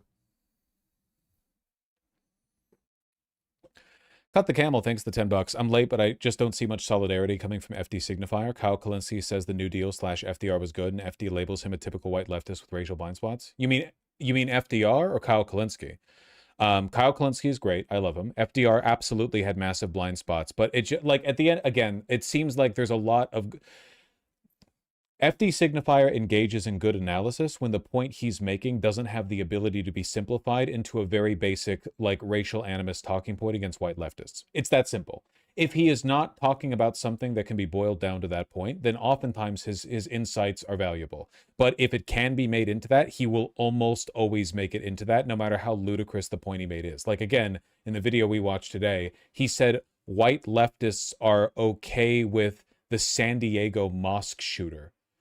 He essentially said this. I mean, he said it not... He says everything super vague. He never makes a direct point. So, like... But that was the point he was making, which is, again, a fucking crazy thing to believe. Arcane Spaghetti, thank you for the $5. Really appreciate that. Fun fact, I can't have anything with artificial sweeteners. They give me headaches. Ah, that sucks. I'm sorry to hear that. Still alive, thanks to $5. Extra $5 for you to go in your patented 4 to 5 hour speech talking about Disco Elysium, like you did that one time ranking Elden Ring bosses. Buddy, if we play Disco Elysium on stream, which I intend to, it's going to be way the fuck more than 4 to 5 hours of discourse. I intend to, having played the game before, I'm not going to be shocked by the game's developments, but I intend to talk about it because I think it is everyone agrees Disco Elysium is a masterpiece. I think it's better than most people think it is. I think it's better than most people appreciate. I am such a fan.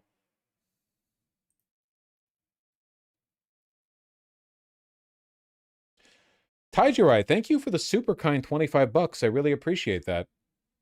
A year ago, you said being a streamer makes you ontologically evil, yet your ongoing PV advocacy and dedication to good policy makes you at worst true neutral. Also, Benjamin is definitely your warlock patron. Keep at it. I am very happy with my career, both in the sense that it's obviously done well, like on its own terms, but also in the sense that I feel like I've grown as a person from it. I think that over time I have gotten not just like more knowledgeable, that's kind of a given, you know, it's my job, but also my temperament and disposition has improved. So I am very happy with that, and I hope to continue improving it. I hope that over time I'm able to sort of build that up, you know, continuously. Always room for growth. Always room for growth.